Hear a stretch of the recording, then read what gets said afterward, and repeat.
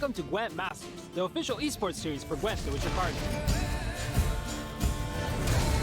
In Masters, rivalries and friendships are established in an action-packed series of tournaments.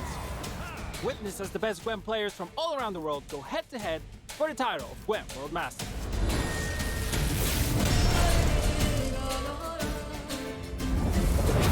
GWENT Standard Rank Play is the entry point for all players wishing to join the world of GWENT esports.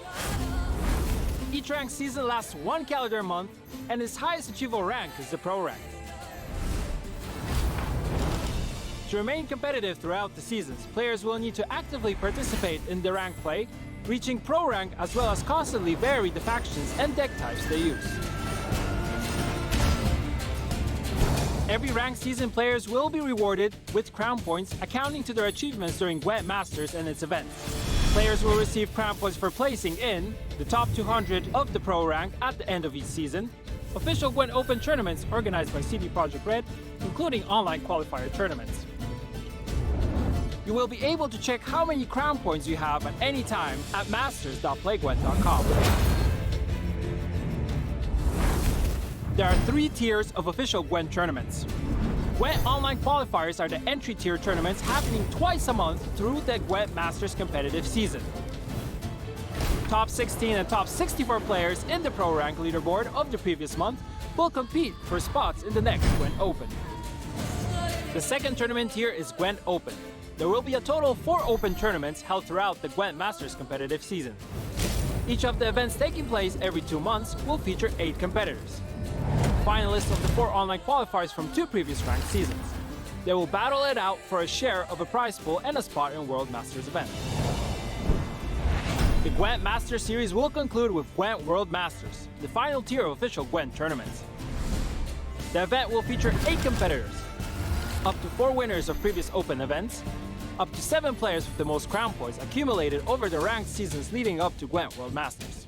They will be competing for a share of a prize pool as well as a trophy and a title of GWENT Masters World Champion.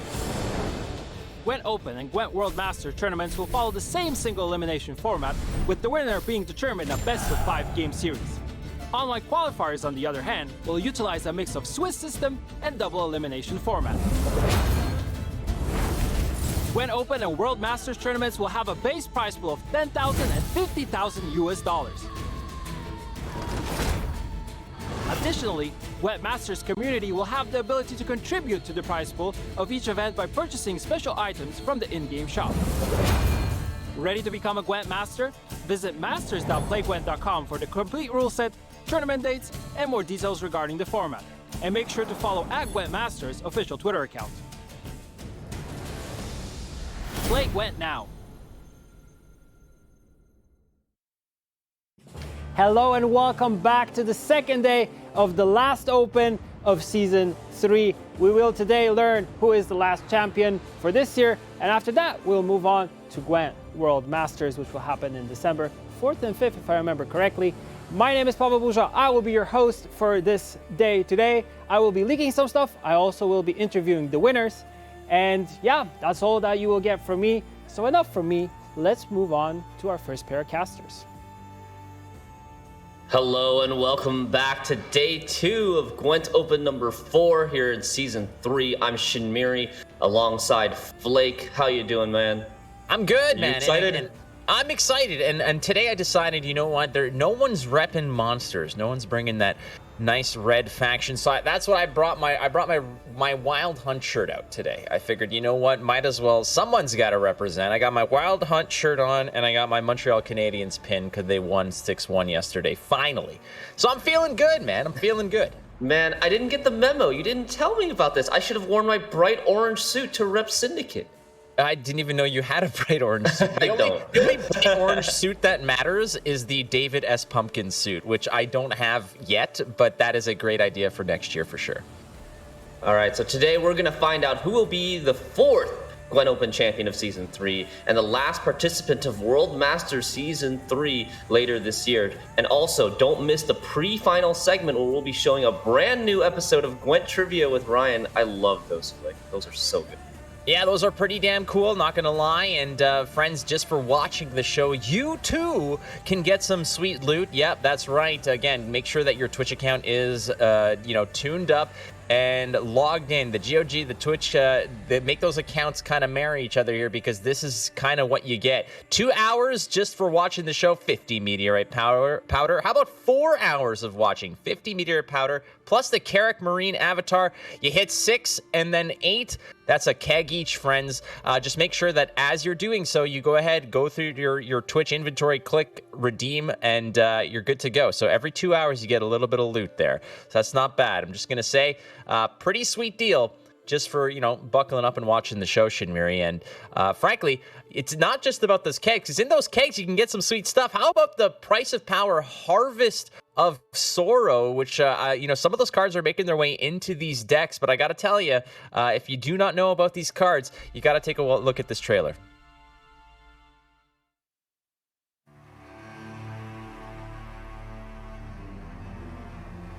All things have their end.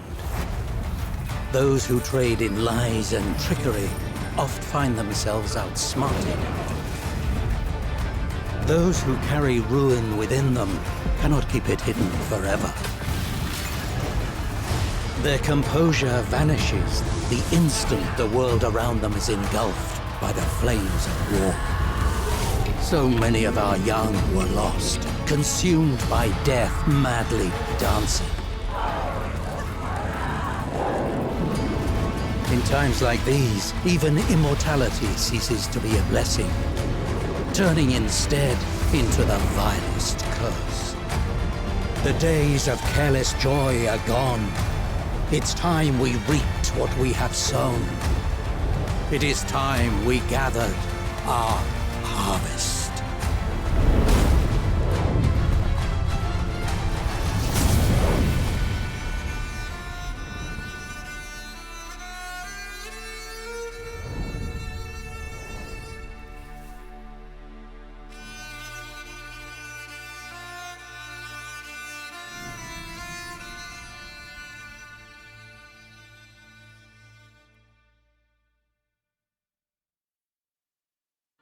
There you have it, the Harvest of Sorrow, the last and third set of Price of Power expansion, already out. You can get it right now in the store. It's been, I think this is my favorite set of this 3-part expansion. It kind of wraps everything up together, has a lot of powerful cards, as well as just fleshes out some big archetypes like SK Rain, Symbiosis Hand Buff, Vrskoyatel. What do you think about it, Flake? Well, just in the trailer alone, we saw some cards that are having implications in this tournament. I mean, you saw Meditating Mage, you saw Alumni just kind of as part of the cards that are featured in there. Bountiful Harvest, obviously a huge card that is printed in this in this latest set. So frankly, important cards are what people want. Cards that have implications, impact on not just the deck, but the meta itself. And there it is. I mean, tournament meta, ladder meta, it's all there. Great set to have. And frankly, I like the coin. I think the coin was pretty cool. I like the fact that the coins kind of get a little bit more complex, a little bit more flashy as new cosmetics come out. The fact that there's a little bit of a little sort of bonfire going on in that coin. Very, very cool. Yes, and we're here today, day 2 of Gwent Open number 4. We've got 4 semi-finalists. Let's take a quick look at who made it from day number 1 and what prize pool they're rocking so far. Chase, Lord Triss, Sif Greatwolf, and Lex Smiling. I don't believe any of these players have ever won a Gwent Open before. And so after today, we will have a brand new champion, Flake.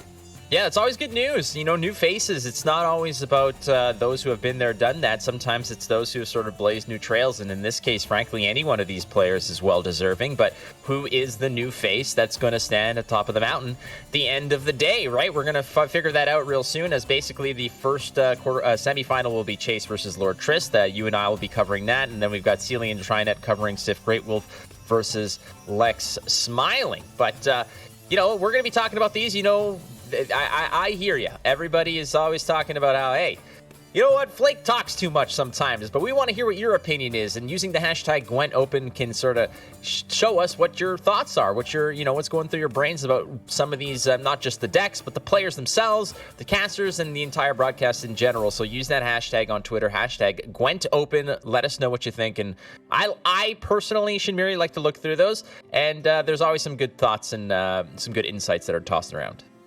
Definitely, and remember that this tournament will be run in the online format, and the players and casters are all connecting from home. All matches will be played with a 30-minute delay, and Twitch Observer is fully operational again, so make sure you use it to your advantage. Hover over those cards that you don't fully understand, or if you're just a newer player, and follow along with all the action. All right, so how did we get to where we are today, Shinmiri? Let's take a look at the bracket, the journey that these players have done. Well, we got Chase and made short work of Shaggy, frankly. 3-0, Lord Triss just edging out on Necrodal, going 3-2. Then we got Sif Greywolf, the Iceman, 3-2 over Wabian. And Lex Smiling, just, making short work, just dumpstering Hanachan. Hanachan, probably, maybe that break kind of didn't serve him too well, but hey, at least he got to where he is, and maybe this is a lesson learned for the future. But there it is. Chase, Lord Triss, If Greatwolf, Lex Smiling. That is your semifinal pod. And how did we get here? Well, we'll let you know. I mean, in case you missed yesterday's action, how about you have a look at all the highlights from yesterday? Well, you do have the Enslaved Leader. That's 10. You're slowly chipping away here. We're going to go ahead with the Arto. That could be a significant amount. The problem is that Arto typically likes to go ahead and pair up with with a bunch of other Assimilate units on the board. You want to get those bonuses, and it doesn't seem like there's enough room to move here. But maybe and it's just enough, because he gets the 8 strength, strengthened, increased, bonded little Hofru. Really well played by Chase right at the end there. 14-point lead for Chase and another alumni. This one's got Zeal, Shinmiri, and this one packs a wallop as all of the orders are now spent. Chase comes through 44-12. Shaggy's got just one more option, but it's not enough. All right, now we got 2 options here to go get gored. You've got Call of the Forest, you've got Isengrim's Council, but it's a roll of the dice in this case, so Chase is going to have to hope that maybe he has an option here, but it looks like it's all wrapped up over here. That's not the best, but damn it, it's enough. And it's enough. That's all you got to do here, friends. Chase takes this one 3-0. Shaggy is going home, and Chase is moving on to the semifinals here at Gwent Open number 4.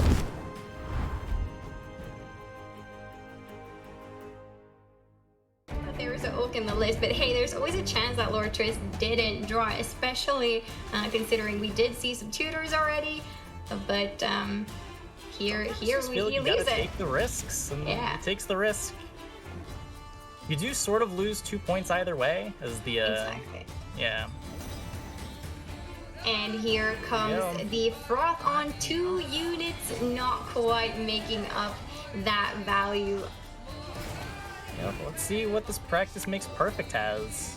It's an Aratuz's plus 8. Whew. All right. That's more than I was expecting, but I think, let's see, does Morkvard plays for a lot, and then there's 2 leader charges for another 6. Looks like this this one is so just fun. enough. Look at this. Wow. That is incredible. There we go. Of course, that is a Vanguard student that will get 1 I don't think there's anything this Diplo can create. It's gotta be tough to find something, and as we can see, the choices were not quite enough here for Necrotal. Ooh, these games are so close. It is intense watching this. Indeed, it was looking scary for the NR deck through those last few games, but in the end, clutches it out as Necrotal just has to commit too much into round number 2. And look at him, he's so happy to win. Yay!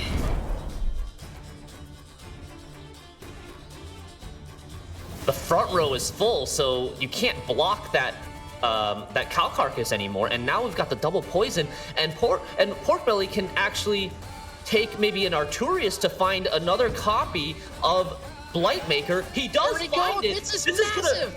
This is huge because Blightmaker into a special makes a Kyle Carcass, which makes a procs the assimilate in extra time and puts it in the front row where there's only one space. There's no way for Sif to block this. Both the Lydia and the Mage Assassin at 9 strength are gonna get answered, and Muhabbat goes for the leader. Brahlins into Emissary, into, this has to be a 2-0, Flake.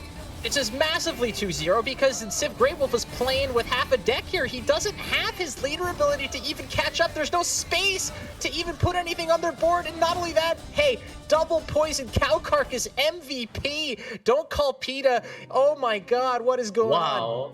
There are actually 2 dwarves in his list. Sheldon and Gord. So if he doesn't find Call of the Forest and gets Isengrim's Council instead, he might miss the score. That can be nasty. I wonder if he's just going to go ahead and look for Gerhardt first. Maybe boost up the... I mean, you could just double tap, I suppose. He finds the casting contest that's really good. Casting contest, buffing, it's 9 points and then gets 1 extra damage. So 10-point casting contest. Big lead, 34-1. There's the Call of the Forest, though. Muhabbat does find the nuts. Is it going to be enough on this Gord? No hand buff on the Gord. The Gord is going to be, what, a 15? It's not quite enough. And Sif Great Wolf ties it up 1-1 in this game number 2. By holding onto the Dunka, you do get to buff your Sorceress up 2 of 5. With the leader charge means it's immune to rebukes. And potentially can get you like a Bountiful Harvest. But this is a huge lead. 16 points. If this was a Forest Protector in hand, I think Muhabbat would have had it, but... Oh no. And the worst part about all of this is that a lot of these are just lost value as the making a bomb, all the rows are occupied, so that making a bomb's bad. This Circle of Life is not doing anything because there's no bodies in hand, and Nature's Rebuke is just coming in for lane value. Unfortunately, so close. I feel like if those were something else, it could have been a whole different ball game. Not quite. That's all she wrote here in the 3rd set of the quarterfinals, and there you have it. The expression of joy just bursting through his face.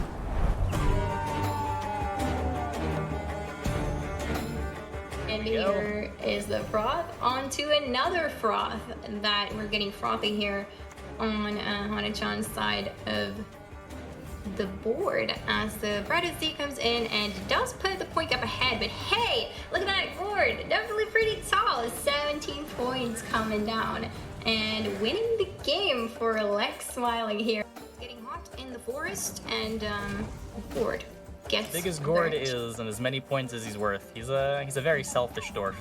He takes all the points for himself, and whenever he gets answered, doesn't matter how big the point gap was, all the points that were on the Gord just disappear. Heat wave is already gone, so there is nothing threatening this Gerhardt on 5, 2 more reinforced ballista procs, and this ballista in hand. Gotta imagine this is gonna be plenty of points for Lex Smiling. Will-o'-the-Wisp. Is there a Will-o'-the-Wisp target? There's 5 damage on the Owl's Thunder. Oh, nope, Forbidden Magic for 5 there. And Lex Smiling is going to take this series 3-0 over Hana-chan. Very decisive series there. Unfortunate mistake in there for round 1, where Hana-chan was unable to click on the non-veiled unit with his leader. But mistakes in high-pressure situations certainly happen to everyone. And unfortunate that that's the way it went. All right, so there was a lot of fireworks in day 1, Shinmiri. We saw a lot of tight games. I know you and I casted a bunch that just ended by, these razor-thin margins, 1-point games that, in retrospect, you think that one small, insignificant decision ultimately would have been the deciding factor down the road. And when the smoke clears and the dust settles, we have 4 players left off, and they're all fighting for their stake of 17,500 USD, which in reality started off as 10,000, but here we are at just this inflated number. Why? Because of the passion, the enthusiasm, the encouragement of you guys out there who helps, just beef up and pump the tires on these major tournaments. Yes, I want to give a shout out to the GWENT community as a whole for supporting the GWENT esports scene. And you can continue to do so by purchasing the Great Oak bundle and the Great Oak board in the Shoop store right now. And proceeds from this will go towards boosting the prize pool of World Masters Season 3, currently scheduled for December of this year. I think I heard Pavel Burja say that it was going to be December 4th and 5th. I would imagine it's that weekend. So, hey, we're already... I think that was our first leak, Flake. That might have been our first leak of the day. Yeah, it could have been an unintended one on his side, which for us is, you know, we're just conveying the information as it's given to us. Either way, friends, the first matchups are around the corner, and that would be Lord Triss and Chase. So, hey... We've already met them yesterday. Let's hear what they have to say today.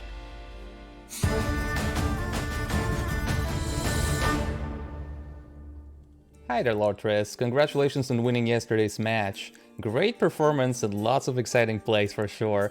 I'd like to talk to you a bit about the current meta. What do you think of it? And do you think that the new expansion influenced it a lot? What would you say? I don't think that the current meta is enjoyable for players. When I play Syndicate or Monsters now, I feel pretty disheartened. Oh yeah, this is what a lot of people are saying, right? The meta is not too pleasant right now, but you know, maybe it's gonna change, as usual. Okay, and speaking of the new expansion, what is your favorite card of the last batch or the whole expansion in general? My favorite card from the expansion will be the new Nilfgaard card, Lydia. With this edition, the faction feels more flexible and also suits Nilfgaard's identity well. Speaking of the latest expansion, I think it's pretty good balance. What could be improved is the release schedule, patching and balancing system. It usually comes a little late. If the balancing speed is faster, then the overall picture will be way better. Oh yeah, that's something might change as well right in the future. The whole expansion planning and releasing the new cards, but yeah, this is still under discussion, so we'll see what is going to turn out. And yeah, Lydia is for sure pretty strong. I like this card a lot. Okay, and the last one, shoutout time. Would you like to thank anyone or just say hi to your supporters? Now is the time. I definitely want to give a shout out and thank Chinese players playing Gwent with me. Shout out to you guys trying qualifying to an open and let everyone see your skill. Alright, perfect. Okay, Lord Triss, thanks a lot for this interview and good luck in today's matches.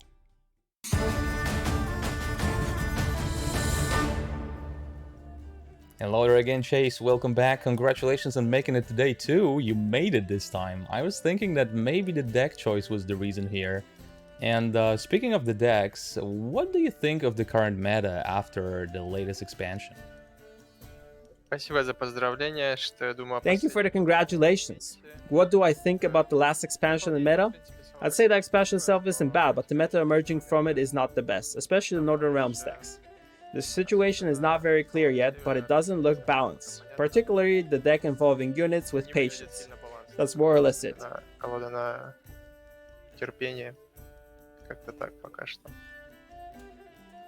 Oh yeah, I think that something will have to change in that matter. A lot of players were expressing pretty much the same opinion on that deck. We'll see, we'll see. But speaking of the new expansion, I wanted to know what is your favorite card of either the latest batch of the new expansion or the whole expansion in general? Well, here, without any doubts, I'm going to say Mamuna, and it probably will be difficult to disagree. Oh yeah, for sure, for sure. Mamuna is still pretty strong, although we don't see so many monster decks on the ladder anymore. But probably this is gonna change in the future as well. Okay, and last one for today, shoutout time. Would you like to thank anyone for helping you preparing for the tournament, for instance? I want to give a shout out to my whole team, Phoenix team, and in particular thank Forever YOLO, Quild, and Pepsi Colony. I think that's it. Pepsi Colony. Думаю, все. Alright, perfect, perfect. Thanks, Chase. Thanks for today's interview, and well, good luck in today's matches. See you soon. Bye. There we have it. The first two players, it's going to be Lord Triss versus Chase in the first semifinal of today. Yeah, and Chase just spitting rhymes there, buddy. Like, just not holding back. Just, not pulling any punches when it comes to his opinion in terms of certain cards, certain metas, and certain balance issues. But hey, he's here, and you know what? That's part of it. Is that clearly his opinion matters. Is the fact that this is one of the best players in the world. And hey, you know what? That's what he thinks. But what do you think? Let's go to the Twitter poll to see what you are leaning towards in terms of who's going to win. This one's almost cut right down the middle. A little bit of bias towards Chase here.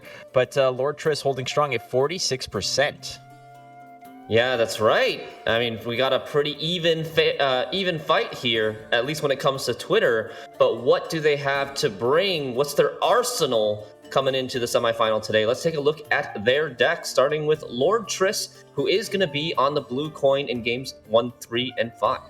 Yeah, we got Double Cross, Inspired Zeal, Reckless Flurry, Nature's Gift. This is not an Echo. This is not Deja Vu. We have seen these decks before, and pretty much everyone has settled on the fact that these are the 4 factions that are going to take you to the promised land if you get there. So going first through with the Double Cross list, I mean, it's Assimilate in its some of its purest form here. Obviously, with the Double Cross leader ability, you want to be banking on that ability, but we have seen how this can sort of you could get caught with this. In previous matches, we've seen how certain players have kind of pinned their opponents into either playing it or holding on to it and punishing it. So, talk us a little bit more about this deck. Yeah, it's a deck that wants to copy your opponent's cards and their opponent's strategy. A lot of assimilate bonuses that come with it. One of the cards that we haven't really highlighted yesterday yet is Bribery. Bribery has been a card that's been around since the beginning of Homecoming, and it can be very, very powerful in the right meta. I think especially right now, a lot of the popular lists are playing quite a few specials and not as many different bronze units, which makes Bribery better because it increases the chances of you finding like a very impactful gold, like a Simless, like a Terra Nova in the mirror, like a Fukusha, for example, or a Gerhardt. So Bribery, potentially very, very powerful right now, getting you assimilate activations, maybe multiple activations as well. This used to be the guaranteed oak when you were playing against Yes. Scoia'tael, right? It was just basically an 8 provision oak. Moving on to Inspired Zeal and Amphibious Assault Chapter of Wizards Gerhardt. This isn't a Siege version, but it is a Mage version. And if we're looking at a particular card, I know that there's one that that's on everyone's mind that we did not even dig into yesterday. That would be the Meditating Mage. Yeah, this deck though, nobody really brought an all-in Meditating Mage deck to this tournament, and the people who did bring this card are using it more of like a small carryover package to supplement the Cintrian Spellweavers, the Alumni, etc. But yeah, very potentially impactful 4 provision resilience card that gives you carryover for future rounds and helps you not lose card advantage, for example. Yeah, and this artwork is beautiful. A nice callback to Master Luke Skywalker on the island of Ahch-To when he's meditating in The Last Jedi. Okay, that's Star Wars reference number 1. Let's move on to Reckless Flurry, Shinmiri. How about Reckless Flurry? I mean, we've seen how this can be a very control-heavy deck, but we've also seen how, the Coral Burn-a-Brand package is a very good, tempo-gaining, just package to win around in that case. But there are some heavy hitters here, and one card in particular that can just kind of create a fix-all or get what you need. Yeah, and that card, I think you're talking about Geralt Quen. So this deck is a control deck with not that many proactive plays or even that many proactive points on your side of the board. Geralt Quen, one of the few finishers that puts a decent amount of points on your side of the board because he's a 2-point body, he has shield. He also, if you play him later in the round, he gives shield to the Witcher that you pull out from your deck. And the best Witcher to do that is the 5 provision Bear Witcher, normally damaging itself by 3, but the shield will protect it from any sort of self-harm. But something to note in this specific deck, Lord Triss only plays 1 Bear Witcher. Most people on ladder, they tend to play 2 Bear Witchers to kind of give themselves a little bit of a buffer just in case they draw into that Bear Witcher. And instead, he needs that extra provision, and instead of playing 2 Bear Witchers, he plays only 1, and the other one is a Bear Witcher Adept at 4 provision. So not as ideal, but still has that backup just in case. Yeah, and with cards like Bertabrand and Coral, and not only that, but Sunset Wanderers, you're going to be cycling through as part of your deck, and it could be a situation where perhaps he bricks that Quen. So keep an eye out for that. Keep in mind, only 2 targets for that Quen, and if they're in hand, that is a bad card to have in your hand. Finally, Nature's Gift, and we've seen just the sheer reach that this deck can get to, and that sit on the board just quietly minding their own business. I'm talking a lot about, for instance, like the Sorceress of Dol Blithana, but there are, this is a list that with Ethne and a Forest Protector, Simlas, of course, there's a lot of top end, but Sheldon, Skaggs, and Great Oak. There's a nice mix of old and new with this list. Yes, indeed, and nice little bit of variety with the Symbiosis lists coming into this tournament, with some variety in whether it's devotion or non-devotion, Sheldon, Skaggs or not, Great Oak or Philavandrel, Lord Triss playing a Great Oak version, as well as that one copy of Dwyn Canal Guardian instead of something like Elven Seer. So we'll have to see how those small deck building decisions favor him or not in this series today. But we can move on to Chase's deck lists, also bringing the same 4 factions, but a little bit of different leader abilities, like Enslave, for example, in the Nilfgaard Assimilate list.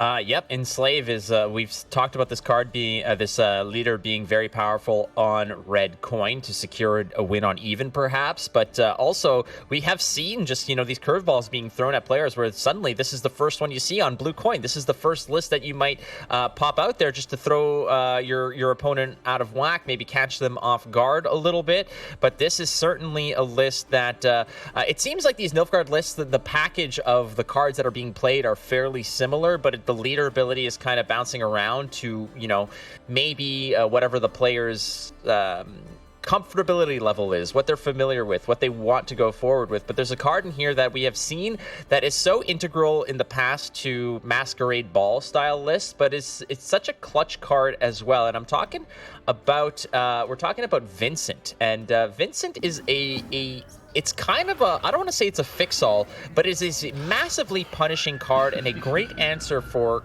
situations where perhaps a defender comes down and it's just an easy deletion of that defender. Maybe your opponent's got vitality on one of those tall Hamadryads. Just go ahead and crush those dreams. That opening play against your opponent where they drop something important, maybe slap a little crystal skull on it. Well, Veil, that is a status, and Vincent Van Morlehem is hungry for those. So I really like this card, and it's a very flavorful card, a very tech specific card, and at 10 provisions, it needs to get work done.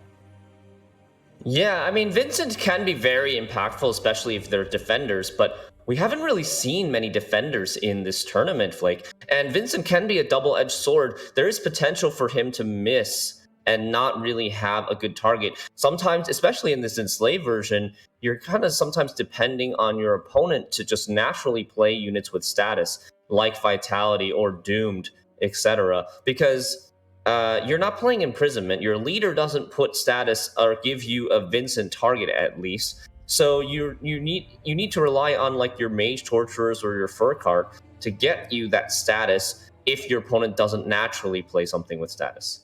Yeah, it's not necessarily a feast or famine situation where it's all or nothing. You do have, like you mentioned, some outs here. You could just drop a Mage Torturer to drop Spying on something, and then Vincent has a target. But yeah, sometimes it does take some work. We've got an Inspired Zeal list as well. No Siege in this list, but there are some cards of importance here.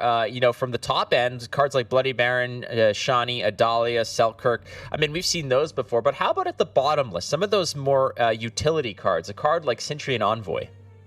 I love this card. Centurion Envoy is just a very helpful 4-provision card, especially when played in rounds 1 or 2 to help you set up your draws. Northern Realms, known as a faction with very little consistency. It's known as the Draw Your Golds faction, and Centurion Envoy can certainly help with that. Looking at 3 random cards from your deck, and you may move one to the top if you want to, but you don't have to. And she also has synergy with Rafard's Vengeance, one of Northern Realm's strongest cards in the game right now, that also draws the top card from your deck when you use its order ability. So you could first set up your top deck with the Centurion Envoy and then potentially play something like Rafard's Vengeance. Yep, excellent point. And again, at 4 provision, that's usually where what you want to be paying for cards that are kind of utility, non-tempo that have future implications. That's where you want those. Reckless Flurry, we've seen this before. Fuchsia, Sunset Wanderers, Heatwave, Morkvarg, and again, there's a Geralt Quen in this case as well. In terms of targets for it, there's the double Bear Witcher that you're talking about. Again, the ideal target for Quen would probably be that Bear Witcher. I mean, there's nothing else really that you're looking for here. No Junod, nothing like that. So it's going to be important to ensure that you're locked and loaded for that Quen to have a target. Yeah, and if you see the lower part of the list, Chase's decks are maybe a little bit more geared towards dealing with defenders, because we did mention the Vincent in the Nilfgaard list. He's also got Purify Bomb, Moondust, as well as the Peller in this Reckless Flurry list. So I don't know if we haven't really seen any defenders, so I'm not sure if these techs are going to end up hurting him that much. But moving on to the Scoia'tael list, he's also got that Ida optional Purify. Maybe Chase, as well as Necrotal from yesterday, we're expecting a more greedier lineup, people to bring like Defender Letitia, Defender Idaran, Meditating Mages, or double Keltullus, SK Rain. Haven't really seen any of those, but they were well geared to answering defenders. Yeah, that's what I'm thinking here. This is what I'm kind of picking up, is the fact that, cards like Vincent Van Morlehem, cards like, Pellar, cards like Ida, these are all there to answer specific problems that are presented to Chase. And Chase, just in this case, may have perhaps covered too many bases in this case. And those are provisions that could be used elsewhere, but you know what? It's not like he's necessarily overpaying. I mean, outside of Vincent, which is 10 provisions that could go somewhere else, perhaps that could have implications. Your Pellar, your Ida specifically. I mean, these are cards that frankly were there to, in my opinion, it's just get around a defender that might be hiding some nasty cards. Yeah, so there we have it. That's Chase's lineup. We've seen these before in action. Chase had an easier road to the semifinals with his quick 3-0, and Lord Triss had to fight tooth and nail for that 3-2. So we'll see if that has any implications or bearings on how this semifinal series will go. And here we have the ban screen. Which decks are these players afraid of? Well, it looks like Lord Triss won't have access to Double Cross, as Chase has just scrubbed that out of the equation, whereas Lord Triss wants nothing to do with Northern Realms and those mages, so that ain't happening in this case. So we're going to see, both will have the green and the purple in their arsenal, but unfortunately, we will not have Chase's Northern Realms, nor will we have Lord Triss's Double Cross. But frankly, I am very much enjoying these Scoia'tael matches. I'm finding that they're just fun to call, and honestly, I mean, we had what I consider probably the most exciting match of yesterday, which was that there was that Nilfgaard mirror, which was ridiculous, right? With some very high level play, some intuitive play, but next to that, I think that the Scoia'tael matches for me are so fun to watch because you're boosting up the Philavandrel, you're creating situations where elves are creating elves, which are boosting things, and everyone has a little bit of a special take on it. And the fact that, Lord Triss is bringing the Great Oak and Sheldon Skaggs, you're going to see some stuff potentially get just crushed by some damage effects, which is fun to see as well.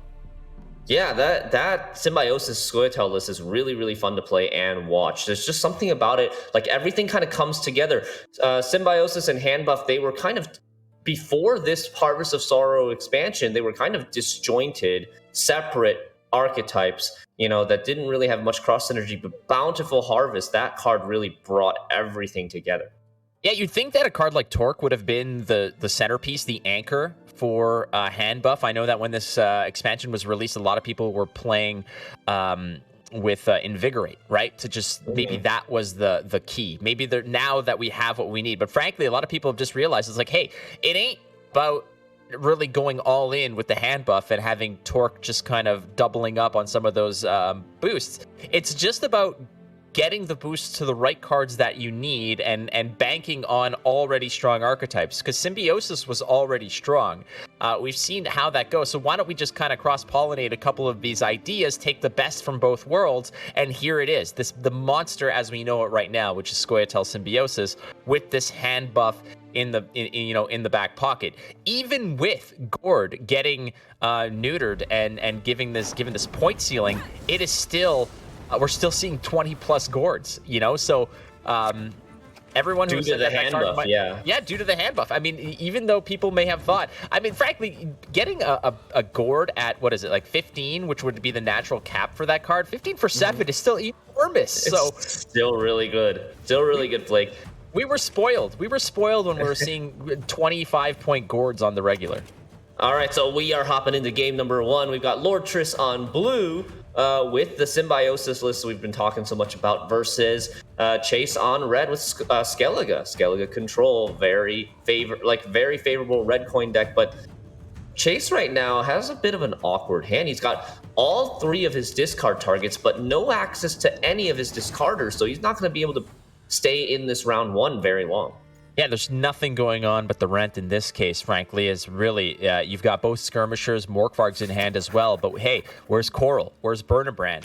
Where's my Hame Scalds? None of them are there. It's a problematic and no way to get them. So, like you mentioned, this is just going to be probably a 3 and out for Chase in this case, whereas Lord Triss is just, you see him focused there. He's probably going to be a lot of proactivity in that case. Drop the Scribe, blogging Legolas hits the board. You've got the Sorceress of Dol Blathanna could be an option as well. Lots of proactive plays. And not to mention, if that sort of fizzles out, you do have some reactivity with Nature's Rebuke, Call of the Forest.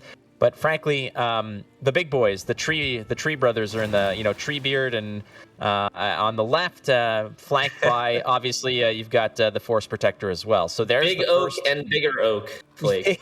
Yes, yeah, exactly. The Oaken brothers are there. But you said it spot on. It's an ugly hand for Chase here, as you have basically half of the story. Yeah, that's the potential downside of the discard package. It's got great upsides in that it gives you thinning while giving you a ton of points, as well as potential engine removal from Coral, but it's problematic if you only draw one half of the package and none of the cards from the other half. Because especially, like, you have the Skirmishers and Morkvarg in hand, you don't want to mulligan them away, because if you mulligan them away, then eventually when you do draw your discarders, you want to have them in hand so that you can discard them, right? But if you hold on to them, then you have a lot of unplayable cards. So I see a pretty quick pass from Chase coming up here. Maybe he'll try to squeeze an extra card out of him by playing like the Xavier Lemons, but it's not going to be more than probably just one card here. Yeah, you don't mind perhaps just tossing something out there to say, all right, well, give me something else. Well, I'm within striking distance, but what do you throw out there? That's the problem. As Chase just goes ahead and pulls the shoot on this one, and Chase doesn't even have one card to draw, because even if you have like a Hame Scald or a Coral, that's an opportunity to draw into another potential drawing card. You were just completely shut out of options there. So tough break for Chase, but he's going to get 3 fresh cards in the next round, so he's getting out of this one fairly cheap, but so is Lord Triss. These are all bronze cards that came out. Yeah, you gave up a Sorceress. Yeah, you gave up a Hamadryad. But, I mean, those are cards that you're looking to give up in these rounds anyways, so if all you're giving up are a few bronze cards and you win a round, that's a pretty good deal for Lord Triss. Yeah, and I think this is going to be one of those matchups where the Sunset Wanderer in the Skellige list actually is pretty helpful, because first of all, Scoia'tael doesn't have any Tall Punish or resets, so you're not giving your opponent reset value by playing the one of Sunset Wanderer that's the only boost in your deck. And the other thing is here, it gives him more of an option to pass round 1 to get that extra tempo, that extra kind of carryover value from the Sunset Wanderer coming out either in round 2 or round 3. All right, so there is one of the Witchers in Chase's hand. That would be Gerd. So 2 Bear Witchers remain in terms of Quen targets, something to keep an eye on. But again, nothing to draw, unfortunately, as Bernabran, Haymaskjald, your They're Coral. close, but no cigar. They are near the top of the deck. What's awful here is even if the Sunset Wanderer picks up the Haymaskjald, it's going to draw that Giga Scorpion Decoction, which is not Coral. So I think it's just a good situation here that Lord Triss decided to just 1-drop and pass, go for the long round, which I think is favorable here. And Chase knows what's coming around the bend, and it is all helpful stuff. Chase is thanking God right now that his opponent did not try to 2-0 him with that hand. So many bricks, could have built himself a house, but now it looks like he didn't shuffle, and he's going to draw into the Scald, the Coral, the Birna. Actually decides to mulligan the Scald away because he knows he's going to get Birna. So he will have exactly the number of discards he needs to get rid of these discard targets. Yeah, and what a different story here, right? Round 3 looks so much different than round 1, frankly, as there's the Coral. That was the piece you wanted earlier, perhaps. Here comes Sunset Wanderer to support her. And we're going to take a draw here. That is the Bear Witcher. Now, keep in mind, there is still a Gerd and another Bear Witcher in the deck. So no problems for that Quen yet. But there's the second Witcher. There's this one left. And Birna's going to draw you, too. And so the last one that's in the deck is one that he mulliganed away. Chase mulliganed away this last Bear Witcher at the start of round 3, so he doesn't actually know where it is. He got some information with the Maxi in round 2, but Maxi can't see the future. So there is a pretty significant risk that if he plays the Birna before the Quen, that this Quen will end up being bricked. He's going for it anyways, could get hugely punished here. Doesn't get punished. Dodges a massive bullet, gets the other card he mulliganed instead, which was Xavier Lemons. Chase has got to be relieved to see that. Now, unfortunately, nothing on the board, so that Coral's just coming up empty. That could have been 4 extra points, perhaps, that Birna in with the Coral on board could have represented. But with nothing going on, Lord Triss just kind of hanging back and playing a little uninteractive, presenting nothing for Chase to play with. Well, you just take the points where they come. And again, big gamble there, as Chase, like you said, Shinmiri, did not know where that last Witcher was. And frankly, I mean, let's be fair, that play, that could have been a difference of 11 points, perhaps, if they did end up picking up that Bear Witcher, right? So that Quen is now a nice play instead of being just a very lackluster pedestrian move. Oh, and I like this play from Chase, using the Gerd to soften up the Young Dryads, and 1 leader charge takes out both of them, and potentially even all the... Oh, no, not all the leader charges. You can leave the Ethne at 2 strength, maybe thinking about killing it later with something like Bear Witcher or even the Rain from Fukusha. That is an option, but keep in mind that by not clicking the button now, I mean, if you clicked it now, you're leaving 1 point on the table, you're kind of getting less value, but that Ethne can get buffed. That Ethne will then present more symbiosis value, which means that every treant that comes out will be worth 1 more. So I'm wondering here if Chase may have missed an opportunity to just scrub out the rest of the potential symbiosis, because frankly, with Ethne gone, what are you worried about next? Well, you're probably worried about another Hamadryad, and you do have a Giga Scorpion Decoction to deal with that, but here it comes, and this is where this is going to pay dividends. As you see, we're going to start with we're going to pick up the L's, and there's the Sorceress coming out as well, so that's going to pay dividends. And hey, why not get we're going for the Archer instead. Yeah, I think the second option was more for buffing Sheldon, rather than looking at what card was the best. Like, because there was Sorceress being offered to Lord Triss on the second Bountiful Harvest, but if you take the rightmost option, you guarantee buff the rightmost card in your hand, which is Sheldon Skaggs.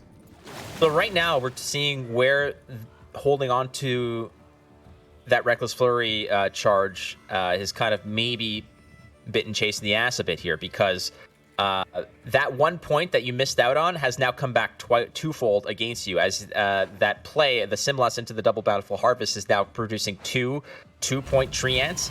So they could have been 1 point Treants, and now you have no way to necessarily actively kill it without overpaying.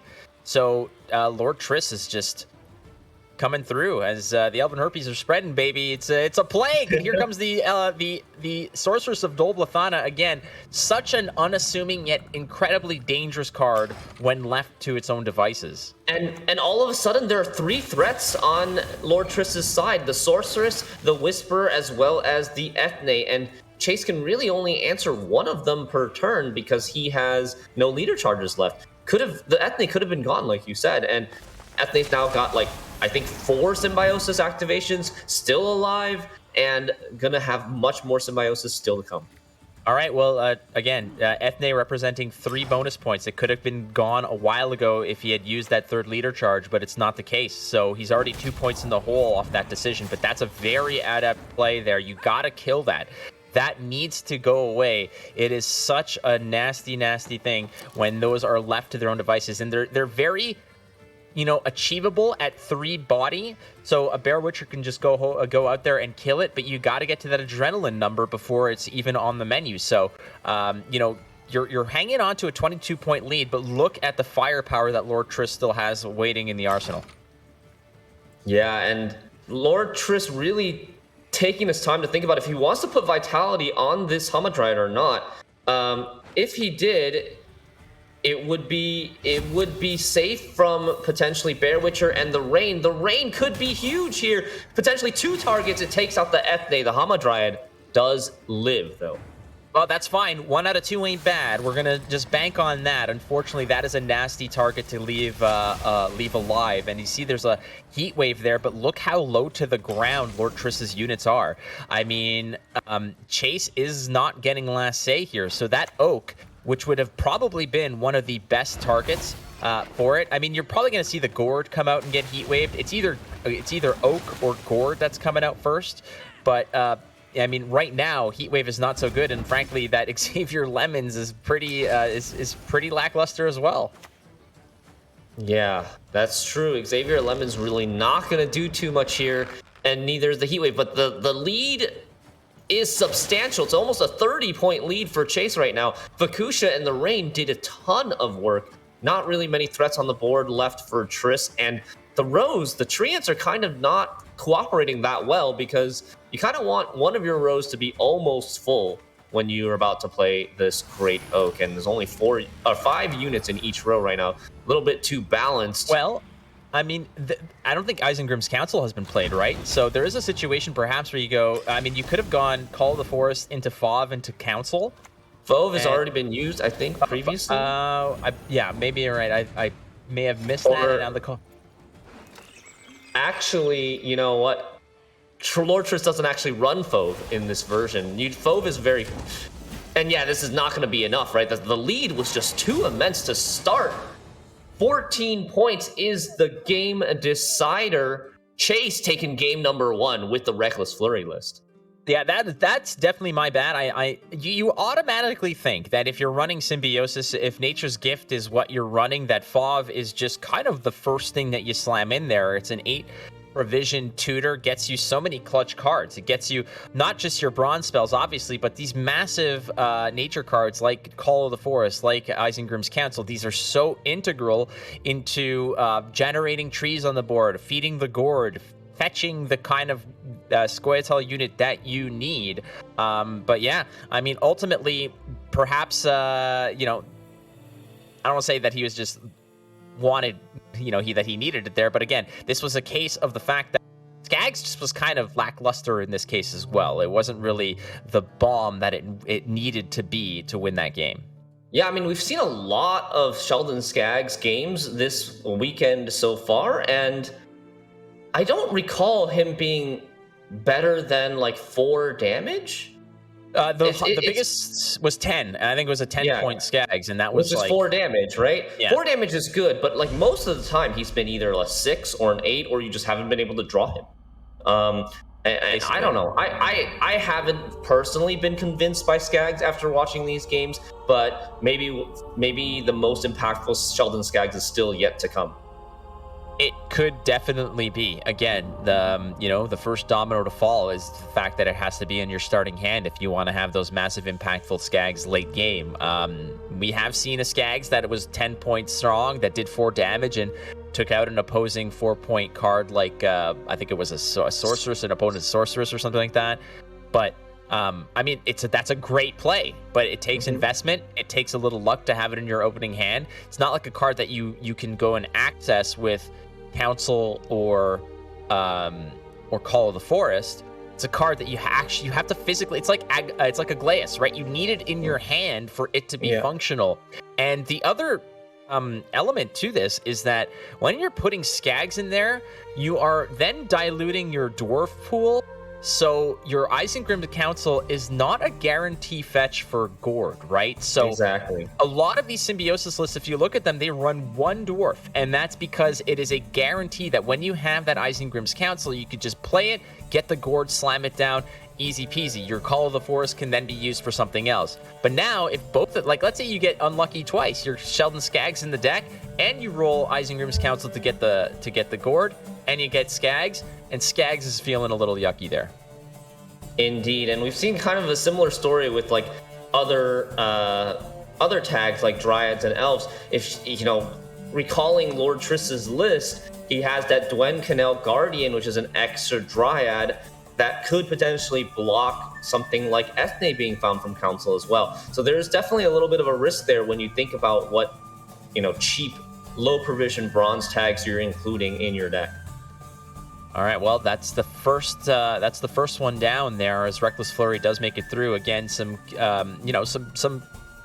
nice decisions made there on Chase's side, deciding when to use those Reckless Flurry pings. And again, the timely Gird with a favorable Reckless Flurry ping to take out those initial Dried Fledglings, which again have such huge implications down the road if they stick.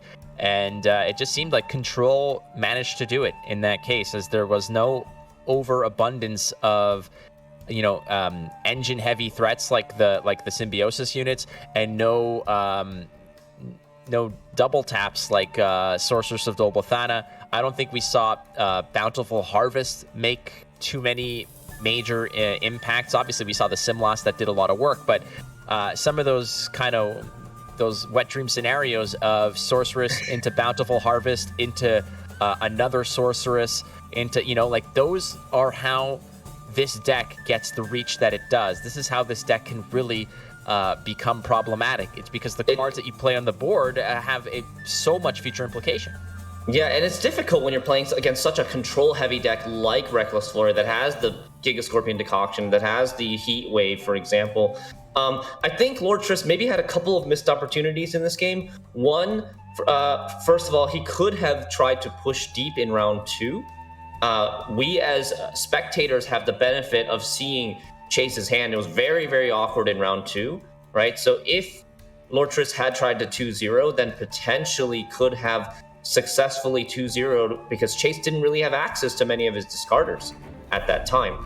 Another missed opportunity or another strategy I think Lord Triss could have done is not play the Ethne so early on an empty board in round 3. When you do that, you give your opponent's Reckless Flurry leader charges really good probability of killing those young Dryads, especially when they have something like Gird to already soften them up in the first place. We saw some players yesterday in this matchup try to play the Ethne a little bit later once they've stuck something on the board already, or play her through like a Philavandrel into a nature card into Ethne, so that there's more bodies on the board so that the young Dryads aren't necessarily guaranteed almost to get hit by Reckless Flurry charges. Simlas could have been a good opener there, just to flood the board perhaps with some trees and, like you said, provide a little bit more uncertainty to those Reckless Flurry pings. But here we are in game number 2, and oh, how the turntables, as Lord Triss here is now on Reckless Flurry. Chase is going to go ahead and have a shot with Symbiosis. Perhaps he can convert on it, as this is basically the exact same match, but the rules have been reversed. I mean, it's the same archetype matchup, but there are some notable differences in the deck. One is Chase is running Philavandrel and Fauve instead of Sheldon and Oak, and Lord Triss's Reckless Flurry has that Bride of the Sea, has that that one copy of Bear Witcher, and the other copy is Bear Witcher Adept. We'll see if these make a difference, and if maybe Lord Triss will find a way to win this matchup from the other side, utilizing some of the strategies that we just talked about.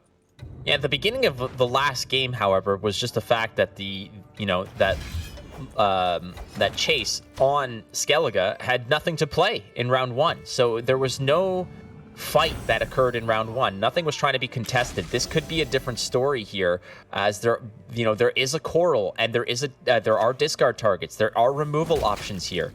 So this is an opportunity perhaps for Lord Triss to maybe be a little bit more aggressive in this round, but it's tough to do when you've got a Sorceress that's boosted up to 9.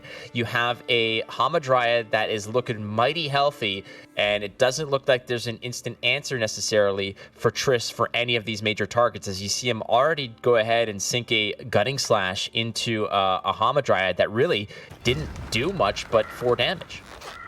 Yeah, exactly. And Dunka comes out for Chase. It's gonna also click that Sorceress, finds the Tempering to protect, I think, the Dunka. Difficult to see here because we've got the mouse hovering over Maxi. But Lord Triss does also take the same quick pass at 7.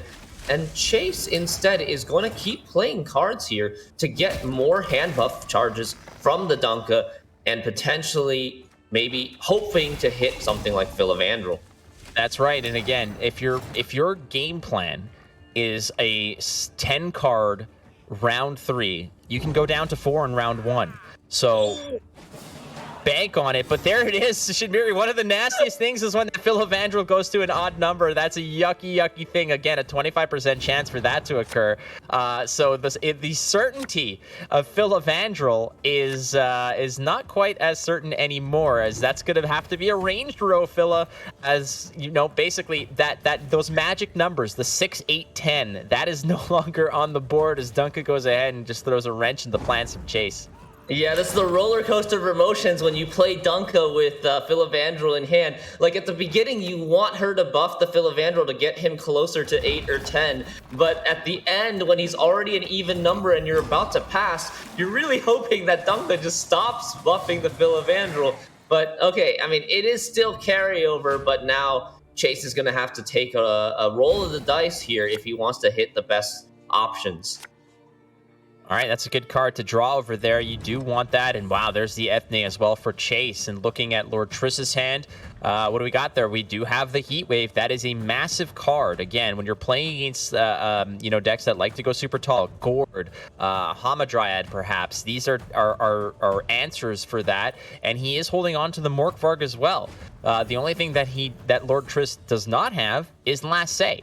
So there is going to have to be a decision here. Either way, Chase is going to be donating something to that Heat Wave, be it a Gord or a tall Hamadryad. We're going to see if Chase even decides to maybe not invest too many points in the Hamadryad, even though it is so tempting to just continuously, spike that Hamadryad with boosts and vitality.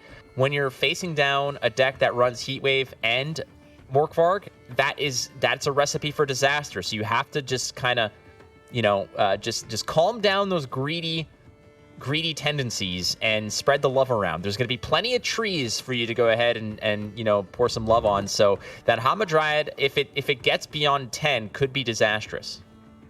Yeah, definitely agree there. We've got a couple tall punishes from Lord Triss's side, and Chase with Last Say and Gord in hand can kind of sink a lot of hand buffs. Any additional hand buffs he doesn't really need, just sink them on the Gord and Last Say like a 25-point Gord that Lord Triss cannot interact with.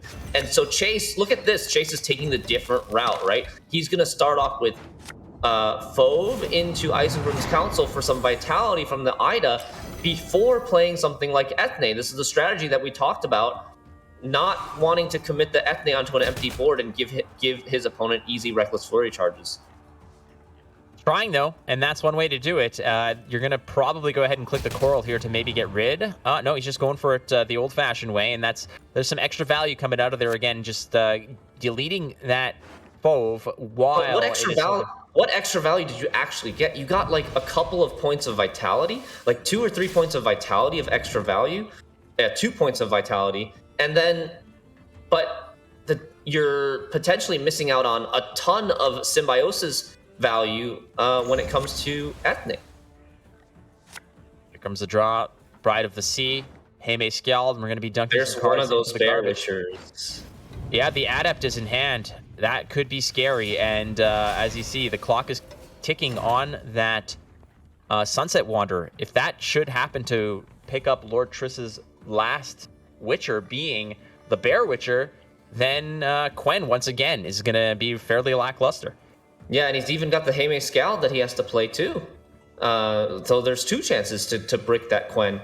Lord Triss, though, did manage to clean up Chase's entire board with those 2 leader charges and the coral pings activated by the Birna. So Chase is still, once again, it's back kind of in the situation. Do I play this Ethne onto an empty board?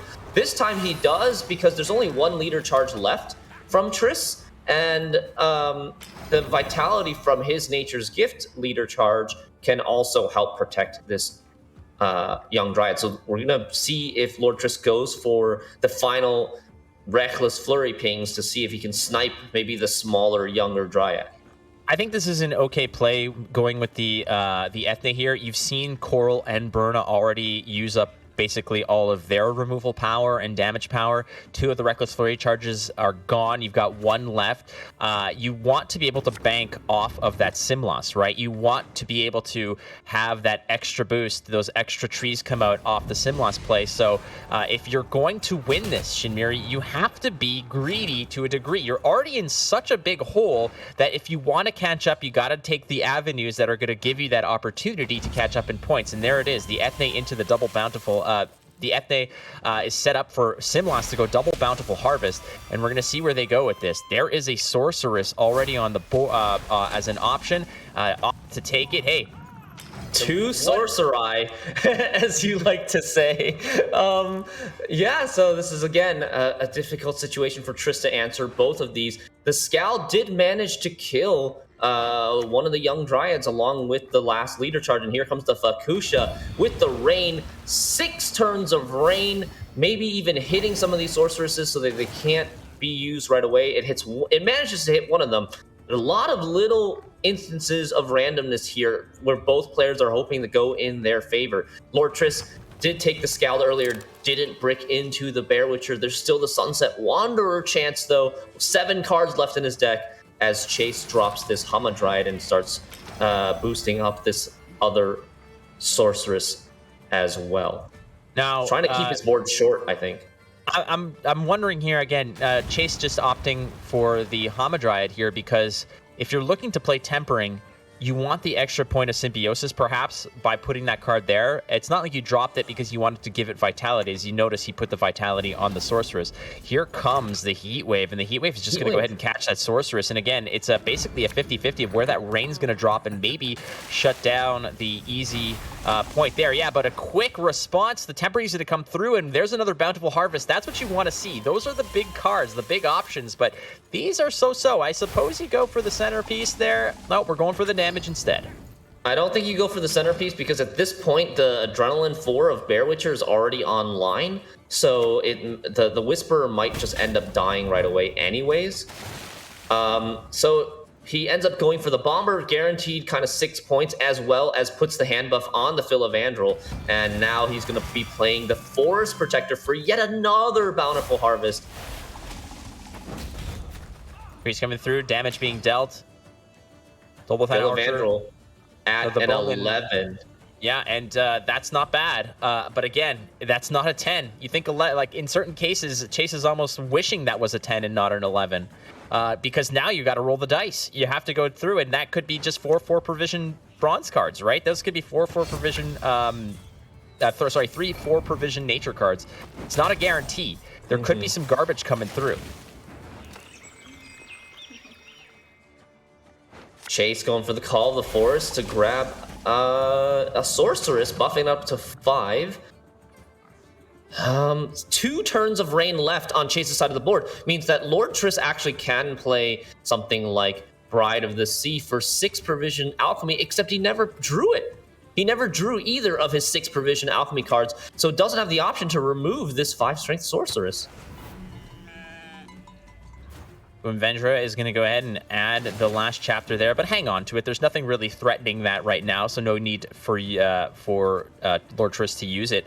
What's fascinating in this case is the fact that we've seen in tournaments past a card like Nature's Rebuke. There's the Philavandrel, and this is what we're talking about. I mean, you got the Space Coyote, you got Circle of Life, and Nature's Rebuke.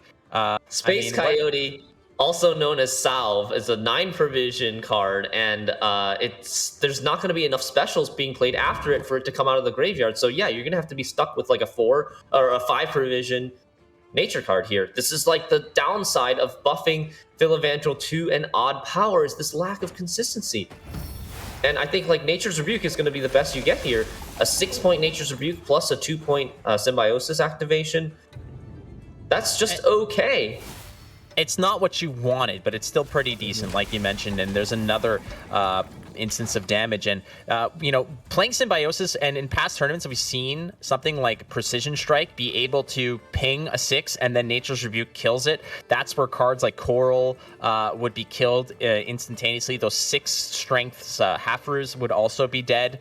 So playing more of a proactive point style versus a reactive control style can be potentially dangerous. But I mean, the point differentials here, they may seem out of reach to a degree, as the Bride of the Sea is going to go ahead and take back that Golden Froth. But in reality, it's kind of close, because that Gourd is going to be pretty fat. But I mean, let's be honest, that's a pretty big card left for Lord Triss.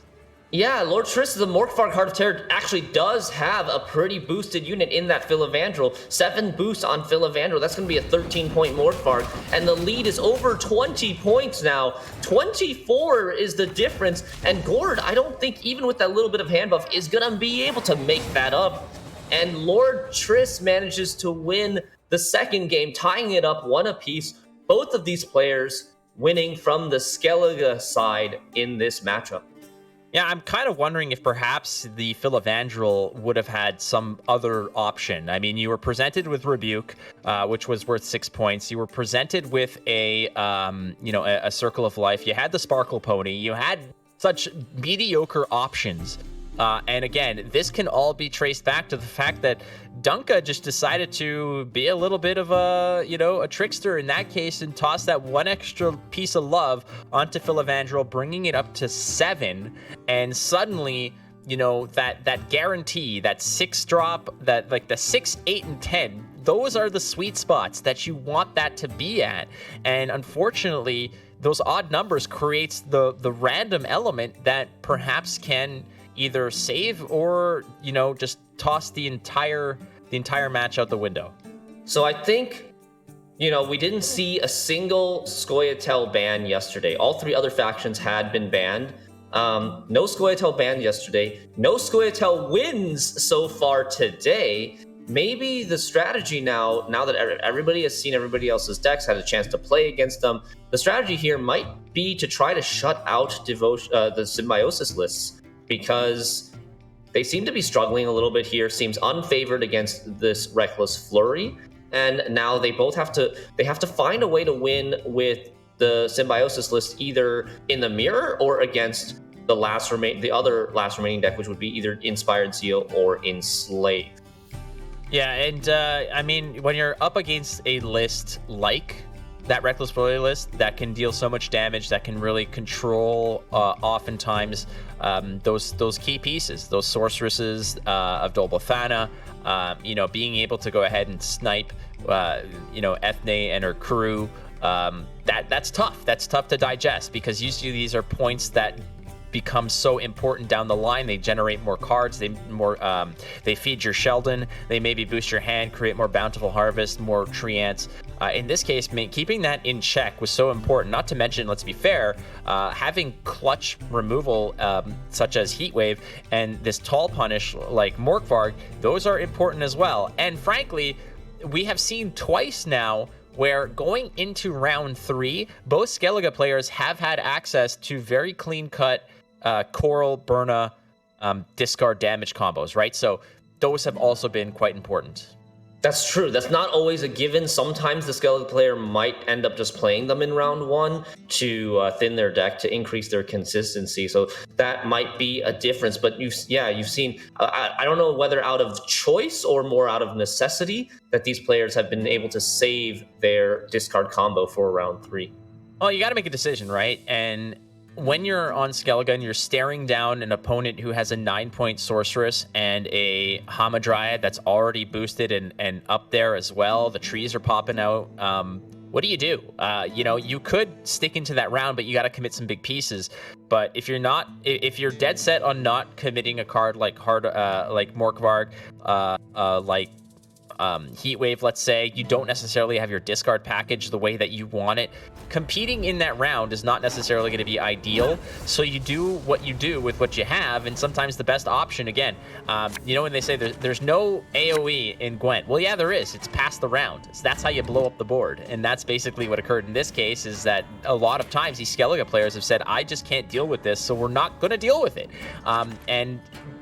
They know that these players, these Scoia'tael players, have been very favorable about going to long round 3s. That's why they're kind of going down to 4 cards after their opponent passes, watching the Dunka just collect some interest.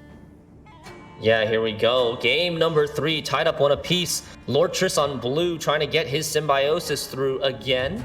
This time we've got Chase on red with the Enslave Assimilate list. Triss does manage to draw that Sheldon at the far right.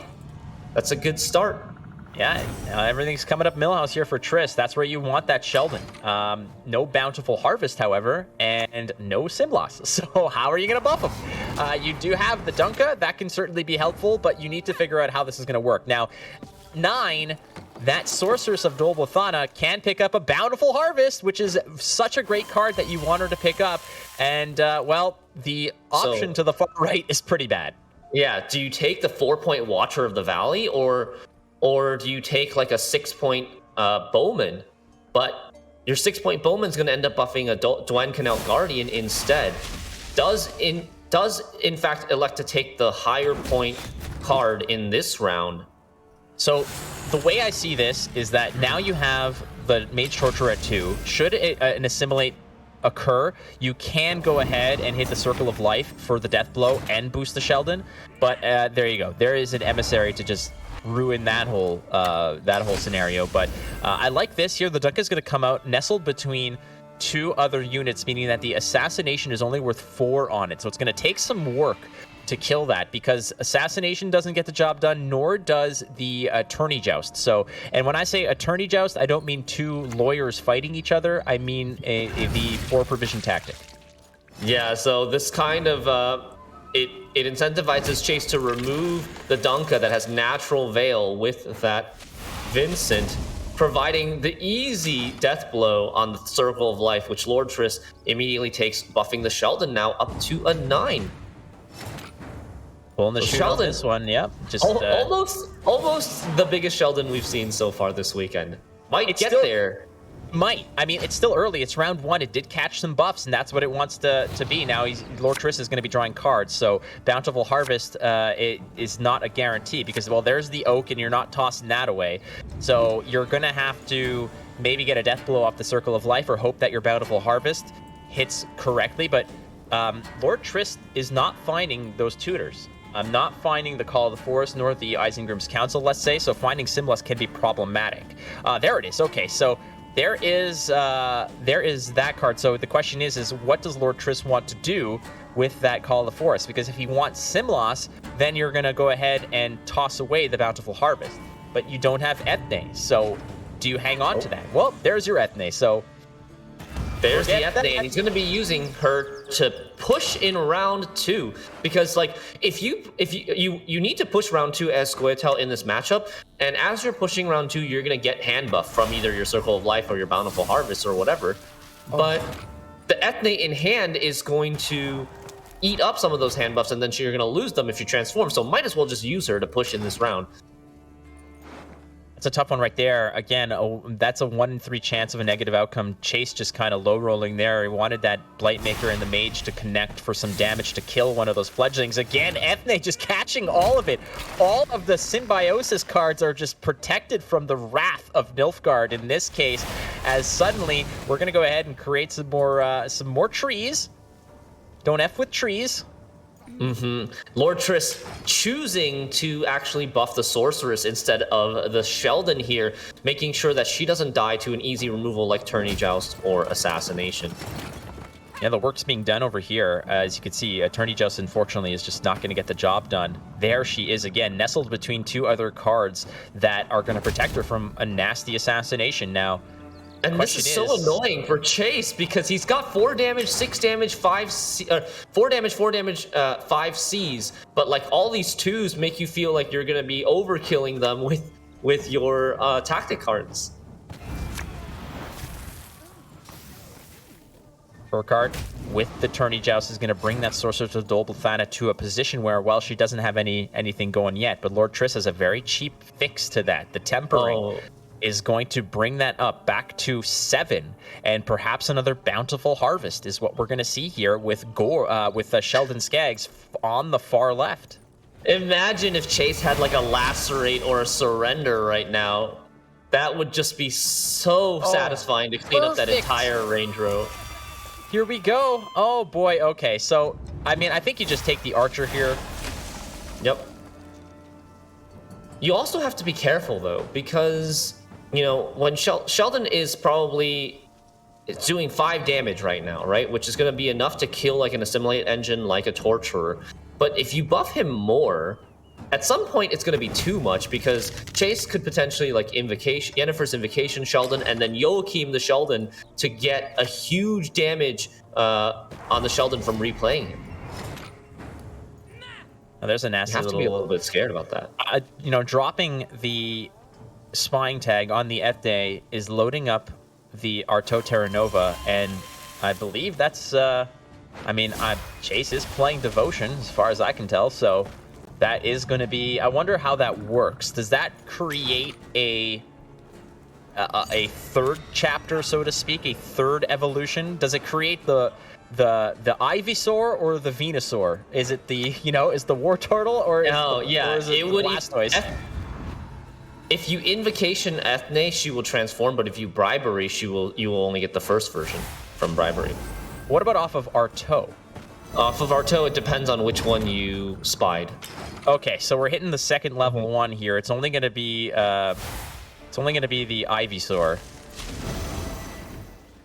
These players are playing super fast here, with Triss passing at this point and forcing an even card round 3. 6 cards for both players. Triss still has both of his huge threats in Oak, Sheldon, and a Call of the Forest to get whatever he misses as well. But Chase, not too bad himself. A hand buff for himself on the Terra Nova, as well as that Bribery. And look at these top decks. Great top decks for both players, Flake. Yeah, I mean, when you're going into round 3 and the cards that you pick up are Joaquin and Coup de Grace right off the bat, that's pretty decent. I don't think Chase has played Yennefer's Invocation yet, so that is a tough go. That's a card that you probably wanted to have. That is just a nice answer to a big unit on the board. Lord Triss has really buffed up that Sheldon Skaggs. He is just rip-roaring and ready to go. And like you mentioned, you said it before, there is a certain point where Sheldon Skaggs is going to lose value to a degree, but I don't think you ever want to not put 2 of the points in that, especially when you have not seen Joaquin. Joaquin's going to put some big meat on the board, and Sheldon's a hungry boy. Right, I think for Lord Triss, without knowing whether or not there's access to the Invocation, he might elect to try to save Sheldon for second to last, so that, Chase can only play 1 card after he plays the Sheldon. He can't both Invo and replay the Sheldon. Well, how about this as a wicked cool scenario? What if you had played Sheldon and it got invocated and then Joaquined? That is a humongous Sheldon coming back your way. Exactly, it will do 8 damage, and it'll kill something pretty valuable. So that's why Lord Triss wants to avoid it, but Lord Triss has so many good cards that he wants to play. Interesting that he's using the Call of the Forest early and not taking the Gourd. And I think, if I'm looking at this correctly, he doesn't have access to the Gourd anymore. So Lord Triss's plan here is just to never play Gourd because he has too many valuable targets to play, and he wants to try to be able to play the valuable targets he already has as late as possible. He has already seen the Vincent, correct? And if this could be a situation where it's like, all right, I've seen your Vincent, so you're not going to kill this Hamadryad with the Vitality tag on it. If you do have Invocation, I'm presenting you a massive target that if you do take it, then that opens up my Sheldon Skags to not be taken, and so on and so forth. So this could be a little element of bait. It could also be Lord Triss maybe testing the waters to see how the response is to this. There is the Dryad's Caress is going to go ahead, create more trees. Symbiosis is on the board, and you do have the one more leader charge with Dangerous Gift that is probably going to go ahead and catch that, catch the Hamadryad. That is a massive pull from the Joaquin coming in and calling in on Brothens, who's going to come in and do some damage as well. As you see, the Duchess Informant is going to go ahead and connect with that Hamadryad. And the question here is, can Chase find a way to give it Vitality? There are options. You do have the Bribery, perhaps, that could do some work.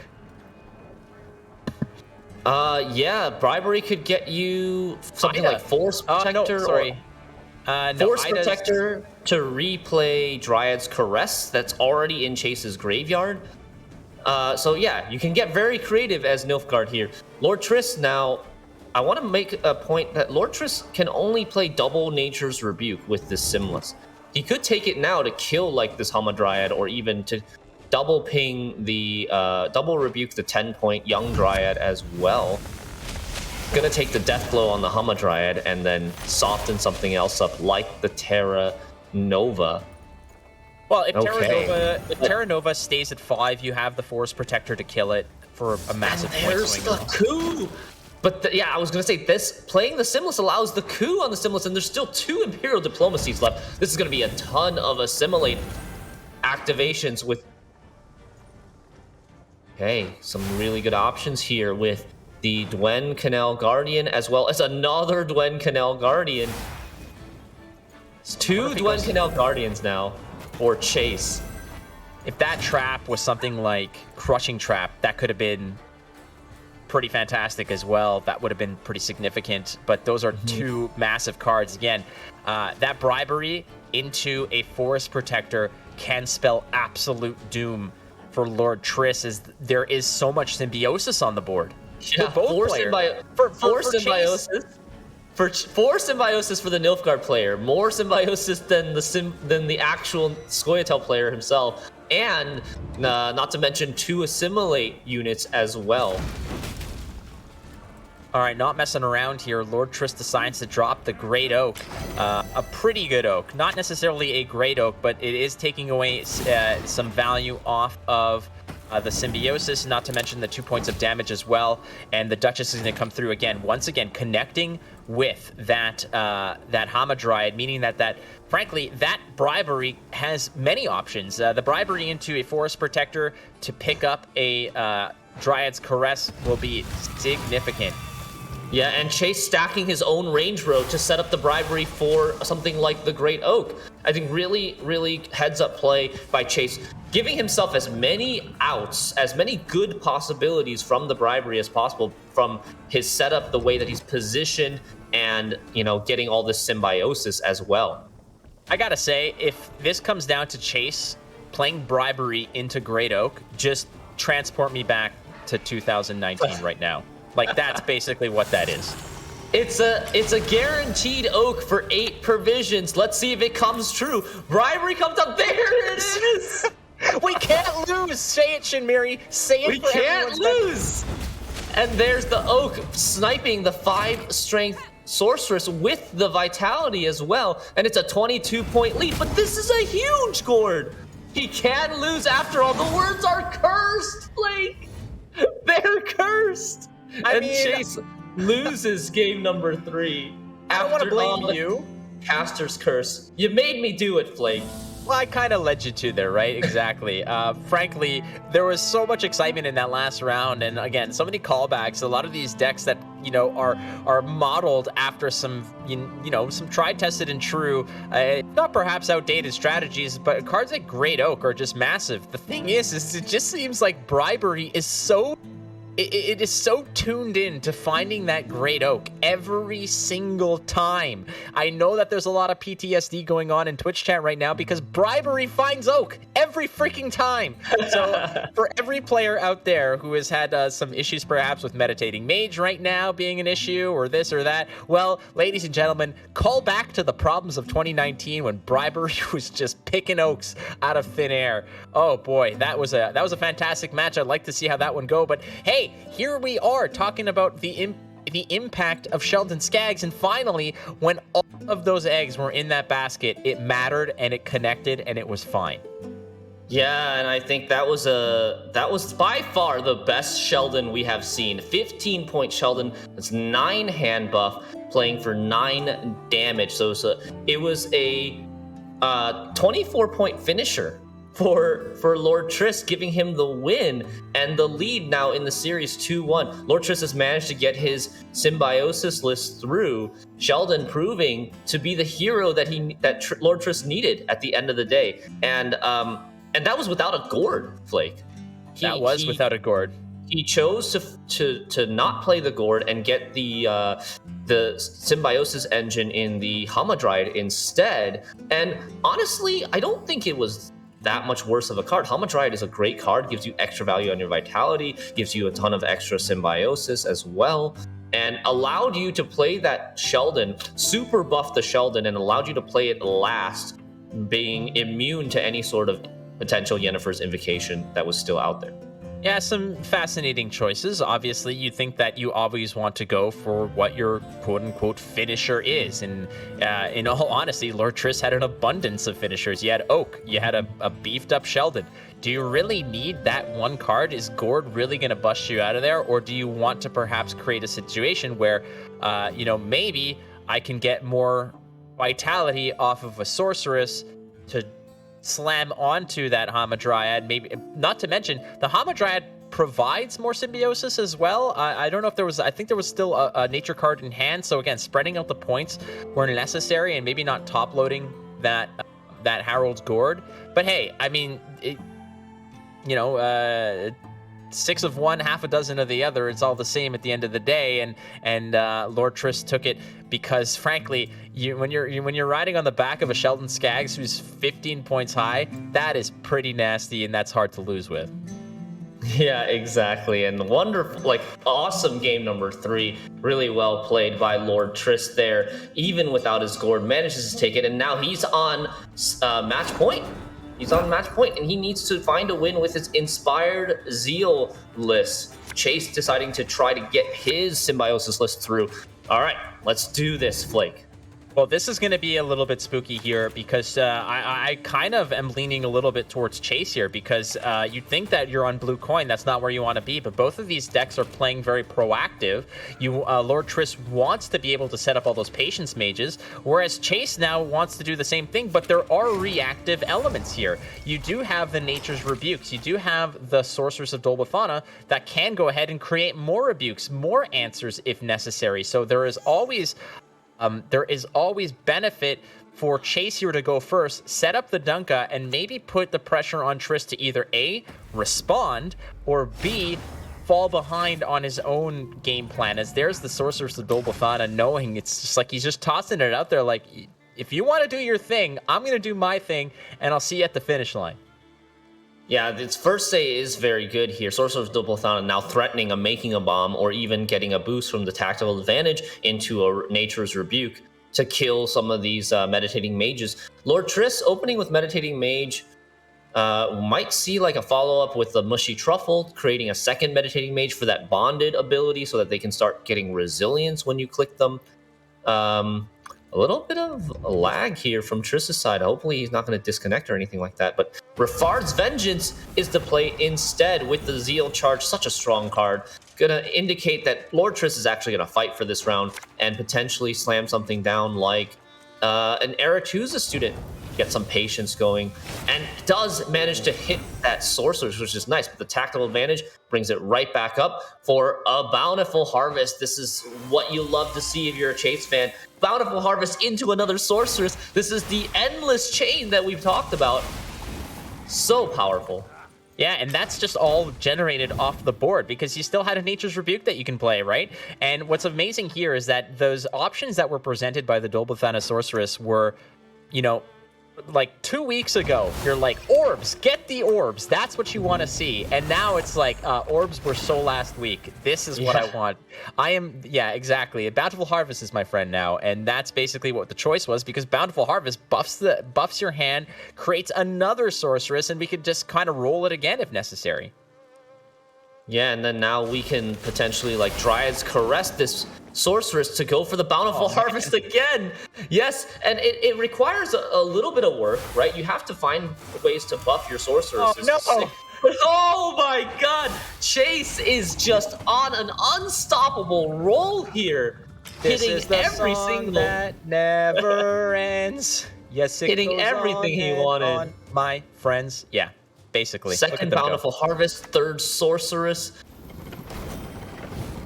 But Lord Triss has got a pretty strong setup himself. 2 Meditating Mages already. This Rafard's Vengeance really doing a ton of work here.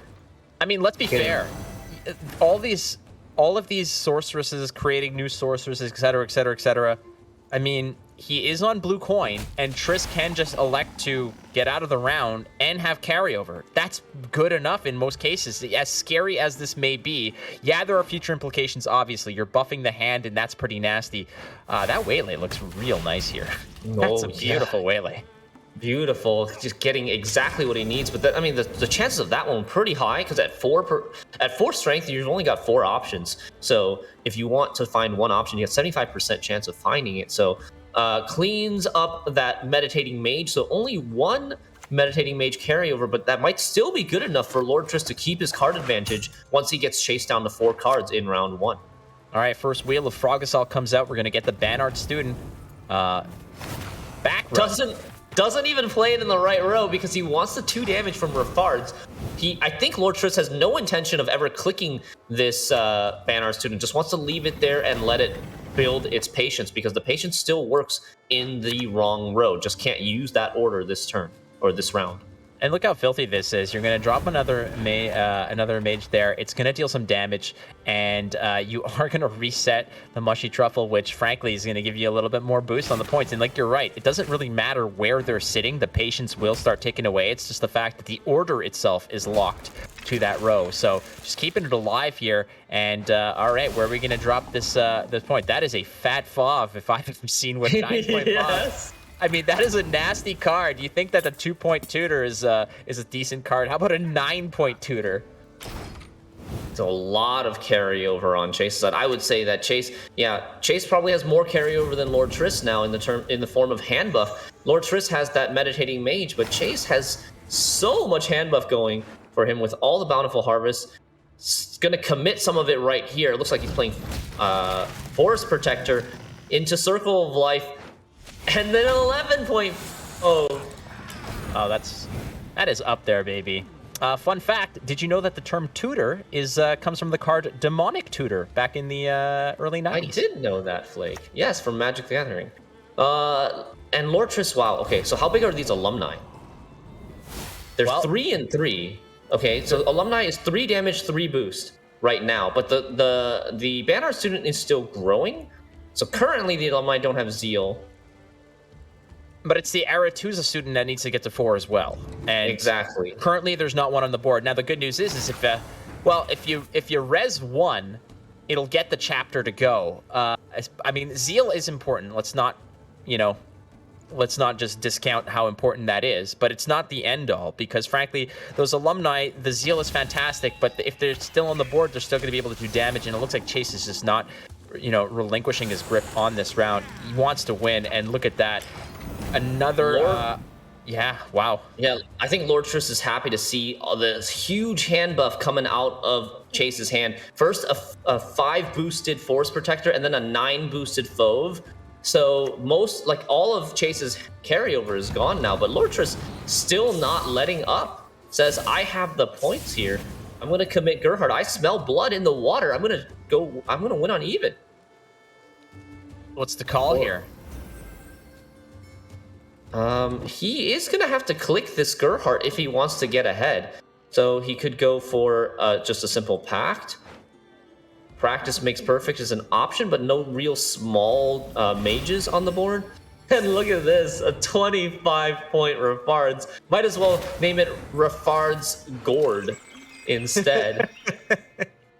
It's a whole different level of confidence when you're playing against Scoia'tael Devotion, because you can do that, because they're not going to touch you. There's no Heat Wave. There's no Geralt. Nothing is going to mess with your 25 points of pure Rafards Vengeance in that case.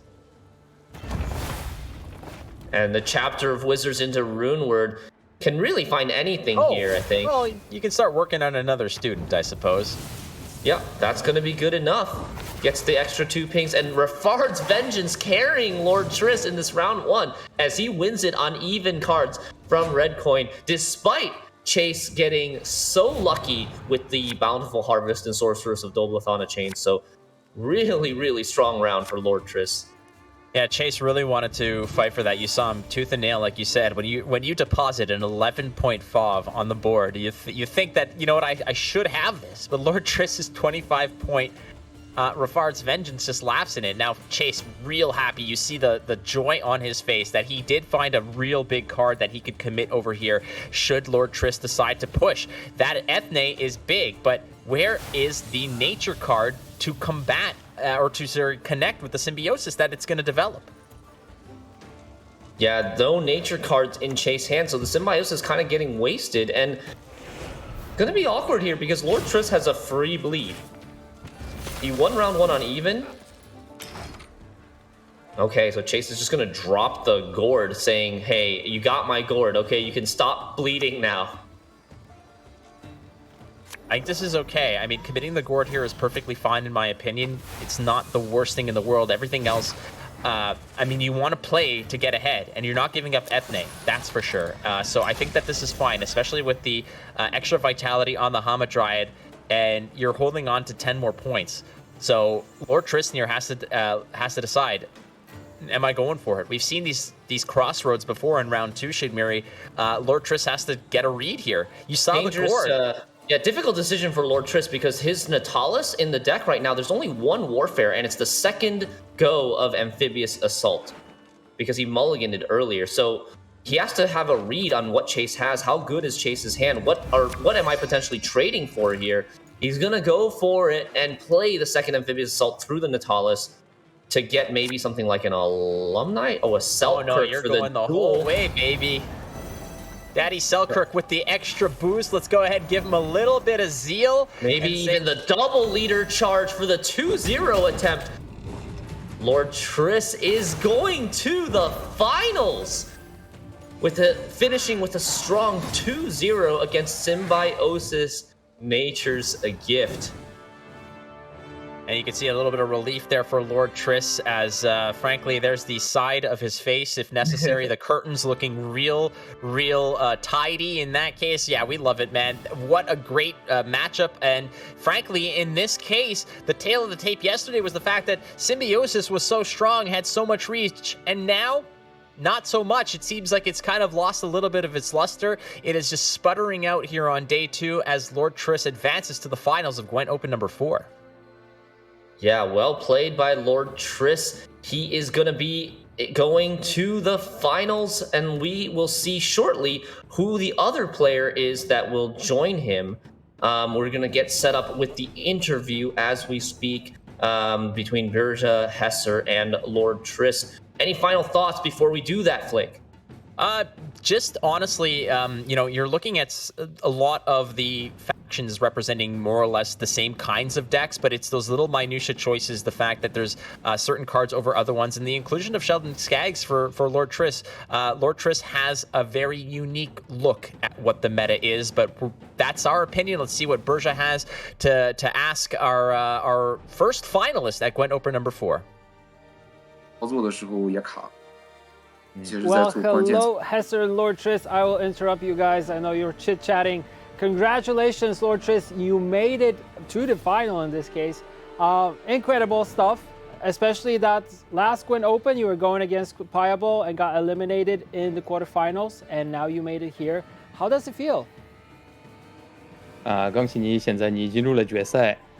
现在你的对手将是还是 Lex 或者是是 Great Wolf 他们的牌则与你的前的对手不同。现在你有怎么感觉？我现在感觉就是没有想过会走到这一步吧，就是感觉比较激动。但是打决赛的话会比较平常心一点，是能走到这一点已经很不容易了。希望你决赛打得也更好，只要没有伏笔就好。Well, I'm a bit worried about the final, actually. I'm just hoping to play a bit better in the finals. My opponents are going to have different decks a bit, so it might be problematic. Do you want to face off Sif more, or more, in this case, Lex Smiling? 你觉得 Great Wolf 或者Great Smiling Lex Smiling 比较好？我对这两个选手都没有什么印象，但是他们两个人都击败了，就是我的两个朋友吧，所以我无论是谁来，我都希望就帮其他的中国选手报一箭之仇吧。I'm really not sure this time because they eliminated both of my friends from China. So I don't know their decks that well, so we'll see. Maybe it's time for revenge, to revenge your fellow Chinese players in this case. All right, cool. Thank you, Lord Triss, for the interview. Congrats once again. And yeah, I think before we go, do we have something? I think we have something, because I said like we're gonna have leaks, so let's see it. Now, what is that? What a lovely boy, looking glamorous. Yeah, it's sometimes when I wake up in the morning and I look at the sun, that's how I feel. So you probably feel me too. Yeah, coming with something soon, and not connected to an expansion, but to something different. So figure that out for yourself. And yeah, let's throw it back to Flake and Shinmiri, who are standing by. Well, thank you to our own lovely boy, our Pavel Berja, who is sporting the Hugh Hefner Evening Collection, which is always beautiful to see. But yeah, it's interesting. There's a little bit of a revenge story arc going on here, as Lord Triss says, "Hey, these guys have knocked out my friends, and I don't think he really cares who he wants to face next. He just wants to win." Yeah, he just wants vengeance and to represent his country, and yeah. Good luck to him. And let's take a look at the updated brackets with Lord Triss advancing to the finals 3-1 over Chase. And next up, we have Sif Great Wolf versus Lex Smiling in the second semifinal of the day. Well, that's it. I mean, the last set of the day is looking... Well, at least the last set of the the semifinals is looking pretty decent.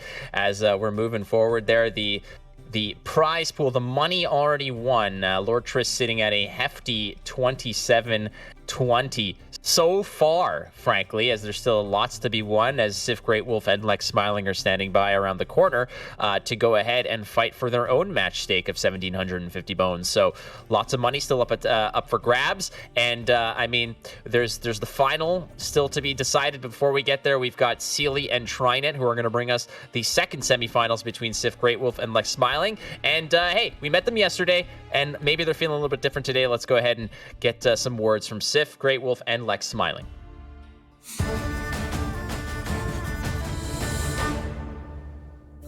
Hello again, Great Wolf. Congratulations on making it to day 2. That was a really good job yesterday.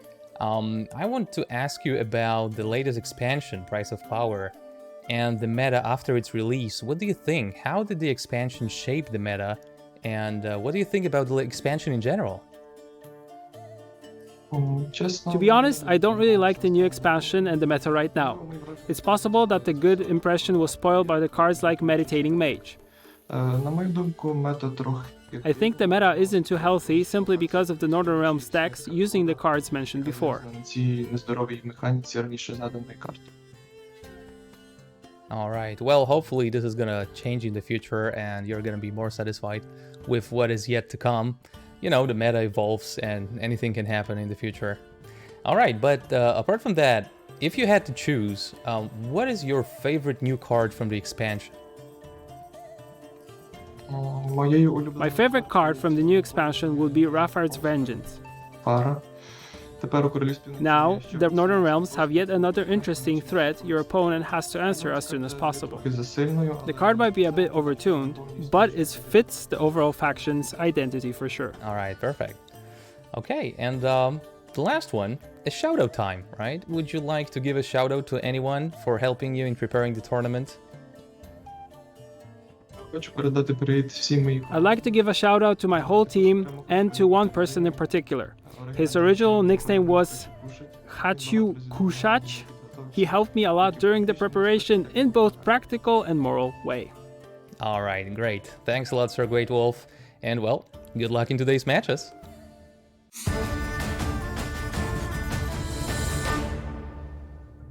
Hello there, Lex Smiling. Welcome back. What is going on, man? Congratulations on going on to day 2.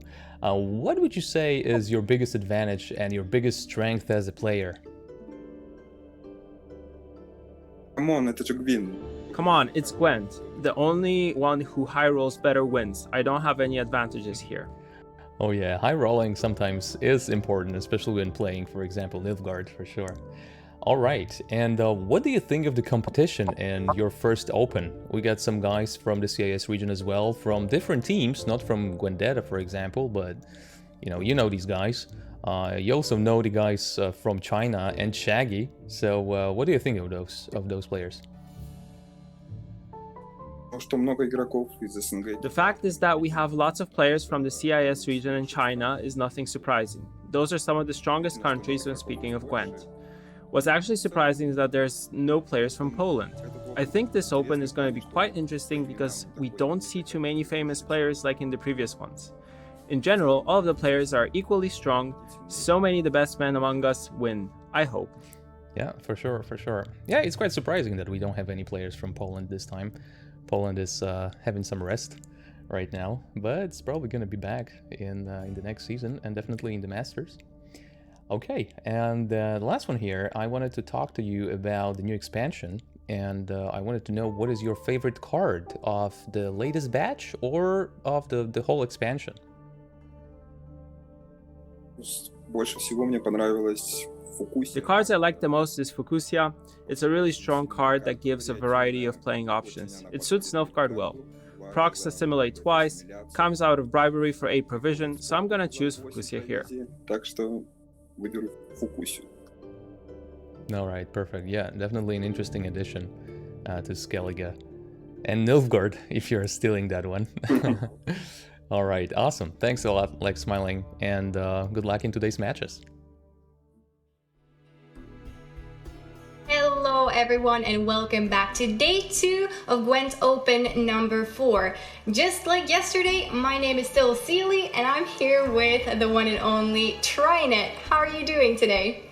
I'm doing great today, Sealy. Looking forward to watching some great Gwent games here. Speaking of great Gwent games and great things in general, we're going to be watching Sif Greatwolf versus Lek Smiling for our second match of the semifinals here. Let's see if we can bring up the Twitter poll and see what you guys think who is going to emerge victorious from this match. That is going to be interesting to see. I don't know if I have any predictions here, but it looks like it is almost a 50-50 division, just like in the last series, slightly in favor of Sif the Great Wolf. Maybe it has something to do with the Great in his name. But hey, Lex Smiling will be smiling all the way through. Let's see if he's going to be at work today as well. Where is he playing from today? That will be a mystery. But either way, I think it's time to jump into the decks because we want to know what these players are bringing today. Of course, we kind of know what they're bringing, but no harm in going through this because these players have not faced off yet. So we can see a double cross here with the Inspired Zeal, a Reckless Flurry, and some Nature's Gift from Sif Great Wolf. Yeah, starting us out here on Sif Great Wolf's list here, playing a double cross here with Sunset Wanderers. So for cards, really the only way to manipulate the hand in this deck, but really you're just playing the cards because it's good value, helps defend bleeds, and 13 provisions for what's probably going to be like a 7 or 8 that draws you a card is just totally reasonable. The highlight card here, though, that I want to talk about is Xavier Lemons, where in previous seasons this card got played due to cards like Orb of Insight or Mamuna, where a single graveyard removal card just doesn't cut it. Even though these cards aren't really seeing play right now, in order to pressure cards like Forest Protector or Fukusia to remove all of the Resurrect targets or the nature cards with Forest Protector, you really need to be able to banish multiple cards, and Xavier's the only card in the game that really lets you do that. That's absolutely right. And speaking of graveyard hates, we do have the double experimental remedy in this list as well. Really, really threatening stuff for anything like, for example, Northern Realms. Imagine working on those patients, on your students, and then boom, Nilfgaard can use that against you. Grab an experimental remedy, put an engine out for yourself, and utilize that later in the game. Just a really, really wonderful tech choice there for 5 provisions to have double off. Sif saying, it's so great, I want to run 2 of these. And of course, all these beautiful assimilate engines just going off in a long round really can be quite threatening in combination with the leader. Let's take a look at this Inspired Zeal list. Another list with quite good power potential, of course. Siege in the lead here, something that a player could utilize to push round 2 after hopefully winning round 1. And then a lot of these high provision cards from Northern Realms we have some dual potential. There's a Gerhardt that can create something necessary for the situation or just go for a value pact. And yeah, we'd like to highlight the Griffin Witcher Mentor here from the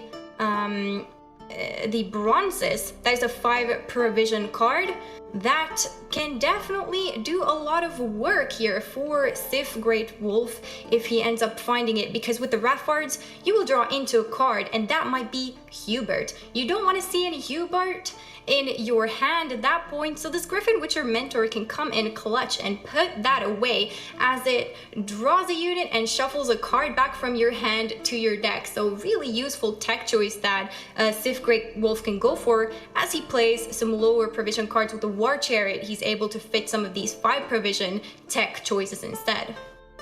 Yeah, for sure. I think you said everything there is to say about this NR deck. Moving on to Reckless Flurry. We've seen a lot of these lists throughout the tournament. Reckless Flurry, something in every single player's lineup. But some of the things this deck is doing a little bit unique is the Mardro in the 4 provision slot, which provides an additional target for Bride of the Sea. And while you're not really playing it for removal, sometimes it does come up where you can just deal 3 damage to something like a Forest Whisperer and take it out. Mostly use it proactively. You have Shield on your Geralt Quen or Armor from your Morkvarg that allow you to take advantage of some of the extra value that that card can generate. But yeah, Mardro, great card. Definitely a good alchemy to have there just in case your Bride of the Sea doesn't find anything else. Other than that, running the Sunset Wonder, Sif Great Wolf is a great fan of that card and it can potentially get some good point value with the Burn of Bran and the Coral, the discard package, boosting up that Sunset Wonder to pretty tall numbers, which definitely can only be dealt with tall removal. Alright, and then we're gonna look at the Nature's Gift list. This is definitely a list that the players believe in, because a lot of players have brought this exact devotion version. Now, let's take a look at the Dunka in this list. This is just a wonderful engine to have, and especially on blue coin, you can go ahead and boost it with your tactical advantage, making it really, really threatening and definitely something that your opponent has to commit something valuable to potentially remove if they can. They might not always be able to, and that means you get carryover for quite some time and get to take that carryover to the next round. Yeah, we have seen quite a few Dunkas either heat waved or something like Morkvarg plus Leader Charge to get removed throughout the tournament. Definitely a big threat, something you gotta keep in mind when playing against this ST deck, and I think a big reason why this deck tends to get queued on blue is the ability to just go Dunka plus Tactical Advantage. Anyway, moving us on to Lex Smiling's list, we're gonna start out with this Imprisonment list. The only player in the tournament to bring Imprisonment The highlight card here that we're going to talk about is Coup de Grace, which deals 3 damage, and then if you have Death Blow or the unit that you dealt 3 damage to had Spying, you get to play a copy of the card yourself. This plays especially well with Imprisonment, as you can use your leader charges to deal 3 damage to units and line up those Death Blows in order to steal units that might be a little harder to steal, like Fucusia's, or yesterday we saw a 9-power Philovandrel get a leader charged twice and then Coup de Grace and played that way. That's right, because outside of the NR matchup, when you can use your imprisonment charges to kind of lock those engines down, you might use it to enable a coup a lot of the time, and that was quite the play that Lex Smiling did go for yesterday, and it ended up working out, as he is here today, ready to face Sif Great Wolf. And of course, all the assimilate engines, once again here, can be buffed by this coup. Lydia, Bribery, Artorias Vigo, just so much assimilate going on here. And of course, again, the experimental remedies, really threatening cards for anything that wants to utilize its bronzes that are sitting in the graveyard. And we can move on to the Inspired Zeal list now. Very, very similar to what we just saw from Sif Great Wolf. Just a couple of 4 provision differences there, but overall the core is quite similar. I believe Sif Great Wolf had a Bombardment, for example, in there, and 1 less Winch, and Aretusa's Student as well. So not a huge difference. Pretty much plays the same way with a lot of strong units here. Yeah, and the card here that we want to highlight is going to be Rafard's Vengeance, which can be used in a bunch of different ways. It being a siege engine, you can use it to very quickly proc siege or develop engines just while thinning your deck, as we've seen a lot over the course of the weekend. Notably, Rafard's itself is a threat as well as the card that it's deploying, so this card sort of creates an instant fork, though the urgency of answering the Rafard is a little less. As long as you keep deploying threats every turn to keep up the pressure, eventually the opponent will be forced to answer Rafards and something else in the same turn, or you're going to either get to have that engine stick for a turn, or Rafards is going to get to click again. Moving us on here to this Skellige list, once again, we have a Reckless Flurry list. The highlight card here to talk about is Barification, which on first read, you might think that it's being used as artifact removal, but it's pretty rare that that's ever worth it. Mostly just playing this as a proactive 10 for 6, and there's a bunch of artifacts in the deck that make it live. Resilience artifacts, especially like the locations, make it very easy for this card to work. You can save one of your resilient locations and play this proactively in round 3 as a first play. Yeah, Verification, just solid points. And speaking of proactive plays, we do see a great Svalbard Totem here. So along with the Verification, these are 2 cards that will be really nice to play if you end up in the situation of playing a Skellige Mirror, because you have that extra proactive play, and Verification does a little bit more than something like Giga Scorp Decoction in the 6 provision slot. Of course, the usual suspects here, Berna Bran and Coral. She will be Berna Ban if she hits the ban. I guess we'll find out. But for now, she's Berna Bran, and she's ready to discard some units. And Coral's really happy because she can damage, be a bit of a machine gun there for Skellige if she sticks on the board. Now, this is, maybe a series in which we might see a couple of mirror matches that will look very similar from, the deck aspect. So this is identical to what we just saw from Sif Great Wolf as well. Just a solid point slamming list that believes in the devotion, believes in the Philovandrel to create powerful points on the board. A lot of engines, a lot of threats as well to answer here. A couple of rebukes there for some control. Yeah, I believe 3 players ended up bringing this exact Scoia'tael list to the tournament. I believe all independently, too. I think Shaggy was the other player to bring it. But yes. Yeah, very popular list. I think the most popular single list in the tournament. Yeah, not really much to say about it. We've sort of gone over everything there is to say about this particular Nature's Gift deck at one of the other points during the tournament. So let's see if we can get those games queued up, see what the bans are from these players, and see what we're going to be watching. That's right. We are very curious to see what the players will ban. It usually has been a game between banning Nilfgaard, banning Flurry, so we'll see if that would repeat. Is Berna Bran going to be Berna banned? Indeed, She actually got Berna banned. Look at that. So no Berna allowed for Lex Smiling and no Nilfgaard allowed for Sif Great Wolf. I mean, it makes a lot of sense. These are all very threatening decks. Nilfgaard and Skellige get powerful red coin tools, so it makes sense that you want to ban one of them. Yeah, I think at this point the only faction that I'd really be surprised to see ban would be Scoia'tael. I don't think we've seen any Scoia'tael bans this weekend, though I think every other faction has eaten at least one ban during some point during the tournament. Yeah, that's right. We saw some NR getting banned here in the previous matchup as well. That was quite interesting. These are all just powerful lists, and the players really believe in them. As we can see, the 4 factions have repeated kind of a similar pattern throughout this tournament, and are of course being a little bit different there with the mages. And now we're gonna witness the power of the siege potentially, and maybe some mirrors. Do you expect a lot of mirror matches here? Like, for example, Northern Realms mirror or a Scoia'tael mirror, they would be quite similar in terms of decks for the players. Yeah, we definitely could. I think it depends how a lot of these matches are going to end up going early on, because I think a lot of these decks want to play on a specific coin here, right? Like, we've seen Scoia'tael consistently queued on blue, we've seen NR pretty consistently queued on blue, and then it's just, if one of these players has one of these decks left over to where they have to queue it on red, then maybe we'll see one of those mirror matches. The SK and Nilfgaard, which I think are sort of the most flexible, though SK seems to definitely prefer being on red coin, and I mean, Nilfgaard can definitely play either coin, but all of these lineups have had 2 decks that definitely want to be blue, so we've been seeing it a lot more on red than we normally would.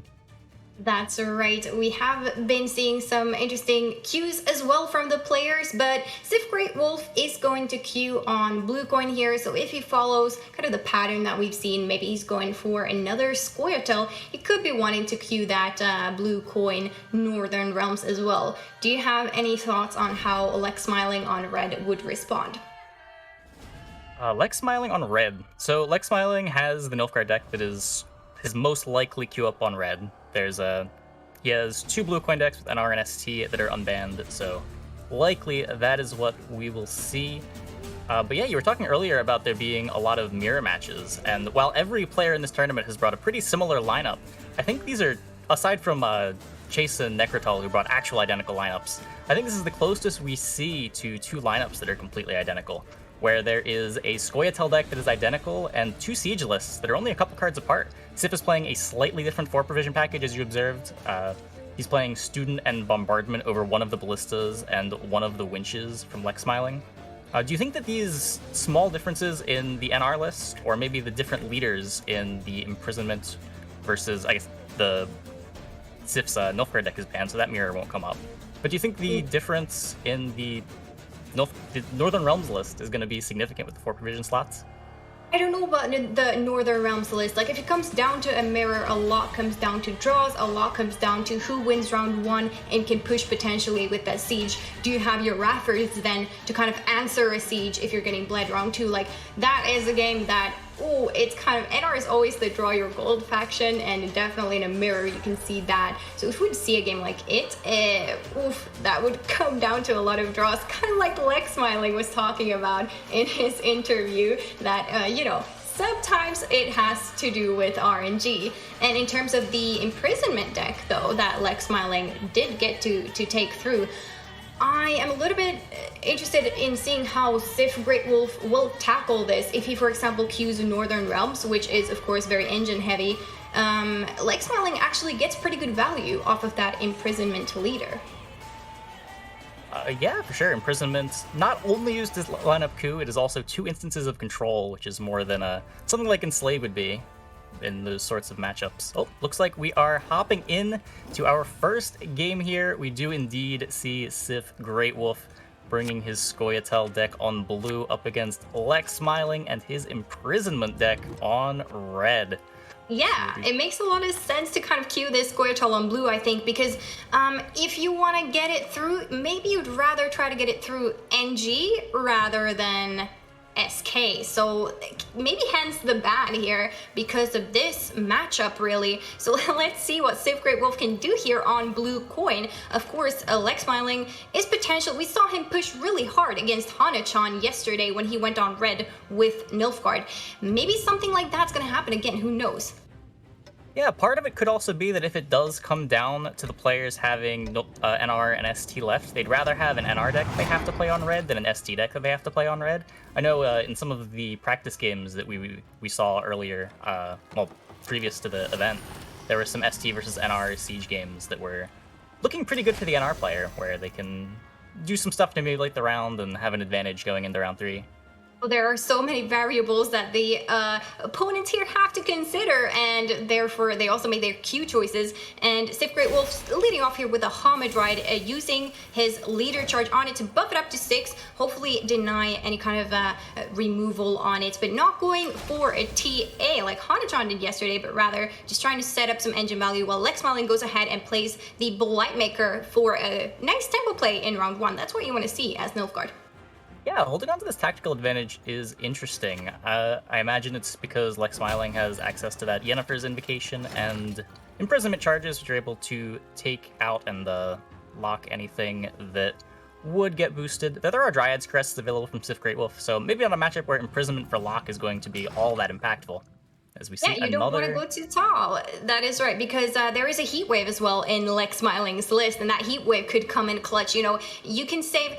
I like kind of the inclusion of 2 tall removals here from Lexmarlin, because you can remove a really tall Hamadryad, let's say in round 1, and then you also have something that answers a Gourd. And a lot of the time, these decks kind of struggle having multiple tall removals, which is probably why we saw a couple of Spores techs as well yesterday.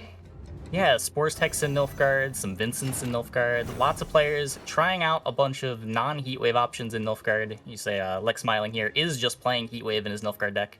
Totally reasonable way to get an extra tall removal. Less situational than something like Spores or Vincent for sure. Just always going to be a good card, and we do see Sif clicking on this Sorceress and just gets an Orb of Insight. Only gets an Orb of Insight, not something I expected to be saying a month ago. Exactly. The orb will still be valuable because it doubles its value if it goes onto that Hamadryad, and of course can be played again once it hits that graveyard. And speaking of Lexmarlin and his strategy, he is going pretty hard, because that Brothens is already out on the board. Definitely shows that either Lexmarlin wants to play deep into this round or really threaten a win on even. It worked out for him yesterday. Let's see if he can pull off the same strategy today. Vigo coming out as well, so multiple Assimilate golds committed into the round as Lexmarlin makes a copy of Sorceress for himself, a card that is going to be able to trigger those Assimilates once again if it is able to be clicked on. And looking at Sif Great Wolf's hand, it does look like that Sorceress is going to be sticking here.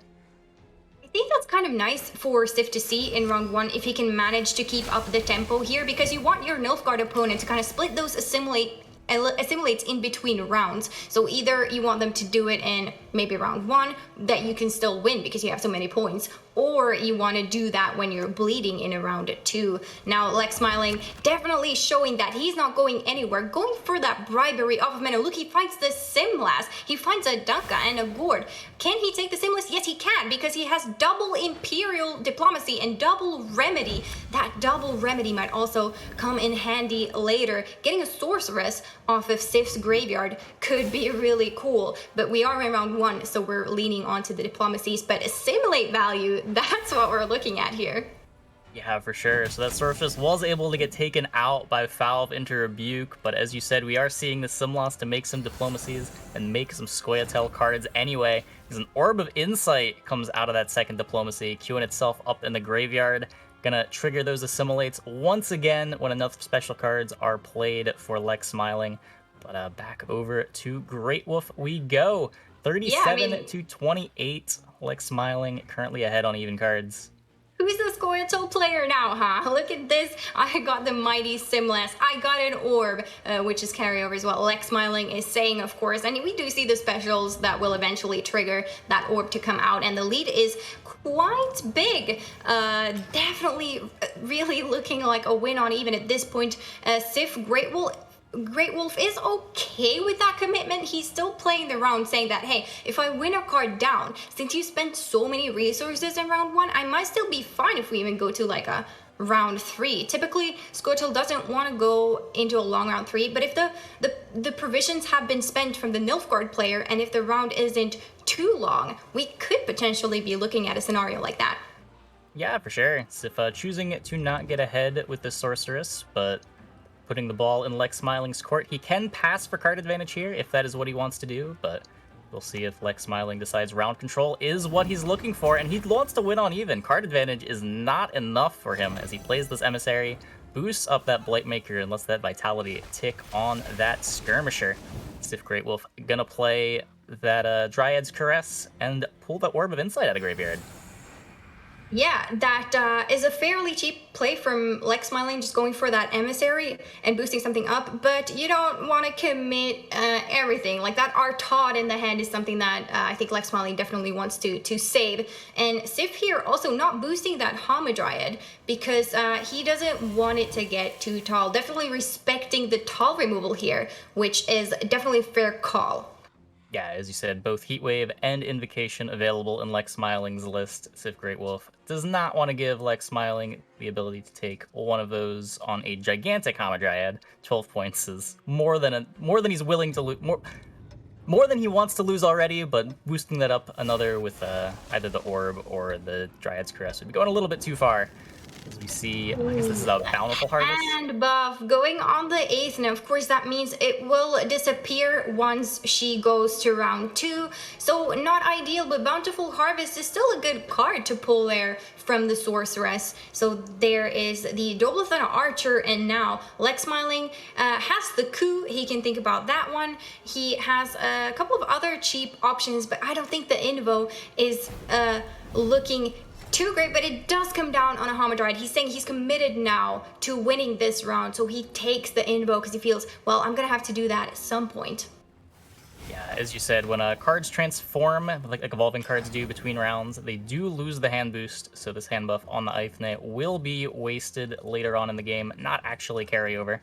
And I can't imagine he's gonna want to play Eithne in round 1, so likely just 2 points from Harvest that aren't going anywhere as Coup comes down onto Duchess Informant to make one more Sorceress, try to keep triggering those Assimilates, and this time I think Sif is not going to be able to answer this, we're just going to go for the Forest Protector. Never mind. Yeah, Forest Protector exists, and that is exactly what we see come down here from the Call of the Forest. Calling the Forest, calling his friend, the Forest Protector. Hey, come protect me and my board and my eventual loss on even. Take that Rebuke, get that extra 2 points on a Treant, and he's looking quite happy. Now, Lex Smiling does not get ahead with the Torture at this point. He would have to commit an Artod.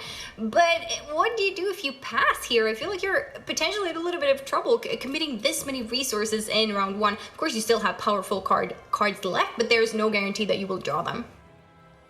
Yeah, for sure. Yeah, Sif really didn't have to commit that much into round 1. Like, the Force Protector was really the big thing that got committed. As Sif going to be using a leader charge to make sure that he stays ahead of whatever Lex Smiling's going to do. Let's see if Lex Smiling decides that it is worth it to commit this Terra Nova into round 1. What things have been given? Is there a Terra Nova target? I don't believe there is a Terra Nova target even here. Yeah, which means you would have to play the Torturer first, and then the Terra Nova, and then you certainly don't win on even and commit a huge steal. I think it's looking like we're still going for the Mage Searcher and the double leader charge again. Round 1, doing the same thing as like against Hanachan yesterday, not enabling the coup, but getting ahead here. And now Sif Great Wolf can choose, do I play this Aethna or do I want to hold on to her?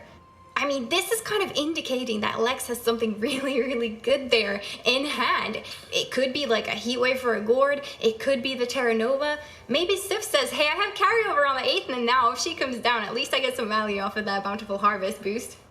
I'm not gonna lie, I'm not actually sure what first form Eithne even does. Does it summon one young Dryad? Yes, one little Dryad there, so it would be a 10-point play, forcing out whatever Lex Smiling has in his hand, but Sif Great Wolf takes the pass, and after a lot of commitment, Lex Smiling takes to round number 2, and now it is time for a potential push, potential pass. Maybe he's just happy with the last say. We'll see what Lex Smiling ends up doing, what kind of hand he draws. A lot comes down to that. Yeah, good quality there. Picks up the Simloss for Sif. Of course, Lex Smiling drawing that Hamadryad that he put on top of his deck with Invocation earlier. Gonna send that right back. Not something he's really able to take advantage of with his deck. Pretty golden hand, though. It is looking very golden. It is looking very good. So does Sif's hand. We have the 8th and we have the same last. Philovangel's missing, Gord's missing, but of course, those can still be drawn as we see. The mulligans come down here. There's Philvangel. There he is. Yeah, pretty nice hands for both players. But yeah, like Smiling, just gonna take this card, and Sif's hand is a little bit too good for a dry pass. It is very, very good for a dry pass. What are you even going to commit here? Is there any carryover potentially to be had here? I mean, you don't want to commit the Simlas. You can't really play that Dryad's Caress out on an empty board. So I guess it's going to come down to Philvangel. Yeah, that's rough. Yeah, I don't think Philvangel can roll anything that's carryover either at 4. So just going to be losing that into the dry pass. Tempering there likely we go. getting played. Yeah. Lex Smiling just wants that last save. Wants that last save for a massive board potentially. And hoping that he still has enough points. He can draw the Joachim. That would be really nice for the coup. He could draw the Dead Man's Tongue, which still proves quite a bit of points. And actually, yeah. Yeah, not only does Lex Smiling have last play here, he has double last play because he won on even and then took the dry pass. 5 versus 7 cards. Donka gonna be boosting up that Simlas to 3 as we go back over to Lex Smiling. Let's see what the plan is here. Can't imagine we'd ever take this heat wave on the Donka. Surely that is getting saved for the Gord later on. So it appears this Donka is going to live, as I say for the 3rd time this game. Hopefully not proven wrong, though I guess Lydia is available to take out this Donka. So maybe I'm forgetting about a 3rd rebuke. There we go. I think we're looking at the Lydia coming right into that rebuke, removing this Donka no-go. And there's a couple of points on the Donka or durability as well. So Lex Smiling does not want to see any of that. Now, Joachim, looking at the Joachim in Lex Smiling's hand, it could potentially pull a Mage Assassin. There is the really only 3 units in Lex Smiling's deck remaining, which is Blightmaker, Mage Assassin, and the Hama Dryad. So we'll see. Maybe he wants to go and try to hit that Mage Torture, of course, ideally from the Blightmaker with the Joachim. Yeah, for sure. To remove one of these. Running out this Eithne with the leader charges gone. No easy ways to deal with his Dryads. You could go for the coup, but got to imagine that is going to be preferred to be saved for something like a Joachim. Though there is that Dryad's Caress available in Sif's hand to knock the spying tag off of the Joachim, so might have some trouble getting that as well. Let's see what Lex Smiling wants to follow up with here. Could just go for Dead Man's Tongue. There is no tar removal available for Sif Great Wolf, so that Lydia can go as tall as he wants it to. That is what we're going to see. Dead Man's Tongue coming on down. Probably getting rid of the Hamadryad and banishing the, I believe, bronzes there that got banished. Okay, yes. There were some spies in the deck that got banished here to boost the Lydia up to a solid 15. Now, a great point that you pointed out, which was the Caress, of course, denying the coup from Lex Smiling, but there is still a Mage Torture that is able to set up a coup. So even if this Caress now comes down, oh, that is so skilled. 1 in 3? Well, not so skilled. It was kind of likely, but it could have hit a Blightmaker or the Mage Assassin as well, but we do see the Blightmaker come down here, not pinging one of the young Dryads, which was the ideal target. But yeah, here comes the Caress, like suspected. Mage Torture could put spying back on that Joachim. Yeah, and that Joachim, of course, the reason to remove the spies from the deck instead is now, I believe, the only unit in Lex Smiling's deck is that Hamadryad. So if we are to coup the Joachim, the only thing that would be pulled is that Hamadryad. Whereas if that were banished, there would be nothing left for the Joachim.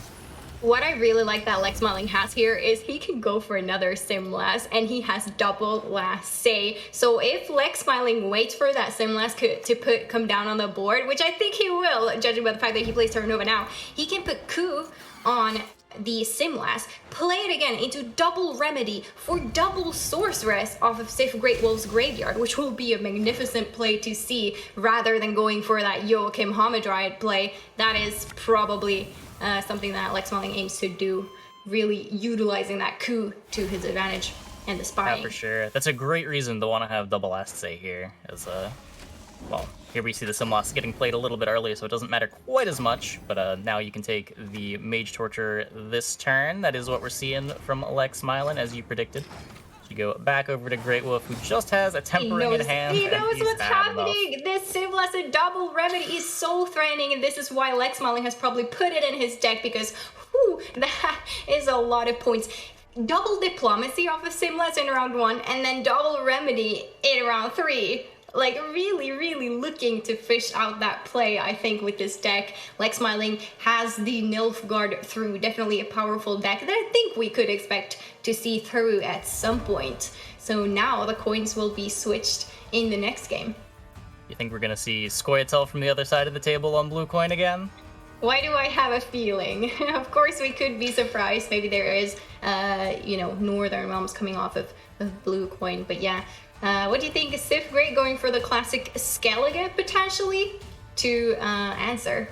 I think that is very likely. Seems like that has been the story of this weekend, where we see Scoia'tael's on blue, Skellige's on red, and then fill out the rest of the matches with whatever we're able to play with the decks on the correct coin preference. The story of this weekend, I like that. But yeah, the story will be continued today, and it's gonna go all the way to the finals potentially. But yeah, it's a solid deck to queue here on red coin from Sif Great Wolf if he wants to. Yeah, in the previous series we saw Skellige versus Scoia'tael twice, and in both of these series Scoia'tael was able to get round control, took Skellige to a long round, and Skellige was still able to win pretty handily. So and yes, that is the matchup we are seeing here. Lex Smilin on his Nature's Gift up against Sif Great Wolf on his Reckless Flurry. Surprise, surprise! Now, Sif, unlike his opponent, who had his Skellige deck banned, he is playing Sunset Wanderers in his list, which I expect to be pretty important in this matchup against Lex Smilin, as Lex Smilin's Scoia'tael list has no tar removal. So a lot of the downside of Sunset Wanderers being the only boosty card in Sif Great Wolf's deck is sort of non-existent in this matchup. Yeah, and we've seen players take a bit of a different approach to this matchup. We've seen a couple of Scoia'tael players going for a win in round 1 fairly easily, choosing to use First Say and actually push Skellige, or just go into a long round and hope. I think in a long round, Scoia'tael is probably a little bit unfavored unless the Skellige player misses their stuff, something we could see in the Chase versus Shaggy game yesterday, for example. And we know that Lex Smilin yesterday took a pretty aggressive approach to the Skellige matchup and actually managed to successfully bleed Skellige Flurry in round 2. Will he take that approach again? Who knows, but we are 3 cards into the game, 7 versus 7, and there is nothing on the board. Sif has committed 1 leader charge, and the grind continues as Lex Smilin is going to try to stick Sorceress one more time as his 4th play into the round. It looks like this one... I'm not going to make any more predictions about things living. I keep missing things in these players' hands. No, there doesn't seem to be removal. Of course, the leader charge is something that Sif Great Wolf could utilize here. But other than that, nothing really to go for. We saw the decoction come down, as well as the leader charge to remove that boosted sorceress. So now Lex Smilin looks like he's gonna get the sorceress through. She's sticking, I think. Think you're right. So what is Sif gonna answer this with? Looks like it's just gonna be the Maxi. Gwent on top, followed by Morkvarg and Gutting Slash. A lot of the value in Maxi in this list is being able to put Bear Witchers to the bottom, especially if you plan on saving your discard package for round 3. It's very important to make sure you've got a Bear Witcher on bottom of the deck to make sure you don't brick that Gwen by playing your Bernas and Corals and Scalds. That's right, and then here we see great use of the Tempering, boosting that Sorceress up, giving her a bit of a wider range there, but still looking at a Tempering for another 5 points. Now, Sif has to decide, okay, this is the turn he decides to either push or pass. I think his hand looks like a pass because we have the Wonder coming out, and, the rest of the hand looks like more late game cards, so the pass definitely makes sense. Now, I'm so curious to see whether Lex Smilin is going to take that aggressive approach again to this one and try to bleed out that juicy stuff from Skellige. It can, of course, backfire because you can lose your last say if you lose that last say, there's a heat wave, there's a Morkvarg for your gourd. Yeah, for sure. We saw the long rounds not really work out for the Scoia'tael players in the previous series. Let's see if Lex Smiling has a bit of a different approach here, as Sif finds his Fukusia, finds his Quen, kicks that Mardro, picks up a Skirmisher. So it's got a Birna, no Coral yet, does not have his Scald. Still a couple draws to find those off the Birna, though ideally you would have the Coral before you play the Birna. Over in the Smiling side of it, though. Like a solid hand from Sif Great Wolf here. I think he can defend the bleed quite efficiently with the cards that he has on his side of the board. And yep, we do see a play coming down here from Lex Smiling, going for that same approach, saying, yep, the long rounds haven't been working out. We saw that in the previous series as well. The long rounds against Skellige can definitely also backfire. Like, no matter what, if you're playing Scoia'tael versus SK, you're in a little bit of a tricky position. So you have to make the choice. Do I go ahead and bleed, utilize my first say, or do I take the long round, hope that Skellige maybe misses a few cards? Because that's entirely possible with Skellige, as we haven't seen the discards come down from Sif Great Wolf yet. Yeah, for sure. It's easy to think of the Skellige deck as this really consistent machine, and in some cases it is, but it does need to find those corals, the Birna, in order to make sure that all this stuff comes together. Fukusia does make it a little bit easier. Effectively, you can play that Fukusia as another discard card, but you still need to find the first coral or the first Birna to get that thinning started. And we do see Lex Smiling starting off here, led on the Falve into a Tempering, and is going to follow that up with Council into Hamadryad, throw a leader charge on that, boost it up 6 to 17, and the Sif does not want to deal with that Hamadryad. Gonna take that heat wave pretty quick as we go back over to Lex Smiling.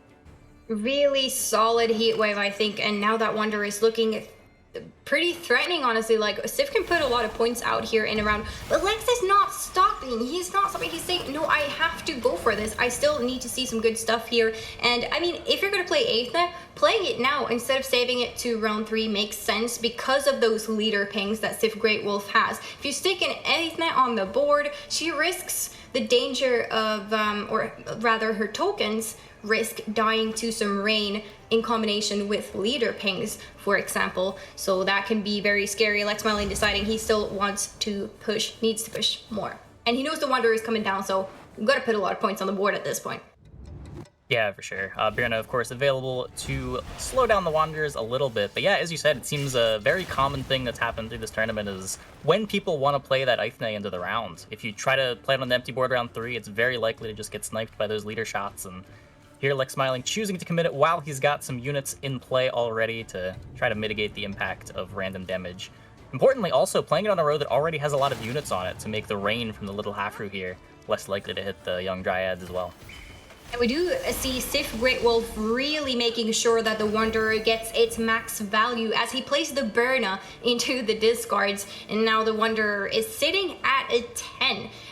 Definitely something I think Lex Smiling needs to see this round, but once it comes down, like, it's getting easier and easier for Sif Great Wolf to catch up in points, and then boom, Lex Smiling might lose the last say on the gourd, which is pretty huge because there's still a Morkvarg in the list, but Lex Smiling keeps going here. There is no other choice really. Try to get that card, try to keep his last say, I think is the plan here now. Yeah, speaking of boom, there's the Sunset Wanderers coming down for Sif Great Wolf. 10 points, boom, on his side of the board. Draws that Heymaze Scald, a little bit of an extra thinning option available in his hand. Maybe dig, find some more of those golds hanging out in Sif's deck. It's got that Mardro, that likely not the most important card to hold on to. Indeed, was a big boob. That's what the local tavern heard when Geralt and Dandelion walked in and said, all right, 2 ales please, big boom, and they're there to party on Sif Great Wolf's side of the board. Definitely huge amount of points, and I think if Sif Great Wolf can save this Fukusia, which is the other boom this list has, he's actually quite happy because that's a solid amount of points later. Yeah, here we got Little Halfru setting up some rain, so Bride of the Sea is able to play a 6 Provision Alchemy from the graveyard and take out one of those young Dryads. Decoction coming in clutch there. Staying ahead. Yeah, that's right. Great usage of that Bride of the Sea. Really flexible card. You could use those points defensively. You can use those points offensively. Decided to go for the offensive decoction there. Indeed. picking up the pace a little bit. Sif's going to play that Scald, almost certainly discarding this Mardrome. Pretty solid hand here for Sif Great Wolf, ahead by 4 points as well. Oh, and There's drawing the board. into that Morkvarg, and he drew it so clutch because here's the Perfect board. timing. 11 points. Look at this Morkvarg. Beautiful. He's like, all right, thank you. I'm going to go take, I'm going to raid this Gourds. Couldn't Treasure. script it better. And Lex Smiling takes the pass, gives the card to Sif, who still has some incredible card quality in his hand with this Gwen and Fukusia. Now, Lex Smiling's card is no slouch either. The Simla's able to play, I believe, 2 Bountiful Harvests still in deck, so should be able to get a lot of points there, though he is going to draw one of the Bountiful Harvests. Yeah, you don't want to keep mulligan. both of them in your hand, so there goes the first mulligan. And finding Dunka, to me, this looks like a good hand for Lex Smiling. There's still the Philivandrel, though, so you might want to look for it. And wow, look, there it is. Bad. The perfect hand, really. And I would say, I mean, for Sif Great Wolf, you know, still missing the Coral. The Coral miss is a little bit, you know, not the best, because you could potentially go for a Coral and then play the Fukusia and rest your Berna that you played. So Fukusia is gonna have to rest something else, but no matter what it rests, it will be a big play.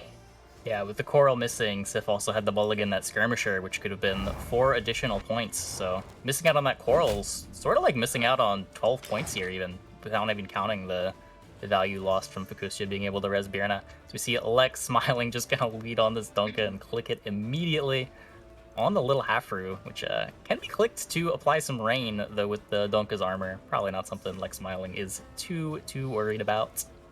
No, because if that little Hofre gets clicked here by Sif Great Wolf, then there is no bonded Hofre for Fukusia to resurrect. Because right now, Fukusia can resurrect an 8-point Hofre and then make it a 9. So if you want to click that Hofre, you definitely play your Fukusia first. And that's exactly what we see coming down here as well. The Fukusia into that 10-point Hofre, and now he can click the rain if he so wishes, or rather keep 3 units next to each other because of that mushy truffle carryover spawning the golden froth.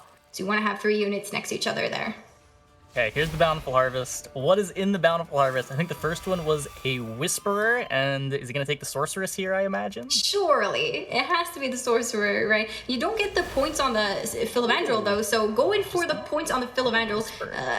Wonder what he's looking. He wants to find the Elven Seer, I believe, to be able. I mean, this is a lot of points, though. If Lex Smiling can pull this off. So he placed the Philivandrel into a council, tutoring out the only unit in his deck, which is the Elven Seer. And then you can play your Forest Protector onto something like Tempering and then double play that with the Seer. That's an army of Whisperers if they don't die to a bit of rain here. It is a lot. We do see Sif's Halfru get clicked there, losing his 3-power unit to apply 2 turns of rain, effectively getting 4 points there. Got to imagine one of these Whispers are going to bite the dust to a Bear Witcher. It's like there's the Gwen going to click probably the one in the ranged row, so that the rain doesn't lose out on any value. And here's the leader charges. Here. Try There to we finish go. off this Whisper, but just hits all the stuff on the back row. Missing out on rain value now on the back row, avoiding missing it out on the front row. But hey, there's still another Bear Witcher there in Sif's hand. But of course, the Philivandrel comes down now here.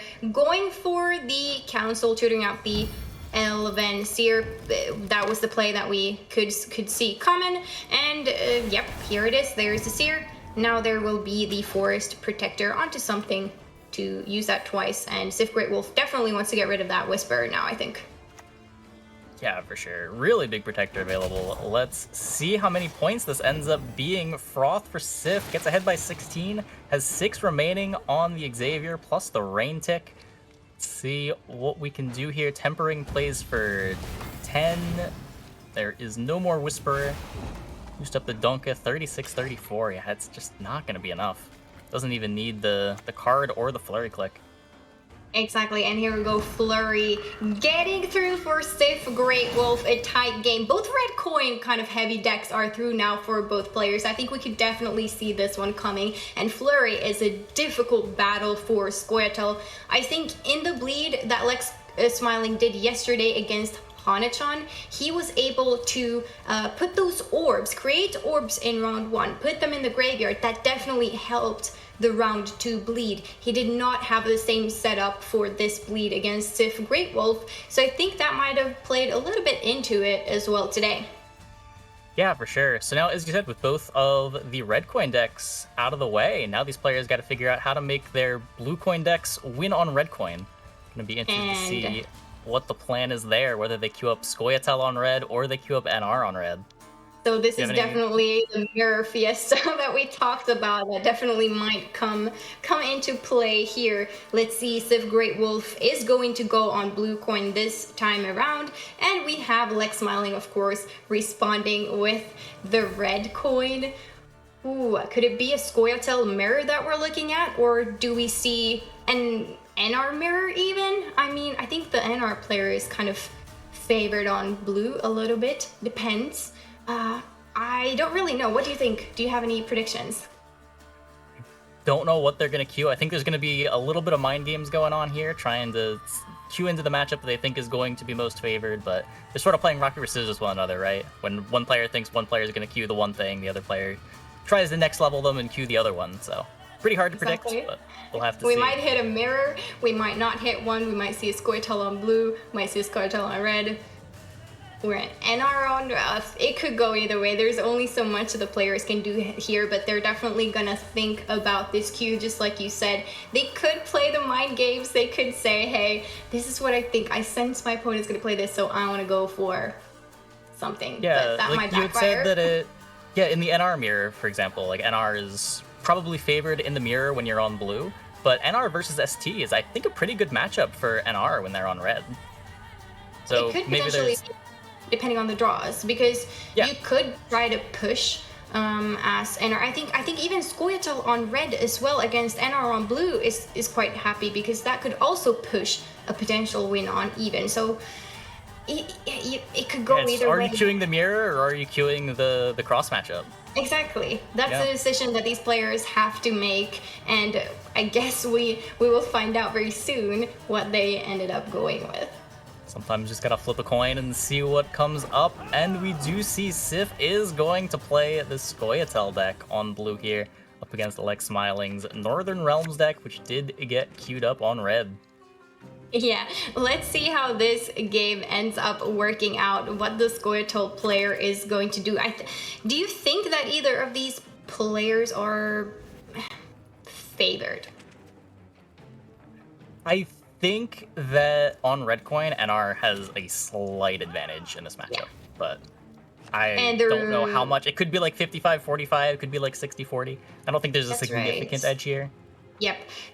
Either way, even if a deck is favored, it could go so many different ways. Now, the thing with NR, just like we said, it's kind of a game of drawing your golds. And we see the Rafford's Vengeance there in Lex Smiling's hand. I think if NR can play very resourcefully round 1, save that Rafford's Vengeance for a potential bleed from Scoia'tael, they are able to save their resources in round 2 and just defend that bleed so well with the Rafford's Vengeance. So I think that's something that Lex Smiling does want to do in this matchup if he can. As we see the Envoy coming out, not very committal, just looking at, taking a peek at the deck, looking to find some cards. Yeah, it looks like Lex Smiling not going to be playing this red coin game very aggressively, just leading on that Envoy, trying to set up his deck, find his cards for later. Yeah, I definitely like that. I think you don't really want to play Siege in that scenario when you're getting bled. So, you know, maybe even if you find a Siege there, you would mulligan it just because you want to use other resources to actually defend that bleed, because it's very likely to come down from Scoia'tael. We know they're not, they play a little bit too many tokens in a long round 3, so they're going to want to bleed, and there is the threat of the Siege, which is ideal to push out from NR in round 2, but if NR can defend that bleed really well, I think they're in a pretty good spot. Yeah, Siege could be a rough card to try to hold on to for round 3, though. If the round goes long enough, it can be hard to hold on to Siege engines. Like, do you kick your Siege engines too, or are you going to be forced to play some of those in the round 2 as well? It's, Well, I think it a seems very like common Lexmiling is plan. playing some siege engines here, but as we can see, holding on to those boiling oils, wanting to commit this war chariot instead, valuing siege engines, valuing removal for later, but I have a feeling he's not really intending on contesting this round too much. Yeah, it doesn't really look like it, especially after the turn 1 envoy and yeah, going back over to Sif, who still has that Elven Seer that he's able to cash out. Could even remove the bleeding from the Sorceress with the Dryad's Caress, though. With no Dryad in play, be surprised if we didn't see a Hamadryad come down first. Yeah, Hamadryad seems like a solid play to go for. Put the Hamadryad next to the Sorceress, so they can't boiling oil the Hamadryad. That would actually be really good. I mean, if you play, you wouldn't even have to play a leader charge in that case, because of course, like Trident mentioned, Boiling Oil has the Death Blow, which purifies adjacent units. But here comes the Caress looking to do it that way instead, not counting on a Boiling Oil purification. We are just gonna see the Caress come out of hand for Sif. Deciding to just play his least valuable card here, expecting Lexmiling to be passing after playing pretty low tempo throughout round 1. But yeah, Sif pretty easily gets round 1 there over NR and now has round control. Let's see what he decides to do with it, whether he wants to try to bleed out the siege. Gotta imagine he's gonna try to bleed out the siege. I don't think you can take this to a long round without bleeding out some of NR's resources. Scoia'tael is definitely known for going for those bleeds, and you do have double rebuke, so if you think you can get rid of enough things, that's fine, but like the Refards is so threatening here from Lexmiling, because the Refards get boosted. You can't really remove it with Devotion Scoia'tael very efficiently, at least not in one turn. So going for that in the long run, when you have your Aethna and your tokens, you know, there can be a little bit of boom boom action from the Refards, and just a lot of value in the long round. So I think you really want to bleed, but we'll see. Yeah, for sure. So no siege at hand for Lexmiling, so definitely not going to be seeing that card come out in round 2. But Sif got to decide what he wants to lead on here. Got plenty of stuff to play into this round. He's got the Dunka, he's got the Hamadryad. Let's see which one he wants to lead on for a proactive play into round number 2 here. The Dunka could, of course, get hit by Boiling Oil if she decides to come out on the board, and Sif is really thinking about this one. What if he decides to actually go for the long round? But no, here is the Aethna. Does he want the Refards to come out, or is he kind of testing the water, seeing if maybe there's not a Refards just yet? But we see Amphibious Assault instead coming down for a Siege Engine here, going for that Ballista, and just wanting to get that long round value. That's why we see it here. Yeah, big early commitment into round 2 for Sif. Definitely going to be looking to push this round pretty hard, though. Lexmiling with a pretty good response of Reinforced Ballista. Sif's hand got not many ways to buff these up. You have a Dryad's Caress to try to get it out of removal range. Looks like we're going to go Call of the Forest, try to find that Simloss, go and, I guess, Bountiful Harvest, and just try to cash out all of the Symbiosis value now. Yeah, that is definitely the case. Now, actually opening with this Aethna makes a lot of sense because of that Refards that we did talk about. Like, the threat of those coming down will be so big later that if you can play this early and maybe have time to buff them up, or just get that Symbiosis value real quick, then you want to do it. And here comes a leader charge to make sure that that Ballista cannot take out this young Dryad anytime soon. And powerful bleed here. Yeah, really big Simloss there, able to get a bunch of Symbiosis 3 procs, a bunch of Treants, though Lexmiling is able to take out that Whisperer as well as one of those young Dryads. So Sif Great Wolf back down to Symbiosis 2, the one from his leader and the one from the remaining Dryad. 6 versus 25, Sif with 5 damage in his hand, a little bit short of being able to take out this Ballista right now. But let's see how he wants to follow this up. I like the fact that Sif Great Wolf just went ahead and put so many threats on the board there as well, or tried to aim for them. We had the Whisper. That's something that Lexmiling has to value in terms of removal before actually playing that Refards. But you gotta imagine that one wants to come down soon if it's intending on getting enough value. But no, instead, here comes the Boiling Oil, getting rid of that Hamadryad, and now we have Seltkirk is able to duel something else later. But the point gap is still quite big, and Lexmiling did play that Amphibious Assault. So it is getting more difficult here, and you need to play a couple of cards to actually catch up. But yeah, Seltkirk dueling the Dunka here. Yeah, Yeah, these boiling oils have been so good, just giving that ballista the extra ping it needs in order to finish off those young dryads every turn. Letting him answer 2 engines at 1 turn with just a ballista and a special. And here comes the Selkirk. And a Hubert.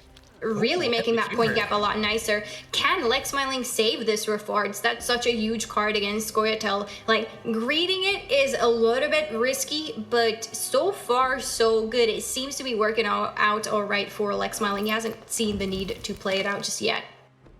Yep, and here is the Council for Sif, Elven Seer, Hamadryad. Don't think he's going to be taking the Gourd here. And yeah, here is the Seer coming on down. And there is a Caress, of course, enabled. That could come down on the Seer if it lives off of Sif Great Wolf's hand. Now this time there is a Dryad on board, so the extra Vitality is going to happen as well. Yeah, for sure. No Hamadryads, so not going to be getting any crazy value out of that Vitality, but still pretty good. 6+6. And we do see the Refards coming down for Lex Smiling. I'm going to use that leader charge.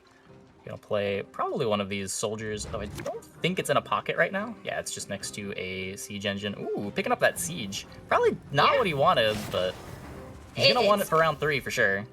Yeah, it is a nice round 3 card, but finding it round 2, I don't know if that's a good or a bad thing. Like, the good thing is, okay, you guarantee finding your siege, but at the same time, you want to find some other stuff as well. Now, Lex Smiling, of course, counting the winch value here. If the Refards stays alive, he still gets that winch on it, so playing it in a pretty good spot, and the next bronze unit that gets played next to it will trigger the crew ability on Refards as well. Sif Great Wolf continuing here, playing the Caress on the Seer and getting some nice Caress value. Yeah, so if Lex Smiling goes for the winch this turn, he doesn't get the Refards right now, but next turn he'd be able to click on it, play that Carrack Marine, and see what the card that he draws would be before having to play something. Because right now he doesn't really want to play this Reinforced Ballista into the round, as that would be one more siege engine that gets removed from his deck, potentially making it harder to play the siege. And we do see the winch on the Refards. Sif ahead for a turn as we go back over. See how he wants to do this. And not for very long, though, because the point gap is getting, it's getting there. Lex Smiling can play out this Marine for, like, a really cheap play. Also going in the graveyard. Now we have the Bannard Student here taking on the melee row. We have the Carrack Marine, both units that Shawnee wants to see later, hopefully in round 3. So quite cheap ways for Lex Smiling to put points on the board here. Now Sif Great Wolf has to make the call. Does he want to spend kind of these not exactly low tempo bronzes, considering we have all this symbiosis going on, but definitely not like a huge tempo play. Yeah, I mean, cleaning up that Bannered Student's probably something that you want to do, but this Refards Vengeance is gonna get another click. Lex Smiling gonna get to see one card deeper in his deck. Still no crew pocket, as that Bannered Student was taken out before that could happen, but a 30 to 42. Let's see what's on top of the deck, as this Carrack Marine gonna come out of the hand for Lex Smiling from the Refards. Oh, it's a siege. I have to say, I did not expect that. But maybe saying that this round is really going so deep that I have to play it eventually. I don't know, because I feel like, yeah, you don't get ahead with this siege either because of all the vitality going on, right? Does leader charge get you ahead? Yeah, okay, there we go. We'll use it to get ahead here, Lex Smiling. So, I mean, that's what you want to do. If you play siege, at least you want to get ahead of the turn that you do play it. So, in terms of that, it's fine. Gonna trade off one more card, and this is a jumbo Philovandrel in hand at 11 power. But Lex Smiling just able to play a Bannered Student and stay ahead pretty comfortably. Okay, so yeah, not saving that siege for round 3, because there was that Ballista that you also have to save for round 3 if you want to trigger your siege engine. So it's better to kind of play it out, and now hoping to draw something like Shawnee, hoping to draw something like Ensayas. And of course, Amphibious Assault here is great tempo. And 11 Philovandrel, what do you think about that, Trident? Maybe not the ideal number to have it boosted at. Just play it for a create, and you'll get whatever you wanted, surely, right? Whoever's missed a create before. That, I don't know. I feel like we saw it in the previous series, potentially. No, that was what he was looking for. True. Maybe. But here is, of course, the Philavandrel hoping to find something like a council or a call. Sif Greatwolf is still missing a couple of things here, and one mulligan left. There's a Gourd in the deck. There is a Forest Protector in the deck. Yep. What is Lex Smiling missing? Shani? Is there anything else? Yeah, that is a big one to be missing here. The Shani has not arrived to the party. Not going to resurrect any human friends in this round, unfortunately. But still, Inseus and Gerhardt, pretty solid plays, and Sif Greatwolf here is missing both Gourd and Forest Protector. This fog can only tutor Tempering. Ooh, yeah, that's rough for Sif for sure. Usually you're gonna have some of those tutors left over in order to pull those last golds out, but I guess sometimes you gotta play them early and you just gotta hope to find the golds, and Sif was unable to draw his golds. Oh, and Look, there's the Shani! Griffin Richards are finding the Shani, the only way left of finding that. I mean, was there a chance that you could never break your Natalis there? Like, the Griffin Witcher mentor does Only draw draws. a unit, never mind, so it couldn't have drawn the Amphibious Assault even, and even if it could have somehow magically, then you wouldn't have breaked your Natalis anyway, so. How many units were remaining in deck for Lex Smiling? We are looking at 3 double Marine as well as a Ballista, so the Marine's likely to come out from the Natalis into the Amphibious Assault. Yeah, really solid. Not something that we talked about when highlighting Griffin Witcher Mentor, but it can also definitely just be used to find your last remaining gold in round 3. Okay, Sif Greatwolf really has to believe in this Philavandrel to find what he needs. Gerhardt here, he's chilling. There's nothing to threaten him, so he's just waiting to see what is the most value I can get. Now, do you have your Gerhardt cheat sheets out trying it? If this Gerhardt goes beyond 5 patience, then... Can make Tremors at 6. That's the only Rude one that I word. remember. Oh, There's a right, couple that's a of good things, one. yeah. That's a good one. Definitely not bad. But this means Sif Greatwolf doesn't want to play too tall just yet. The Will-O-the-Wisp. The Will-O-the-Wisp could happen. The Will-O-the-Wisp on an doomed tree. 8-point Wandering Tree Ant. That is definitely something we could see. Quite something, right? Here is the Amphibious Assault from the Natalis, of course, on the Carrack Marine. Solid points. Yeah, unfortunately going to be worse than just casting contesting up the Carrack Marine, but he is going to hold on to the Gerhardt for one more turn, putting it up to 6. Does it get anything on 7 that matters? Necromancy's in the pool. Yep, Necromancy, other than that, I don't know, I guess Lex Smiling just has to show us what's in that Gerhardt. And here is Shani. She could resurrect a Marine, I believe. Never mind, she could resurrect the Banard student, of course, that was ticking there in round number 2. 2 patience, something that it's sitting on. Pretty good. Choosing to not boost it up with the Carrack Marine, I guess knowing that if there is removal for it, that removal is not going to be enough points for Sif to win the game. So, but here is the big Philavandrel. Gets a Runestone. Ew. It gets a Runestone, not what Sif Greatwolf was looking for. He wanted to find the Caress. He wanted to find the Council. And an Anseis to finish it off. Oh, look at that. Dead Man's Tongue was probably what he was looking for. That's what it was. It's a crazy duel. I love that Lex Smiling at least showing us what he could have done with this. So from a caster's perspective, that's really nice that we get to see this Dead Man's Tongue here on a massive duel. Yeah, that makes a whole lot of sense. Just giving access to that last tar removal so that NR is able to deal with whatever the Gourd is, or in this case, the giant Philavandrel that got hand buffed throughout the whole game.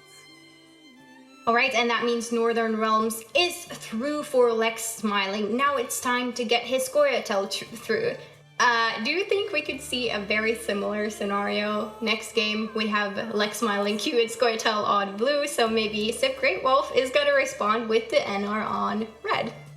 Yeah, if these players have the same outlook on things that I do, I think that queuing NR on red here makes a whole lot of sense. I feel like the mirror match is probably favoring ST on blue, but I think NR on red in that matchup is probably where you want to be, especially if you can find like siege round 1 to try to threaten to win on even and get round control that way, not have to worry about your opponent trying to bleed the siege to get card advantage that way. It's a That's right. pretty easy way to just like kill everything your opponent plays in round 1, force them out. Don't let them develop anything. Don't give them carryover. Don't let their gourd grow by letting them click on sorceresses. Oh wow, this is just kind of following a similar pattern and could come to a really close series. Could it come down to a Scoia'tael mirror later? You did say that Scoia'tael is a little bit favored on blue, which means if Sif Great Wolf is able to get something like Northern Realms from red through, he might be a little bit more favored in the last game that the series then would come to. Yeah, for sure. And of course, these players did bring identical Scoia'tael lists and NR lists that are only a couple apart. So these mirror matches are pretty close to true mirror matches, card for card. The only difference, again, in the NR lists is a couple of 4 provision bronzes. But, yeah. Yeah, this is going to be a tight one. This is going to be a really tight race. And of course, so much is on the stakes here. Lex Smiling making an impressive debut yesterday, has all the chances to go to the final. Same with Sif Great Wolf, not quite making his debut in an open yesterday, but still putting on an impressive performance. And he could be moving on to the finals as well. Oh, that's a lot on the line. These players probably feeling the pressure right now, but they know what to do. They're confident in their Gwenting skills, and I'm just looking forward to the series a lot. Yeah, for sure. I think what we're going to see in the next couple games should hopefully be some pretty exciting Gwent, even though the decks might be a little similar. I know people like to rail on mirror matches, think that they're a little boring, but in a lot of ways, mirror matches are where a lot of skill expression comes out, where how you want to, like, you're both playing with the same amount of tools, but figuring out what you want to do, what cards you're able to commit into each round is some very interesting decision-making that comes up. I was going to say, but it also comes down to the RNG. A lot of it is. They all come down to RNG. Mirror matches drawing. Or not. Yeah, it's going to be interesting. There's, yeah, if we end up seeing that Scoia'tael mirror at the end of this, then it's so even. It is very even. So I think in that matchup, a lot comes down to the draws, and we'll see who has made enough sacrifices to the Gwent gods of Svalbard, maybe. One of these players in their free time maybe has convinced the Gwent gods to be on their side for today, or maybe they're just hoping they will be. I mean, as Lex Smiling said in the interview, it's all about high rolling. So he's here to high roll. Does he know something that we don't know yet? Does he know that he has secret RNG great code? RNG? Yeah. No, Hacked no one into the can system. know. Program the seed. Oh no, poor Lex Smiling here. We're accusing him of hacking the RNG system, but guess what? There is no way to do that, so don't worry. Nothing like that going on. If you have good RNG, you have good RNG, and if the cards are not with you, then maybe next time. That's how it goes. But either way, I think both of these players are just really happy that they have made it this far. I know I would be happy. They've worked so hard to get where they are right now. It's a lot of games you have to grind. You have to get through the qualifiers, and then you have to get through open day number 1, and just a lot of work, and both of them obviously hoping that it will pay off. Yeah, you say they're happy to be where they are, but I assure you the only thing going through these competitors' heads is how am I going to get to the finals? Fair enough. Nobody just wants to get into the top 4 of the Open. They want to win the whole thing, get that World Master slot secured. Yeah, I'm just saying that if things don't go your way, hey, you have this experience under your belt. You get some good prize money off of this. No matter what, honestly, all of the players have for being here. So that is not a bad thing. But of course, hey, they want to win. They're gonna focus on that. I feel that. Gotta have that competitive mentality to get through things. You don't get here without having a bit of a competitive mentality. It's gonna be hard to break through not only ladder, but then you gotta get through the qualifiers to even get into the tournament, and then winning in top 8 as well. You gotta be thinking about how you're gonna be winning and keeping that mentality good. There's definitely a lot that comes down to mind games, to keeping your cool in a stressful situation. It can be a pretty hectic thing for a player to be in an open, and you really have all this pressure, probably on yourself. You got to do it right. You don't want to make any misplays, and it is easy to make misplays. I'm not a pro player, thankfully, because I make a lot of those small misplays when I play Gwent every now and then. And imagine like playing just a casual game of Gwent, and it's so easy to make those misplays, and then you have all this pressure on you, and you're in a stressful situation. I really admire the competitors for being able to keep cool and really, focus on the game, do what they gotta do. Yeah, it's something that really doesn't get talked about enough. Like, it's one thing to be able to play well in like a ladder environment over a long series of games, but it's something completely different to be able to perform when the pressure's on and you got the camera on you, when you've got like these matches that schedule times that you have to play and handle, like your match ends, you gotta wait 2 hours before you can play your next match. It's really hard to not just play on your own schedule, but play on someone else's schedule and That's not right. make mistakes. Like we saw from Alex Smiling, having to play yesterday. What was it? It was early morning for him, ready to work, and that is an intense situation, and probably not the ideal kind of mentally. You want to, ideally you're well rested and all of that, but maybe that extra adrenaline can help you push through. But there's a lot of players from a lot of different time zones participating in these Gwent Open events and Masters events, and there's always someone that probably is going to be playing in the middle of the night or really, really early morning. Yeah, it's really hard to schedule events that's convenient for everyone. There's a lot of viewers from all over the world, a lot of players especially from all over the world. Oh, and here we've got Sif Great Wolf's lists popping up on the screen.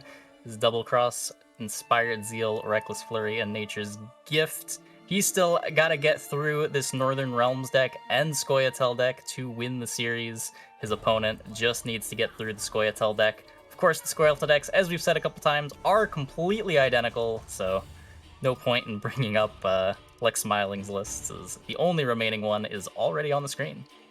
Exactly, and of course, the Northern Realms deck does have the couple of differences. So Sif Great Wolf here is playing Aretusa's Student that we did not see from Lex Smiling, and a Bombardment. That Bombardment could definitely come in clutch, being able to remove an extra 4-bodied unit, or be combined with Siege. That is pretty huge as well. Yeah, at the same time, though, we did see that Lex Smiling was forced to play a Siege in round 2 out of fear of not having enough Siege engines, and Sif is playing 1 fewer Siege engine in his deck, with only 1 Ballista as opposed to Sif's 2. That's right. But yeah, a lot of like these small 4 provision cards that can help a lot. So like the Centurion Envoy, I think is a really nice inclusion for Inspired Zeal. And hey, these days, if you see 3 cards that you don't really want to draw, you can just click confirm. You don't have to pick anything. Ideally, you find a gold that you can then put on top of your deck. And yeah, like the Griffin Witcher Mentor could be utilized in a situation like that as well. You put something on top with Envoy, and then you go ahead, play a Griffin Witcher Mentor, and find exactly what you're looking for. That's a pretty nice little combo that you have going on for yourself when you're playing this great list that Sif Great Wolf is playing. Yeah, it works with Mentor, works with Rifard's Vengeance. Doubly works with Rifard's Vengeance, not only in setting up the card that you get to draw, but also if you do happen to draw Hubert, you can put it back in the deck with Griffin Witcher Mentor. Of course, when Hubert is in your hand, he not only can't come out of your hand, but he doesn't see any of the orders that you do happen to activate into that round. So getting him back into the deck is more important than something like Ailerin getting back into the deck, which will still just easily come out when you get 5 elves later in the game. Hubert really relies on building up those orders over time and making sure that you play enough over the course of the game for them to come out. I definitely see games that I played on the ladder flash before my eyes where I've played a really early Rifard's Vengeance in round 1 because I feel like, yeah, this is great, I'm gonna go ahead and smork, win on even, and then it's like, oh, look, Hubert here with a 10 no orders used or something like that. I'm stuck with him and I can never get him out after that. So just a really nice tech choice, the Griffin Witcher Mentor there to have included. Yeah, then of course you're trying to win on even, so your opponent goes super deep into round 1, and because they went super deep into round 1, you don't have any orders left because you had to play all your cards. So now the Hubert's never coming Don't out. remind me, I don't want to think about it, trying to. It's not fun when We've you're all playing been those there. games. So, It's part of the Gwent experience. You haven't had the full experience if you haven't had a Hubert brick in your hand. I think you just didn't high roll enough. True, Lex Smiling probably would say that. And speaking of Lex Smiling, of course, here are his lists. We can take an extra peek onto this one. Nature's Gift. Look at that. Beautiful devotion, solid package, and oh, the point output this deck has. It's no wonder why these players are bringing it to the party. It's a gift party. Gifts for everyone. Yeah, I mean, it's certainly a deck. It's I think the only faction that we haven't seen banned in this tournament. Does feel like it is sort of everyone's fourth faction, but Yeah. definitely sort of respectable. We've also seen it, of course, win a couple times, as you do have to get a win through with your Scoia'tael deck in order to win. I believe that it has beaten non-Scoia'tael decks over the course of the tournament, so it's not like it's completely hopeless in all the other matchups, just maybe not No. favored in all of them. Just a lot of these control-heavy decks that kind of push it to a bit of a corner, but it can definitely come out on top just because of that point output it has. And here we go, ladies and gentlemen, we are queuing into the next game of the series. We have Lex Smiling on blue coin with the predicted Scoia'tael and Sif Great Wolf answering with Northern Realms on red. Yep, of course, Sif missing the Siege in hand, so we might once again be seeing just an early pass in round 1, force Scoia'tael to bleed, and maybe play that Siege in round 2 to try to get card advantage, but let's see how these mulligans go. Sif picks up a Bannered Student, Lex Smiling sends that Bountiful Harvest back into the deck so Simlas can play it later, and finds a Circle of Life. Great. Lex Smiling is looking at a hand where he has the Dunka potentially that he can use with the tactical advantage, and he also has the Philodendron that's looking for some hand buff buffs to come down onto him, potentially from Circle, from Dunka, from Bountiful Harvest, all that jazz. Yeah, lots of nice bronze threats available in Lex Smiling's hand, as well as that Dunka. He's got the Dunka, he's got a Sorceress, he's got an Elven Seer, he's got a Hamadryad, all cards you really want to be seeing in round 1. And yeah, we do just see Sif leading off on this Envoy, trying to fix the order of his deck. What do you think you put on top here between the Shani and the Anses? Both of them are non-tutorable cards, meaning you cannot find it through an Amphibious Assault, for example. So it honestly could be either. If you're looking to have the removal range, then you're probably going for Anseus. And if you're just really guaranteeing to find that Shani, then you're going for that. But I think in terms of looking at round 2, maybe we saw an Anseus be put on top there. Do you have any guesses? Yeah, I was going to say the same thing. I think all things considered, they're both pretty important cards to find at some point during the game, but the Anses is going to be able to do something into the bleed if Lex Smiling does go for the push after Sif passes this round, where the Shani is just going to be a little bit harder to make good. Yeah, and this Dunka is ticking away for Lex Smiling, making sure that he gets carryover. Look at this Philodendron already at 8 points. But it goes to 9 because of the Dunka. I was just gonna say, would you ever consider actually using your Dunka charge just to avoid getting your Philodendron to an uneven number? I never would, but I'm also not afraid of just playing my Philodendron for create, because I, of course, will high roll, and see, look, Lex Smiling high rolled. It's a 10 now. You know something we don't know. What's your secret, Lex Smiling? Teach me, please. Okay, never mind that. Philodendron's all good.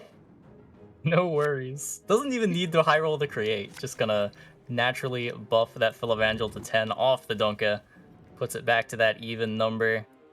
Let's see what these players are able to find. Sif still with no Siege in hand, who still has those 2 round 2 mulligans. We see Lex Smiling throwing that Gourd back in deck. Not a card that he wants during the bleed, hoping to play that in the shorter round 3 later on. Yeah, but Sif has some great tools here to answer the bleed. There is the Refards, which can be important, and there is also the Anseus, as we predicted. It did go on top, and 1 Boiling Oil. Natalis being able to find another Boiling Oil. This deck, of course, plays 2 of them because it can fit a little bit more of those 5 Persian cards, deciding to opt for a War Chariot. And yeah, I feel like we've seen this before, Trinan. This opening play here. Indeed, Lex Smiling gonna lead on that Ithne, Ooh. committing to the push, and it is back over to Sif, who's gonna lead on Amphibious Assault here. What's Is this? he also gonna go for a pulling? ballista? Yeah, there it is. They have a plan. They've definitely thought this out and know what they want to be doing in these situations as they've played these matchups, probably scrimmed with teammates and such. And yep, Lex Smiling going for what we saw Sif Great Wolf do in the previous game. Jam that nature value here with the Symbiosis Dex engines on board and some beautiful finds here going for a Sorceress. And do you want to go for a Whisper? Yeah, it's just a lot of points.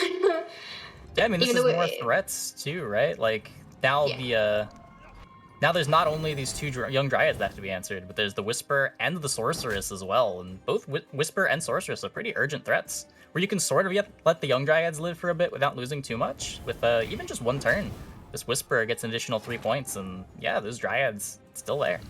Exactly what we see that oil come down there, remove the Sorceress, one of the threats, the other one going through, which is the Whisper, already having multiplied. There's 2 of her now, and she's kind of like a marching band or something, just playing the flute. Lex Smaling's hoping that she'll play it to victory, and Sif on the other hand is looking to control some of these threats. So let's see what comes down next. You could think about setting up a Rafard's pocket. You could also play it kind of early in the round to make sure you get the cooldown so that you can play it multiple times with the Rafard. So it could come down fairly early. Double Rebuke still though in Lex Smiling's hand. Yeah, of course. Well, you can say that this round started out very similarly to the last game. Here we see these young Dryads are living a little bit longer than they did before, and gonna have this boiling oil take out that Whisper before it gets to keep multiplying, but there's still both young Dryads in play. And I believe at this point, both the young Dryads were dead in the previous game. I believe so too, because of that leader charge that Lex Smiling used, or he used 2 in fact, on both of the young Dryads. So now another threat is on the board, and it's the Seer. Sif Great Wolf could duel this with Inseus. Let's see, does he have a War? There's a couple of things you could do, but Inseus seems like the most efficient way of removing this right It's now. a little bit of a bluff here. Lex Smiling doesn't have any specials in his hand that can target this unless he commits the Philovandrel. He could commit the Philovandrel, he could wait for a Sorceress and bank on that one to boost that. It'd be pretty hard to bank on the Sorceress with the Ballista. There's no way to boost it, and just a single Ballista charge can shut that down, at least until the Philovandrel comes out. Hoping that there would have been a removal come out from Sif Great Wolf, but on the other hand, just playing that Rafards and wanting to play it early. The nice thing about this Rafards is Sif Great Wolf can boost it immediately. He can also press it, because even if you would draw into that Hubert, you have the Griffin Witcher Mentor in hand that would clean it up, and that's a pass right there. That is sort of unexpected. Yeah. This is a pretty small point gap. Sif Great Wolf still has that Siege available in his deck as well. And Lex with Smiling first saying- stay in round 3, which is really scary in terms of if you want to stick your engines on the board as Squirtle, if Sif Great Wolf manages to find the Siege, he will have so much damage reach with that Siege. It's going to be scary for Lex Smiling. Yeah, of course, he does have to find it. He has 8 cards in deck, only gets to see 5 of them between the 3 draws and 2 mulligans, though, yeah, of course, Griffin Witcher Mentor as well only draws units, so that can't be used to dig for that Siege either. Here we see Ballista getting clicked, getting a little bit of extra points. Just Sif trying to figure out the best way to take this round without overcommitting. Goes for the Onsace, doesn't need a leader charge, just plays that for 4 damage as we go Just into enough to round take number him. 3. Yeah, and saving the Siege engines, hoping to draw that Siege. Now you have the War Chariot, you have the Ballista. You can definitely make sure that the Siege is triggering all of its chapters. And hey, speaking of the devil, there it is. All right, wow, first day with Siege. That's scary. That's scary, I feel like. Yeah, I would expect this to go very well for Sif Great Wolf, but we'll have to see. It is really hard to deal with a Siege in round 3. Especially as the Squirtle deck with... There are rebukes, but... What are you rebuking? A third of the Siege 3 times? potentially this or the Trebuchet there coming on Rage Throw. We could also rebuke the other battering ram that will spawn from yeah, the, so Siege is just 3-for-1ing you? Well, it's threatening, but you can answer some of those engines. We're why not? It's still sure. good rebukes rather than playing it on a 5-point nothing. Fair enough. We see Amphibious Assault coming out here, pulls that Ballista out of deck.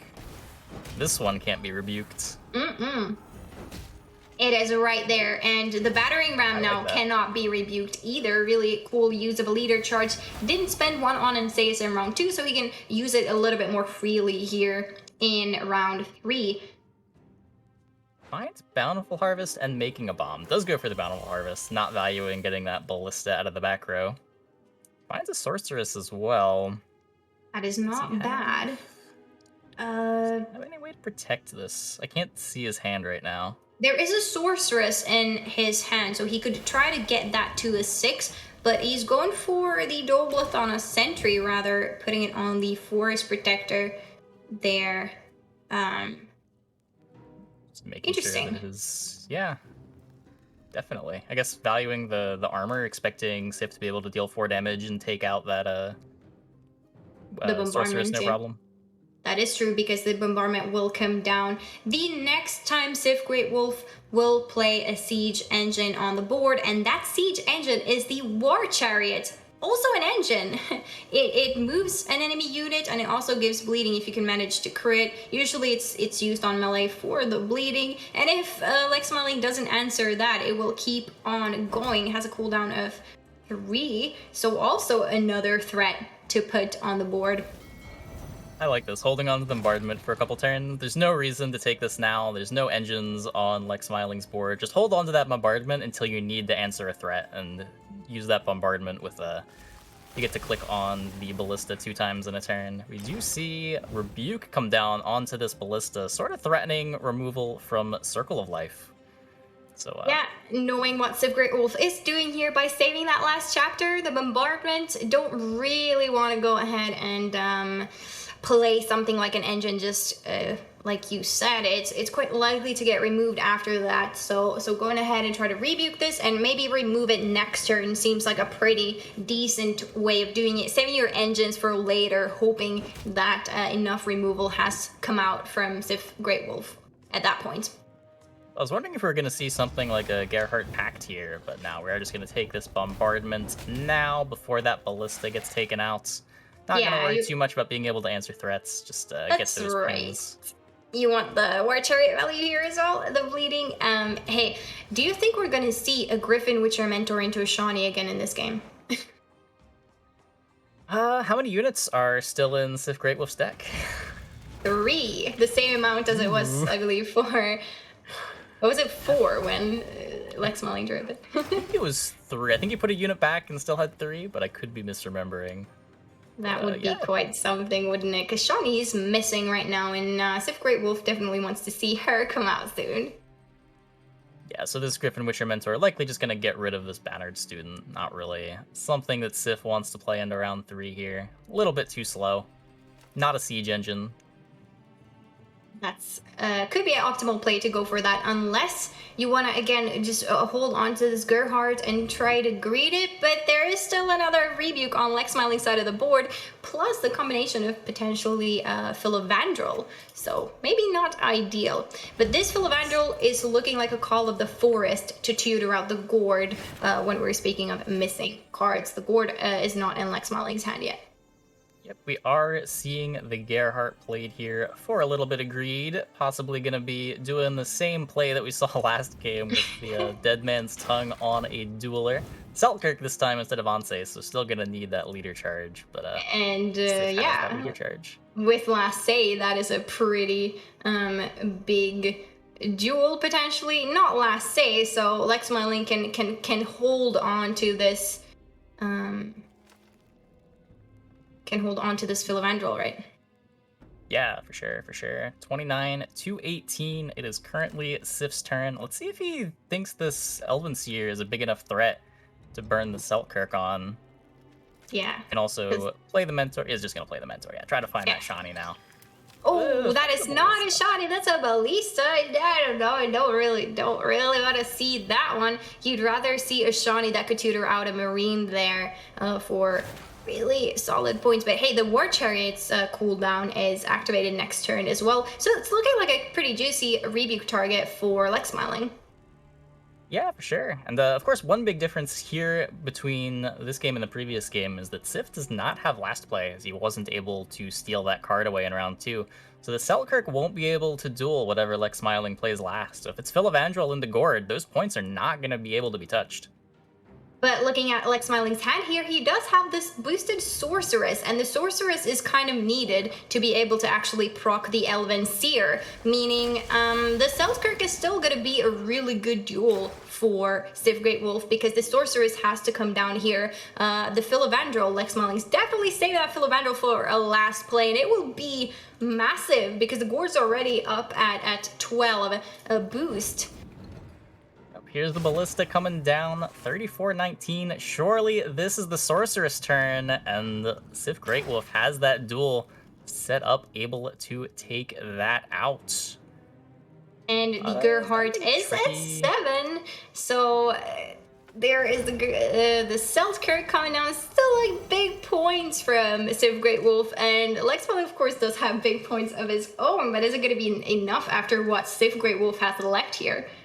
Yeah, it's a 10-point Phil Evandrel, and then what do we have? A 16 or 17-point Gord? Is it all? It'll be a 16-point Gord off of Call of the Forest here, as Phil Evandrel is boosted by 10. Oh, you probably want to play melee. Killing the Elven Seer instead and just damaging down the Sorceress, knowing that anything could boost up the Sorceress isn't going to be enough points to win the game.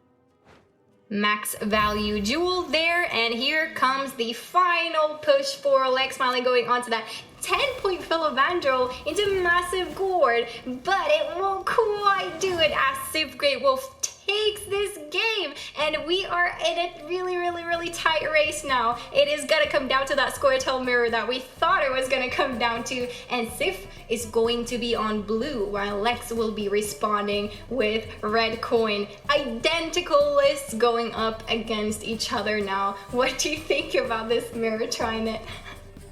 I don't know what I think about this mirror. I think blue coin's probably a little bit favored, but I don't know by how much. Not really. Yeah, they're identical lists too. Gonna be very interested to see how these players decide to maneuver this match. So the reason for why I think it's going to be slightly favored for the blue coin player as well as you is because they can TA that Dunka. The Dunka is really huge, like we highlighted in this deck earlier today. Very big play. You TA that Dunka, it keeps on ticking. Ideally, you play down to 4 cards so that you can get maximum amount of carryover from this Dunka. Then you're probably looking to pass in round 2, and in round 3, you know, the player that goes first, meaning that would then be Lex as he's playing from red coin, he would have a slight advantage as well due to being able to play his threats first. He gets to play like an Aethna first, he gets to play a Sorceress first, and that can be quite powerful, while Sif then would be playing those a little bit later, but he would have the carryover, making it such an even matchup. Like, both players would have a bit of an advantage there in round 3, so honestly, it could just go either way. This is, I think some of this is going to come down to card draws, honestly. It's such a tight game. Yeah, the only way that this deck really has of dealing with the tactical advantage Donka would be something like, what, Simloss into Double Rebuke? And that does get ahead, and maybe there's some kind of a line where the red coin player can force through tempo and try to win on even through the engines that way, but it's gonna be rough. Like, especially if you commit both of your rebukes onto the Donka, then what's the follow-up when your opponent plays like a Sorceress Double Thana? Yeah, that was what I was gonna say. After that, we know there's a ton of sorceresses, sorcerai. I believe Flake has coined the term sorcerai for this open, so there will be multiple of those, and then he can't answer them with any rebukes. No go, and they can create a huge amount of points. This could go either way. It's so tight. It's so very tight. Yeah, mirror matches tend to be. I do think that like the natural rebuke advantage that you get by playing your Dunka early and either forcing your opponent out of the round after you get a little bit of carryover from your Dunka, or they burn their Simloss and you just get more of your engines to stick, I think is pretty significant in the matchup, and I'm gonna be interested in seeing how that gets overcome from the player that's gotta deal with this on red. Ugh. Me too. But then, like, thinking about that round 3 scenario, the player who goes on red would then be happy kind of in a long round 3 because they get to put on those threats a little bit earlier. Like, let's say you play Aethna, and then you play a Sorceress, or you play the Simlas into like double Sorceress, then you have them ready to go. They are ready to do a little bit of something there. You might have some damage reach, you might have some carryover enabled already on a Philodendron. It's kind of useful to get that first say in round 3 as well. Yeah, for sure. Just like in any other matchup where you're deploying engines. In this matchup, you're not really deploying engines, but you're still deploying threats, and having that first threat in play, especially when those threats kill the opponent's threats, with the Sorceress, of course, available to roll Nature's Rebuke in order to kill the opponent's Sorceresses. It's pretty significant, just being able to get that one down first and chain those threats together. Because you play Sorceress, they play Sorceress, they're on the back foot, you can boost up your Sorceress, play a Rebuke, and then play another Sorceress, and now you're up 4 points and still got another Sorceress ready to go. Exactly. That's exactly it. Like, oof. But then again, you would still have carryover potentially from your Dunka if you went on blue coin, which kind of evens it out, doesn't it? Like, maybe the blue coin player is still a little bit favored, but either way, it's not by a lot at all. Speaking of mirror matches, we've seen a couple this open. Do you have like a favorite faction mirror? I feel like I have to say, like, Nilfgaard. It feels like the most dynamic of the mirror matches, and there's just so many options with the Nilfgaard cards. I don't think anyone knows what the perfect plan is in that mirror, and it's so dependent on what cards both you and your opponent play in round 1. There's so many different branches for those games to go.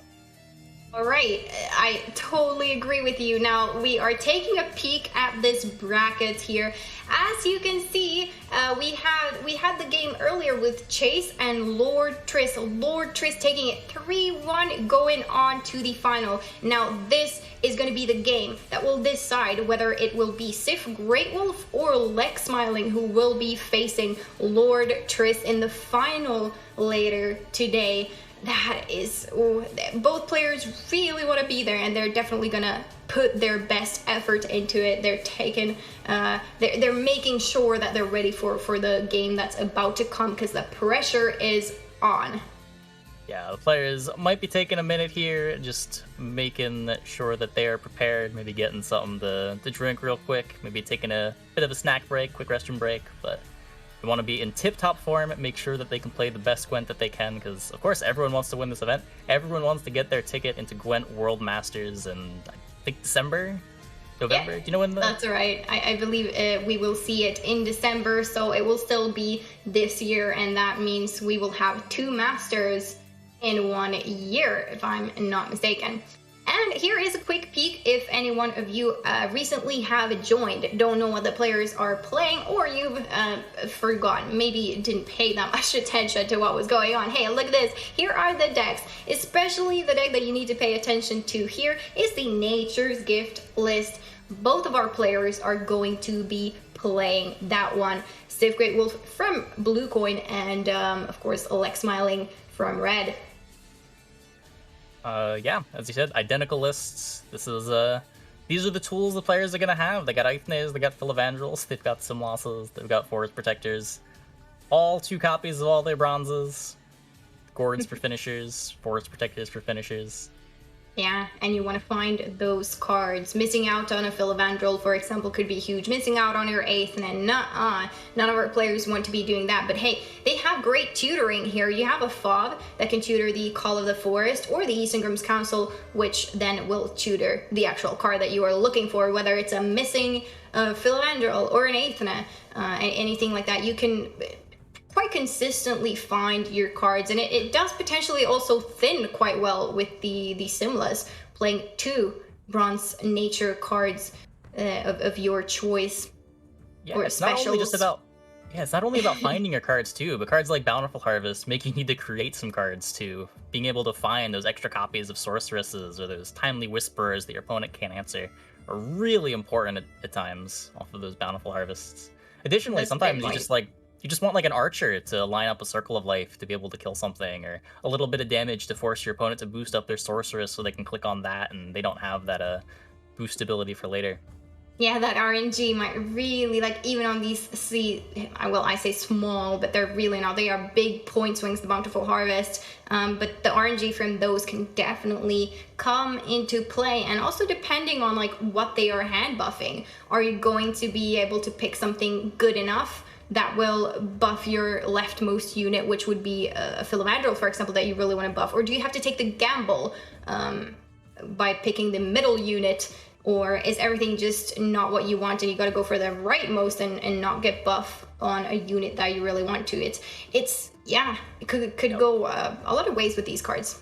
One of the really interesting decisions that you have to make with this deck sometimes is you'll have like a sorceress in the middle and then a sort of mediocre unit in slot 1, whether it's like a bowman that you don't really want, or like a whisper that you expect your opponent to maybe be able to answer and it's not a risk you want to take. But you have a unit that you really want to hand buff, like Philomandrel, all the way on the left side of your hand. And deciding whether it's correct to take the unit or to take the hand buff deterministically on the thing that you want to buff is oftentimes a pretty interesting decision to have to make. Yeah, a lot of decision making in terms of that, and then of course hoping for good RNG and those good goals. You want your hand to be expensive looking, full of the gold stuff, the 8, the Philomandrel, the Simlas, the Forest Protector. Oh, those are great provisions if you find them. Yeah, deck has a lot of very strong cards in it for sure. Simlas, a card that on initial reveal, a lot of players were a little skeptical that it would be good, but it has turned out to be a staple of not only this Nature's Gift archetype, but it really has. Previous seasons. It's been super important for pulling like Orb of Insights out of the deck and setting all of those combos up. And you know who else is excited? That is all the Nilfgaard players that can play it maybe even twice. Tutor out the double Arguably a better card in Nilfgaard than in Scoia'tael. Because of the simulate, of course, that it will proc. So hey, Nilfgaard players, whenever any other faction gets like an amazing new card or a buff, Nilfgaard players are like, alright, thank you, I'll take it as well. And I'm super happy, so. It's one thing when it's a card like on day 1 of a patch.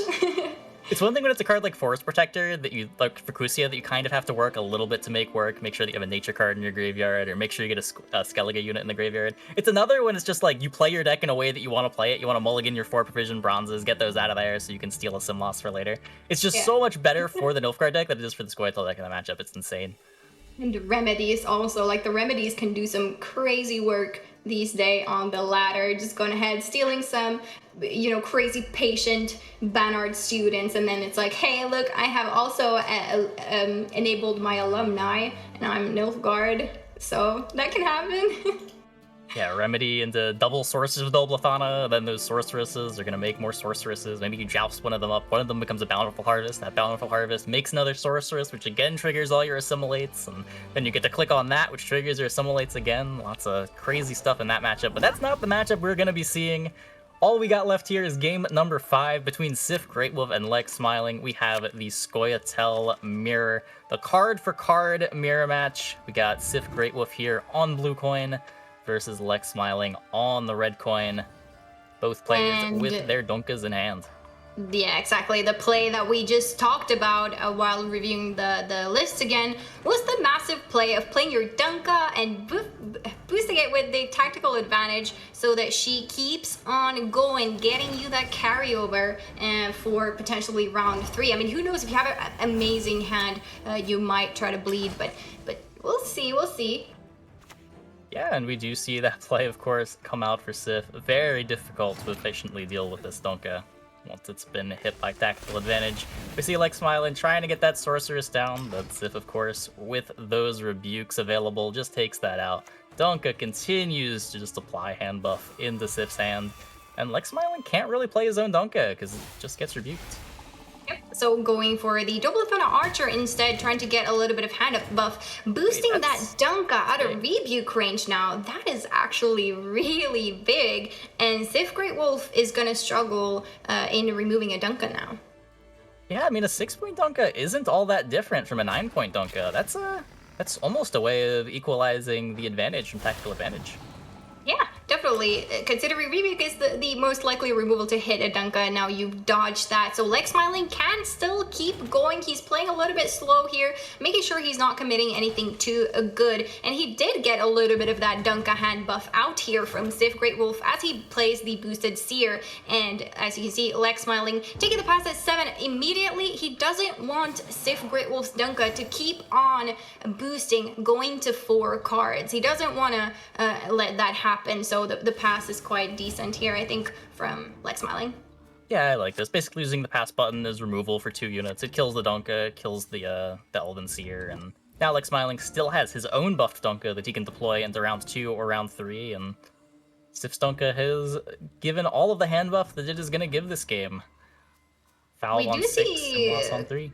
Quite a big difference here in terms of like hand state. Sif Great Wolf has not found a Philovandrel yet, so if you were to play Bountiful Harvest on it, that's not going to happen this round at least. Maybe in round 3. But Lex Smiling, on the other hand, does have a Philovandrel that the boost from Dunka could start hitting soon. Yep, both players are just going to lead on those Hamadryads. Lex Smiling, interestingly, holding on to this Dunka. Possibly, I guess it's... Just expecting Sif's Great Wolf to potentially just take it to round 3 rather than going for a bleed here. And there are 2 Hamadryads now on Sif Great Wolf's side of the board, playing to 7 cards, probably not wanting to spend the Sorceresses yet, because they will be very valuable in round 3 if they stick. And getting this Dunka out now from Lex Smiling, it starts ticking a little bit late. And hitting that Aethna, oh, not what you want to see, because that hand buff will go right away when Aethna will transform in round 3. Did you say it was ticking? I don't see a tick. Basically, it didn't. Visually, it did, and theoretically, it didn't. Ooh, but okay, here comes Sif Great Wolf. All right, it's relevant here. Yeah, if we both just play Aethnas, then the hand buff isn't wasted. At least gets to yeah. Gets that extra point into the current round as we go back over to Lex Smiling. Let's see how he wants to answer this. Looks like not choosing to run out the Aethna immediately, instead going for the Simlas for, I guess, Circle of Lives? Yeah, a really efficient way of getting rid of these Dryads and being able to put these boosts now on Philovandrel, getting him to 8 and making sure he can tutor out another Council for whatever you are missing later. Double Circles feels like a really efficient way here for Lex Smiling to really take care of these little Dryads. Yeah, for sure. And ooh, we do see Sif playing his own Simla, so he's not going to have access to that same tool. Here comes the Bountiful Harvest. First one created a Whisperer and the Sorceress. Not bad at all. And with both Circle of Lives gone, I believe the only thing that's efficiently dealing with... Oh, I guess he's got a Dunka click that he can always click to just take out this Whisperer. But let's see, he goes for the Dryad's Caress on the Hamadryad, and not even worried about this Whisperer at all. Just gonna let it go. Well, the Whisperer is going to start clogging that front row for Sif Great Wolf if it does get a lot of, if a lot of specials are played here, along with the trees as well that will be spawning for every turn. So Lex Smiling, maybe that's why he's not too worried about that yet. But yeah, we spoke a little bit about like this first say value. Sif Great Wolf is really trying to use that to his advantage here in this bleed round too. Yeah, for sure. Just establishing his own engines and trying to stay ahead of the opponent as much as he can. Currently with 2 threats in play. He's got the Whisperer as well as the Sorceress of Dol Bethana. Neither of which got answered on that previous turn, as we see Tempering coming down to boost that Sorceress up to try to create something good, but only getting a Circle of Life does knock the Dunka into removal range, which could matter. Look at this push though. The point gap is so threatening right now, and the Sorceresses of Dol Bethana, look, they're boosted to the skies. No Rebuke is gonna take care of these now. We have a 6-power Sorceress of Dol Bethana, and we have an 8-power Sorceress of Dol Bethana, which is Lex Smiling just confidently holding on to that Aethna too. Just boosts up that Dunka, make sure that stays alive. Doesn't want that getting hit by Rebuke, either off of Forest Protector or the Foul, able to pull the last Rebuke out of deck. Did you see the Forest Protector come down for Bountiful Harvest? Wow, getting that Archer continuing to fill his rows. I guess that's gonna be the end of the round. Yeah, and now Lex Smiling has to think about how he can catch up in these points. What is the most efficient way of getting, what is this point cap now? It is huge. It Still is not playing really the big. No, holding onto it, really just wanting to keep it for round 3, but can he really do that? 40-point gap almost. 40 to 78. These Hamadryads still, well, one of these Hamadryads still going as, yeah, Sif finally forced to pass with pretty good card quality in hand. An 8-point Sorceress, 6-point Sorceress, and an 8-point Valve. Can't complain about that. All right, well, it's time for the players to check back at their math and see how they can make up such a big point cap in the most efficient way. Is Lex Smiling going to go down a card here and hope that the quality of his hand in round 3 is still going to be good enough? Or, well, yeah, I don't think this Call of the Forest alone is worth that many points. I don't think it's 40, but yeah, Lex is presumably still gonna have this Eithne for round 3, even going a card down, and maybe he just thinks that that's gonna be enough. Eithne is just big enough in this matchup when it's hard to remove. But you do have to commit this huge Philovandrel if you're not committing the Eithne, which, well, you can't do that anymore, so I guess it's the Philovandrel coming down here. I would assume so. Rebuke plays for 5, 6, 7, 8, 9, 10. Yeah. Leader then the charge. Hamadryad still taking 2 points per turn, as well as the Seer has another bleed. Trying to hear. Doing the math. I'm not. I don't think I'm missing anything. I think it's only like 13 points, but. I think so. Yeah, I don't think the rebuke should be enough, and I don't know about the Eithne here. Yep, there it is. Philandel coming out. We're looking for that Call of the Forest, and or maybe even looks like a Justice here, just to not have to play anything from the deck. All right, go for the call. I guess the call for Valve too. Just getting a little bit of carryover here with the Bountiful Harvest. Yep. It is carryover, but it's not. It's not carryover. It's on Eithne. Yeah, just gonna play Tempering. Okay. Yeah. I'm guessing then that the Hamadryad was not quite enough then, if Lex Smiling decided to go for Fob here, and yeah. I think it was, but yeah, I don't know. I could have miscounted that a little bit. But yeah, potentially. Lex I mean, yeah. the rebuke there could. I mean, it comes close, right? You did the math there, and we still had the Hamadryad ticking. So I'm wondering if maybe it would have been enough then there in round 2 to just play out the rebuke and not having to go for that fob. But either way, I mean, committing that Philovandrel is definitely not ideal. Yeah, but does still have the Eithne, whereas Sif does not. Sif, though, does have a lot more hand buff value here, as Lex, of course, loses all of those buffs that were on the Eithne. Little unfortunate. Feels a little weird to prioritize saving that Eithne so much when you're going to be losing those Dunka boosts, but just thinks that that's valuable enough, and I guess didn't really have a great window to get it down himself either, as Sif just kept deploying those threats in round 2. Here we see Lex Smiling finally getting to be the first person to get a threat on the board, as he has that Hamadryad plus Leader Charge. That is right.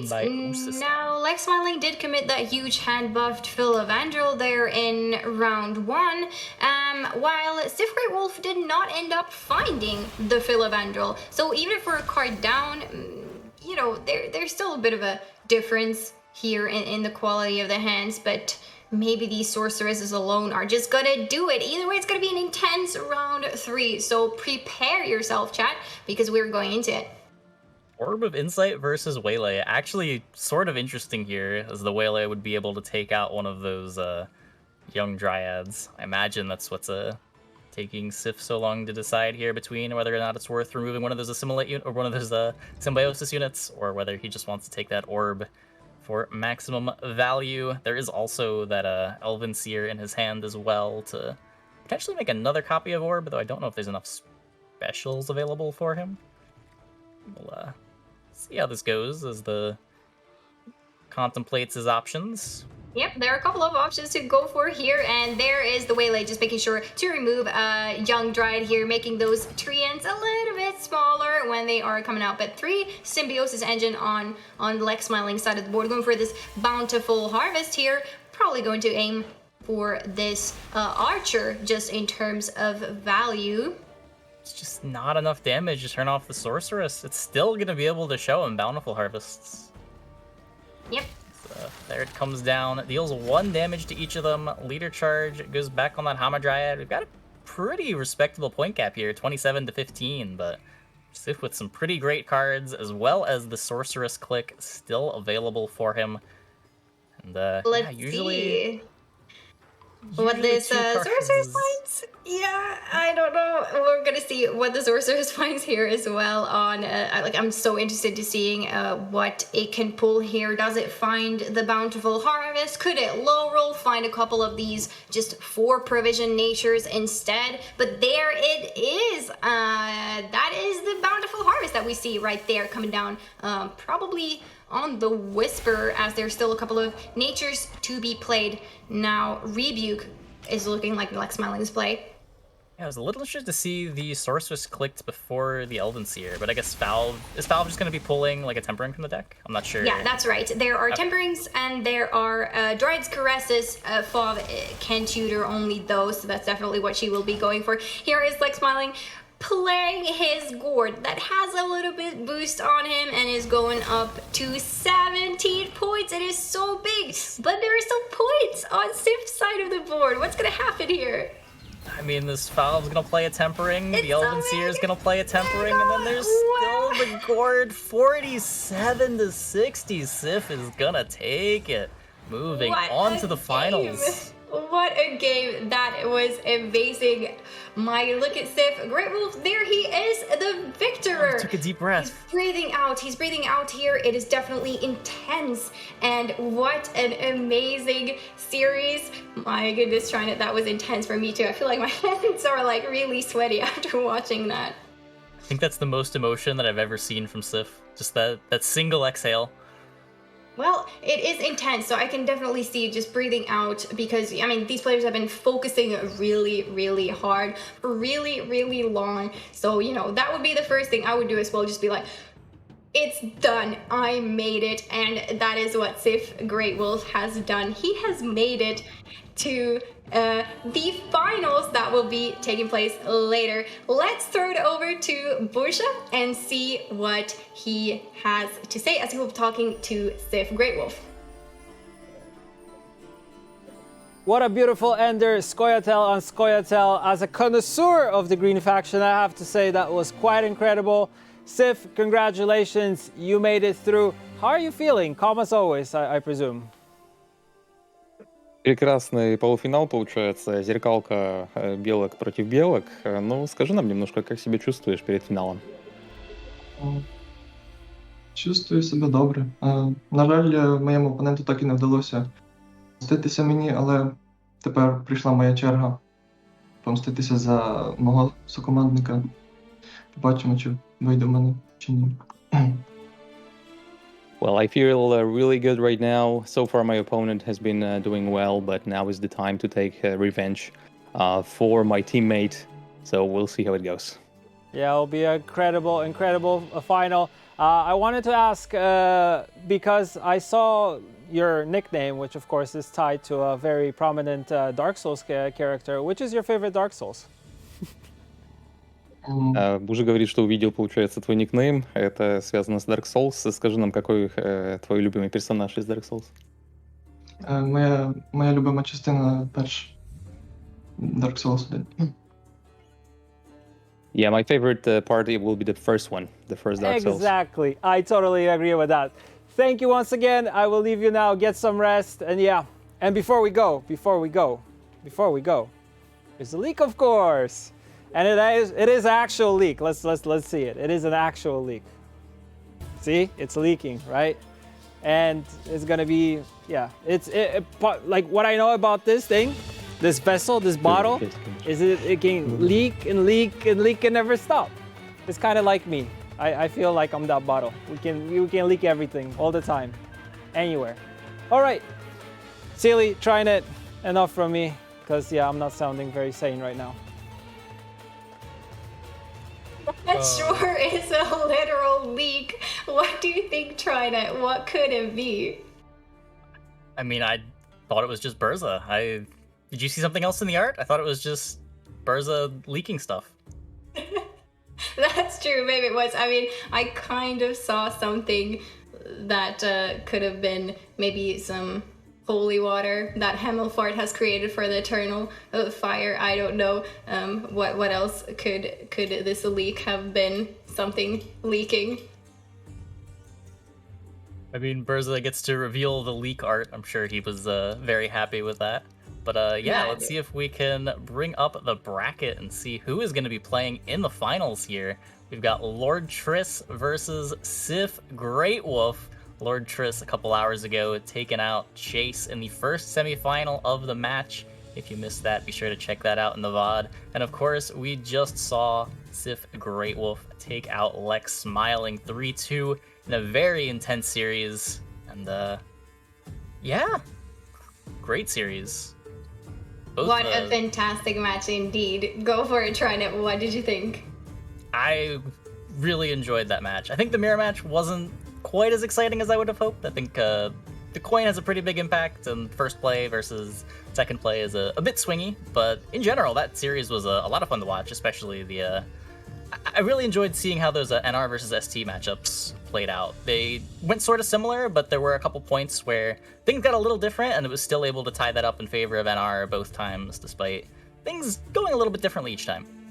That's right. So Sif Great Wolf, of course, is still in the run for some more cash from that prize pool. Let's take a look at how it's looking for the players. Look at this.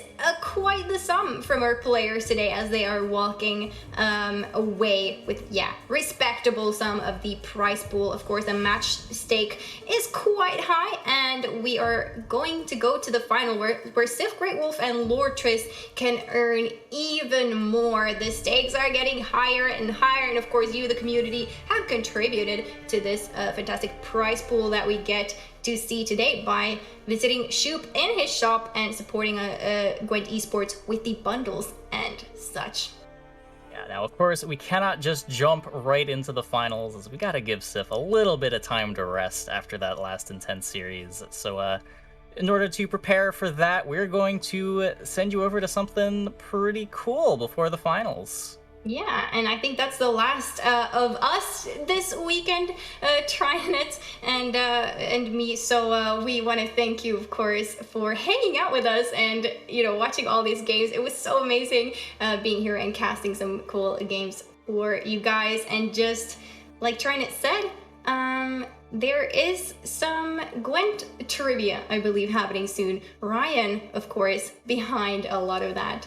This is always my favorite segment. Always a lot of fun to see pros make the same mistakes over lore that I would. Yeah, that is right. Hello and welcome to Ask the Pros. This time around, we got a great episodes on our hands, and you can join in. Yes, you. We're going to show you a fragment of a card, and then you will have to guess the correct card. Sounds simple, right? So, let's get started. Whenever you're ready. I'm ready, yeah. Which card is that? I know the art, but I can't remember it.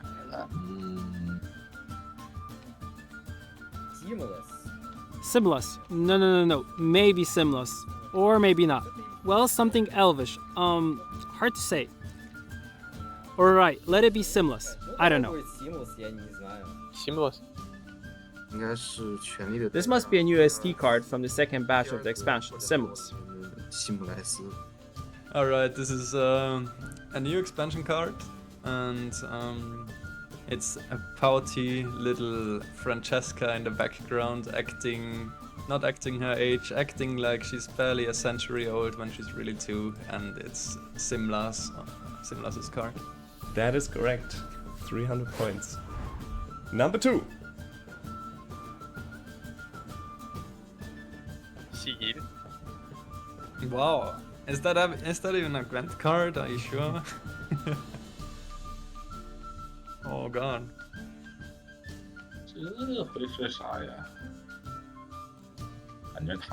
Looks like the person depicted here is lost and facing some mystery, just like me. I don't remember this card art at all, or like this guy being on some art I've got an impression that I see it first time in my life. It gives me the Syndicate vibes. This art looks pretty familiar. I think it has to be Syndicate Savola.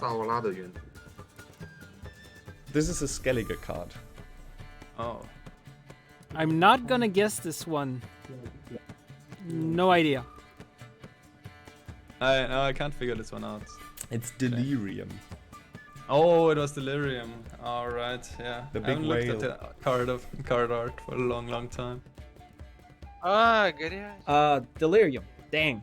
Okay, so just standing in the lower right corner. Где-то снизу в правом углу, что ли, он стоит. Number 3. Oh, that's gotta be the Syndicate Dynamic card.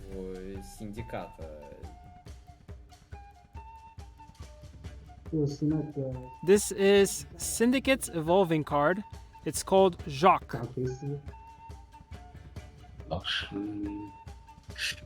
Is it the Evolving card? The card that changes over rounds. What's its name? Miraculous Child. Jacques. Яков. Jacques. The child form. Ребенок. 这个我熟悉，因为我非常喜欢这张卡。 I know this one for sure. It's Syndicate's Evolving card, Jacques Miraculous Child.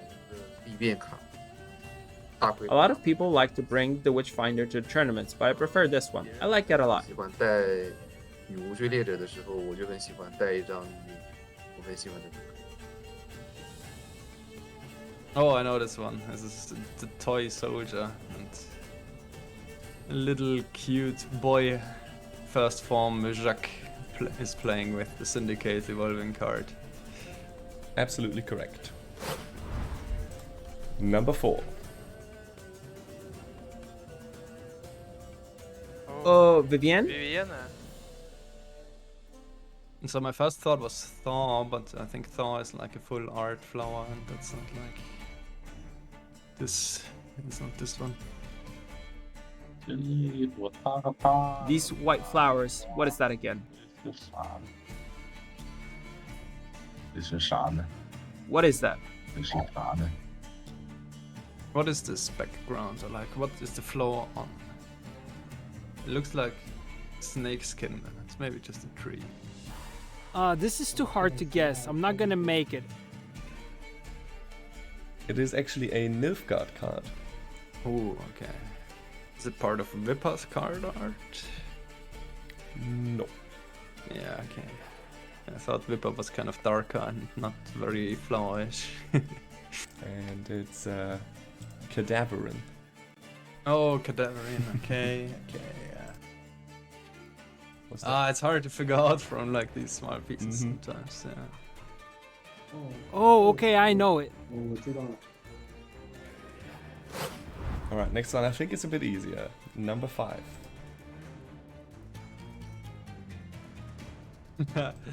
Look, it's a rat invasion. So I can't remember ever playing this card, but I do believe it's the one bomb for this card. Like the bomb that deals 3 damage and on death blow poisons adjacent units. No, now I think it poisons the unit and deals 3 to adjacent. No, the effect was changed. It deals 3 damage and poisons adjacent units on death blow. That bomb. That is not correct. Oh, it's not even right. Alright. There's one rat, so probably it's a monster card. See.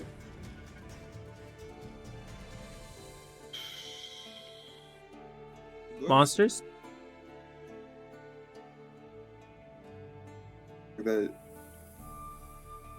No idea either. Then it's part of the Were Rat. It's part of Were Rat's card art. One of the rats running down the stairs. That is also wrong, but it is a monster card. Oh my god, there's so many red cards in monsters. Oh, it's a bit hard. I give up. I haven't played in a monster deck.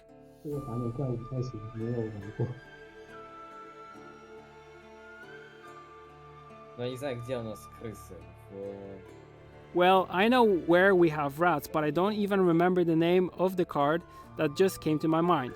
She used to play it in a deck with Morwood. Нет? Она? Так, теперь надо вспоминать. Она играла на зверях с Морвудом. It's not the were-rat, it's not the rat catcheresses.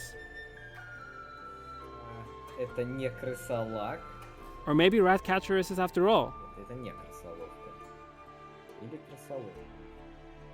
Well, I know the card, but I don't remember its name.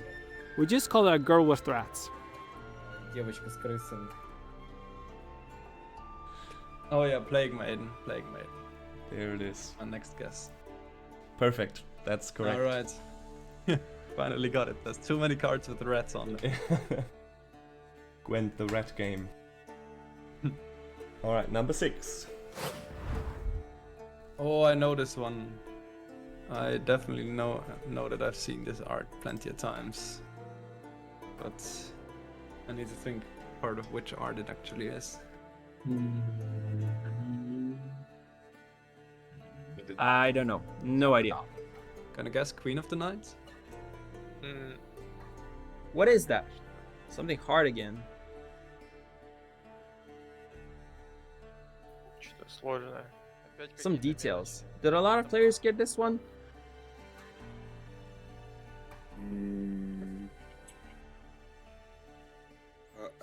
Oriana. It's just because her art is awesome and I remember it.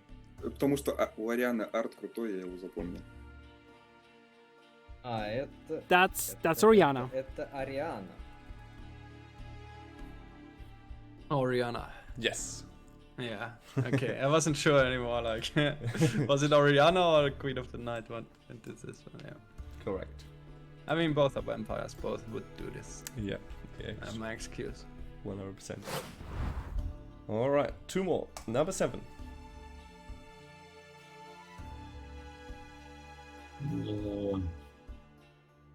He's holding a book. Oh, 艾雷哈特。 Oh, it's Gerhardt. 看到 The hand on the picture helped me here. Isn't that the big mage 11 provisions? 叫什么？艾雷的 Gerhardt. 戈尔哈特，好名字呀！哦，这是那个艾雷的他， This is Gerhardt of Ale. 那个有点歌哈拉哈哈的那个太长了， I know it. Finally guessed something. 那叫大法师。 Gerhardt. Gerhardt, the NR card. До севера сейчас. That's Gerhardt, and here we can see the Banner student. Oh, I think I know this one as well.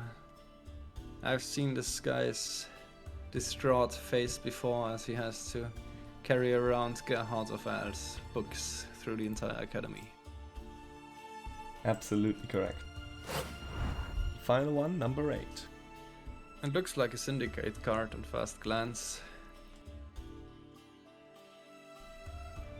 Something about the presumably leather jackets and the coins on the table.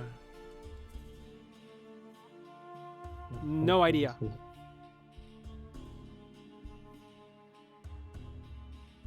Барсоди. Borsodi. A skull and a candle tell me it might be Borsodi. Ты светишь, это сразу Барсоди. I'm gonna need a hint, I think.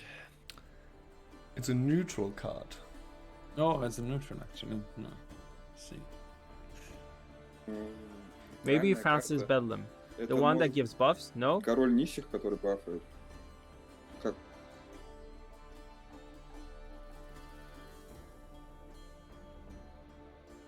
No, I'm not gonna guess this one either. I don't know. Это... And that's Gonser's Odim, the vanilla one. Радим, который обычный. Gonser Odim? No, wait. Oh, yes. Okay. Тогда нормально.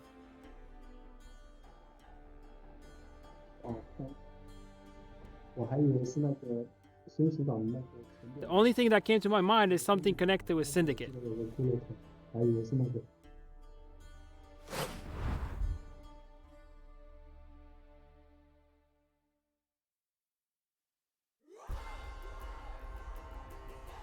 Totally serious and fact-based scoreboard there for these pro players and the Gwent trivia. You and I had a fun time in the back also playing along, didn't we, Flake? We did, until you kind of get the fact that I guess it was Ryan Godric who selected a lot of these. There was a bottom left meta going on in terms of where the part of the image was. Also, I'm going to call some BS out on Ryan Godric for that delirium where the actual dude, because I know that we saw a couple of these prior to the broadcast where that one for us was like, this has to be, you know, is this a monster card? Is it this? Is it that? And then when Ryan was like, no, this is a Skellige card, we're like, what the hell Skellige card is this? And then we figure it out that, oh, the dude that you're seeing is actually hidden behind the provision cost. So shame on you, Ryan Godric, you handsome devil. But still, a lot of fun. Again, you know me and Gwent Trivia. I absolutely adore Gwent Trivia. I've been doing it for years, and this is exactly the kind of fun stuff that we love to see. So props to the people and all the players for playing. And you and I mean, I think I got maybe like 3 or 4 of them. Yeah, I think I got like 4 as well. There were like half of them that were relatively easy, and then half of them were like really challenging. So I like that. I like that a little bit of variety. I really enjoyed the Gwent Trivia. I hope to see more of this in future tournaments as well. Yeah, no, definitely. So a lot of fun for that. But again, we got to get back to the serious stuff, which is frankly, we're in the finals of Gwent Open number 4 for season number 3. Again, you're joined here by Flake and Shinmiri, and it's about time. The players are just getting their bans in, so we're waiting for them to sort of do some last-minute revisions of the deck list. Again, there's not much time between the semifinals and the finals. Obviously, we try to buy the contestants, you know, a little bit of time to figure things out. Obviously, you know, Lord Triss had more time than Sif to just relax, but when you don't know what your opponent is, you don't necessarily know how to prepare and line up. So here it is. This is the trek that got us to where we are right now, Shinmiri. Yeah, it is Lord Triss versus Sif Greatwolf in the finals. They both had tough journeys on their way here, and it's a little bit of almost like a grudge match. You see Lord Triss taking out Necrotal and Sif Greatwolf taking out Porkbelly in the quarterfinals. Both of them have said in their interviews that they want to avenge their teammate or friend in the finals, and so let's see which one of them can claim it here going forward into the finals. We've got, I think, Sif Greatwolf has drawn the blue coin, going first in games 1, 3, and 5, and Lord Triss going first in games 2 and 4. Yeah, if necessary. Now, we've seen in the past that these typically go to 5 games. Again, the best players in the world are now whittled down to these final 2, and the decks are pretty well refined. Again, there's a lot of discussion about, well, there's only 4 factions represented, but frankly, there are 4 factions that are so you know, even keel to a degree. Yesterday we saw Scoia'tael run the table. Today it's kind of having a little bit trouble with Skellige having a lot more advantage in certain cases. Northern Realms has been strong as well, and Nilfgaard is just doing Nilfgaard things. We've seen how creative and unorthodox they can be to sort of just sneak in and espionage itself a little victory here and there. Yeah, let's take a quick glance at the updated prize pools, what we're working with in terms of money going into the finals.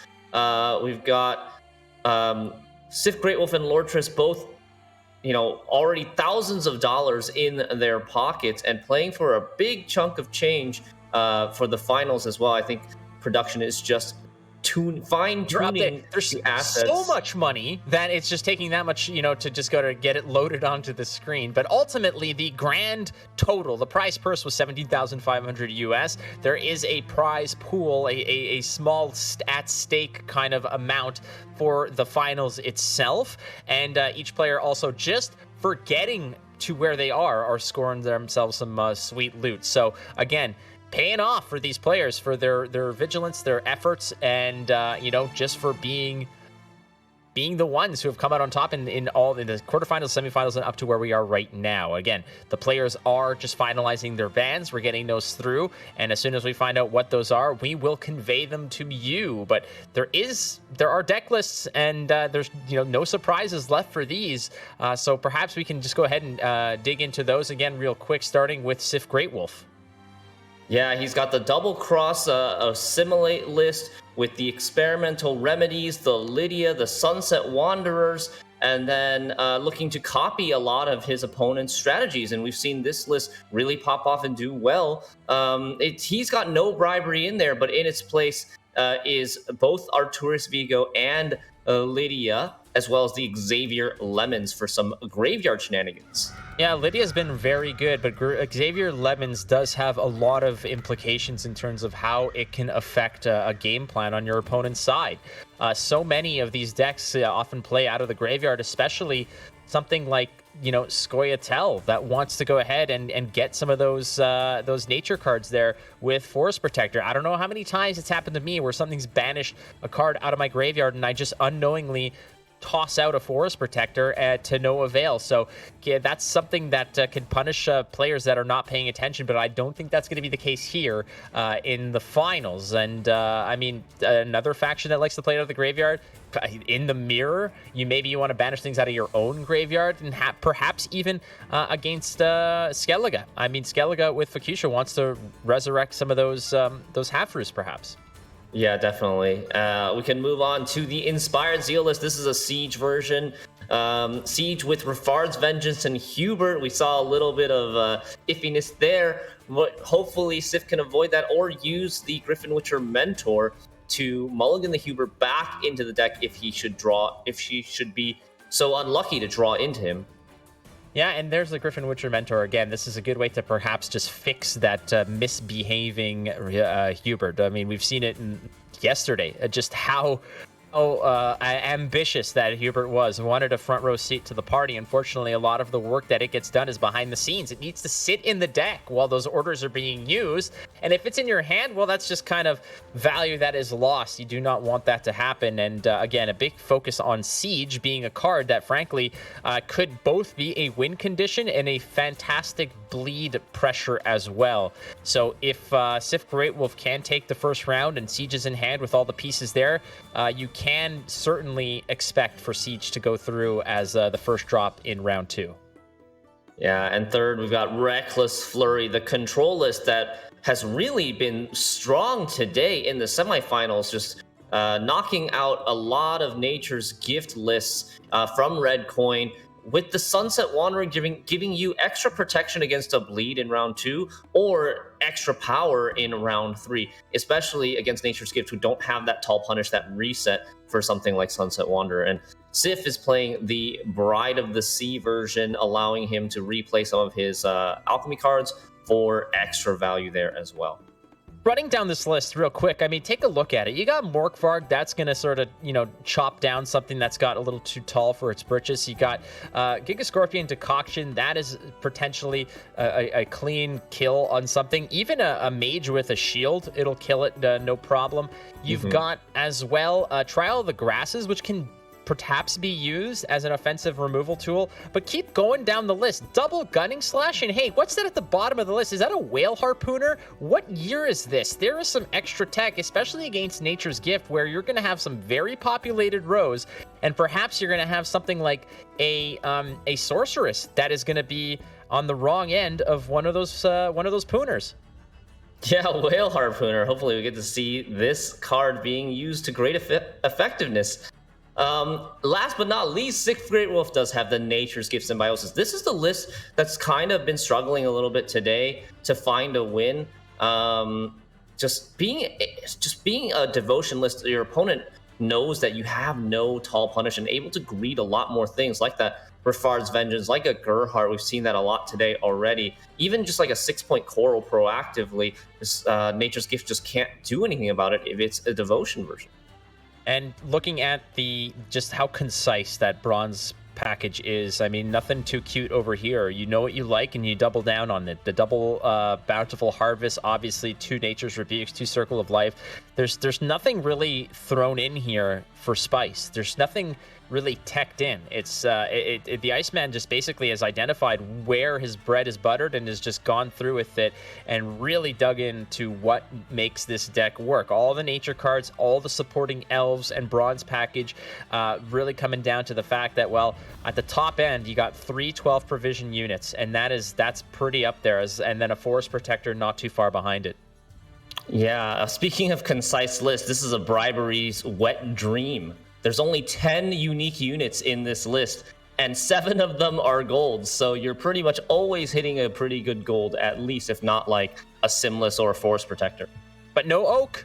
No Oak. No Oak So here. No Bribery's Oak here. going to actually have to make a decision in this case. There you have it. This is the lineup for the Iceman. Let's move on to Lord Triss and see what Lord Triss is going to be countering in this case. And Lord Triss will be coming to the party again with Double Cross, Inspired Zeal, Reckless Flurry, and Nature's Gift. Again, a tale as old as time there, buddy. But unfortunately, this is the best of the best with some differences in these lists.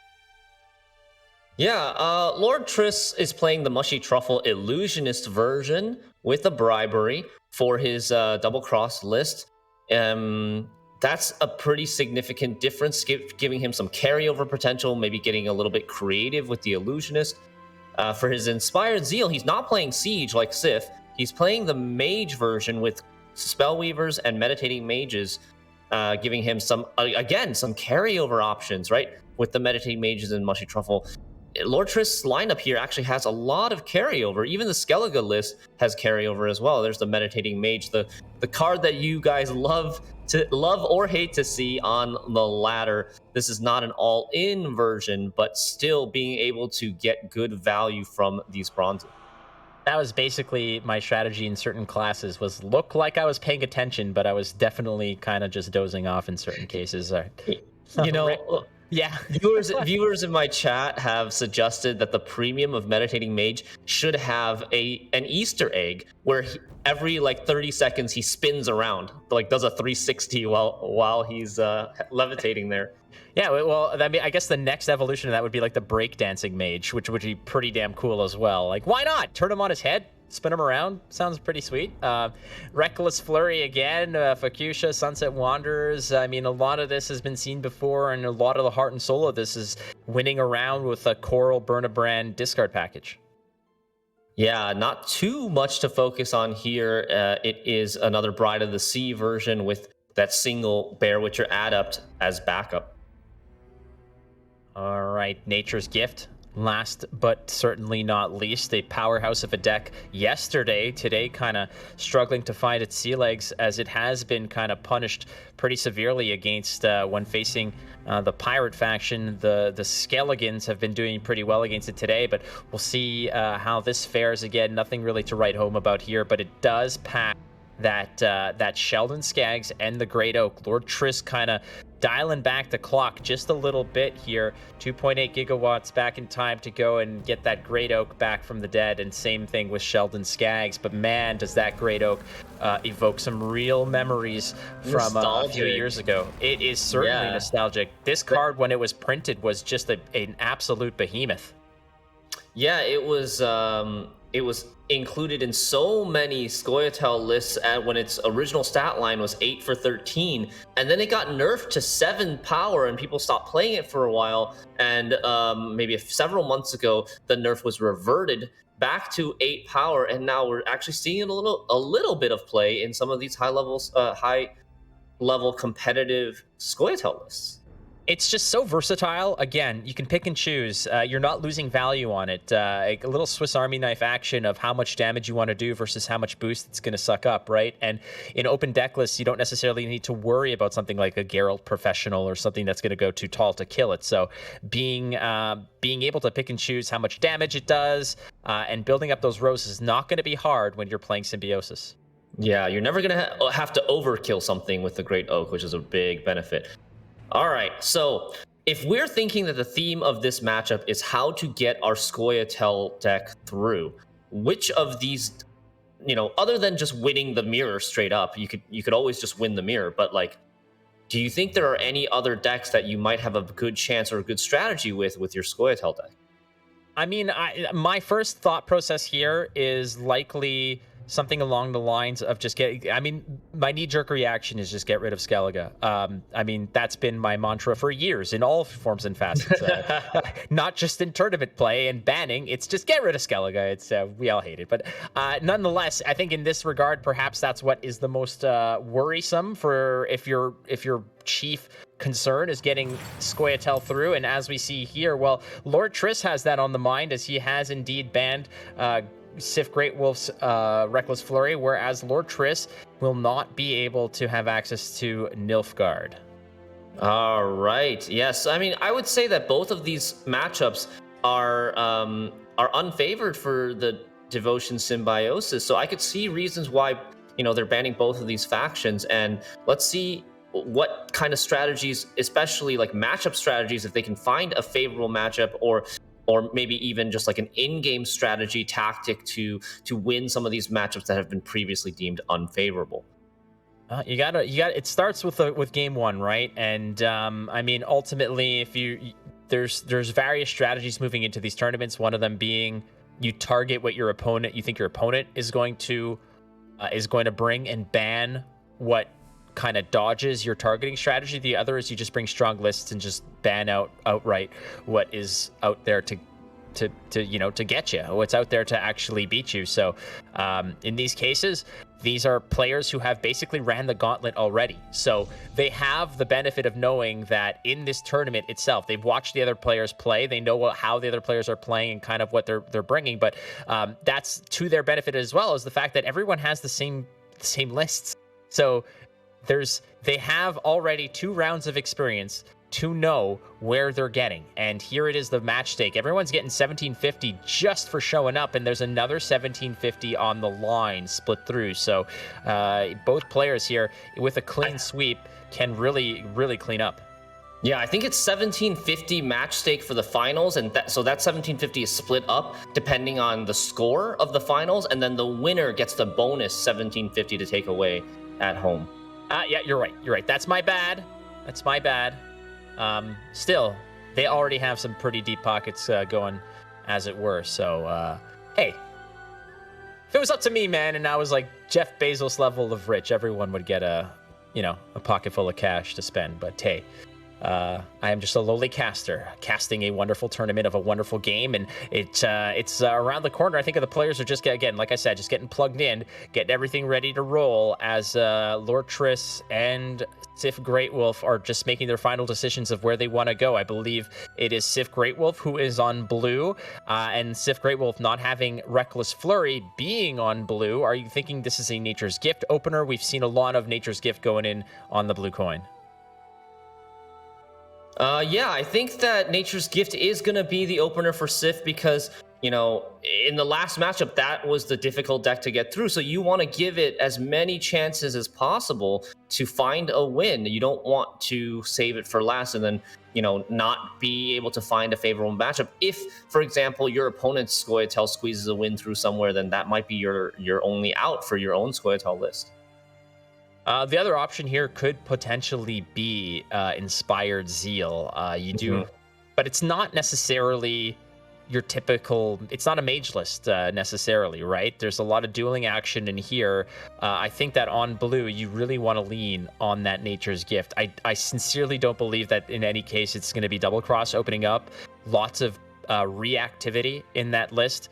So Sif Greatwolf is probably, if it was up to me, coming in on Nature's Gift to open it up. And how about Lord Triss? Lord Triss gets the option to kind of react to this. Lord Triss will not have double cross. So is he just going to match it up with Reckless Flurry straight away?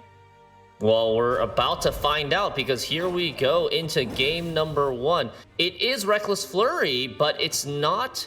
Oh, it is Nature's Gift as well. Yeah, so it is Nature's Gift versus Reckless Flurry. We've seen this before. We've been in this situation before, Flake. And with very similar deck lists, the players are going to be playing the same matchups a few times. And, today in our earlier series with Chase versus Lord Triss, the Skellige player won from this position on red coin both times. Do you think Sif Greatwolf might be able to devise a new strategy to win this matchup from the Scoia'tael side?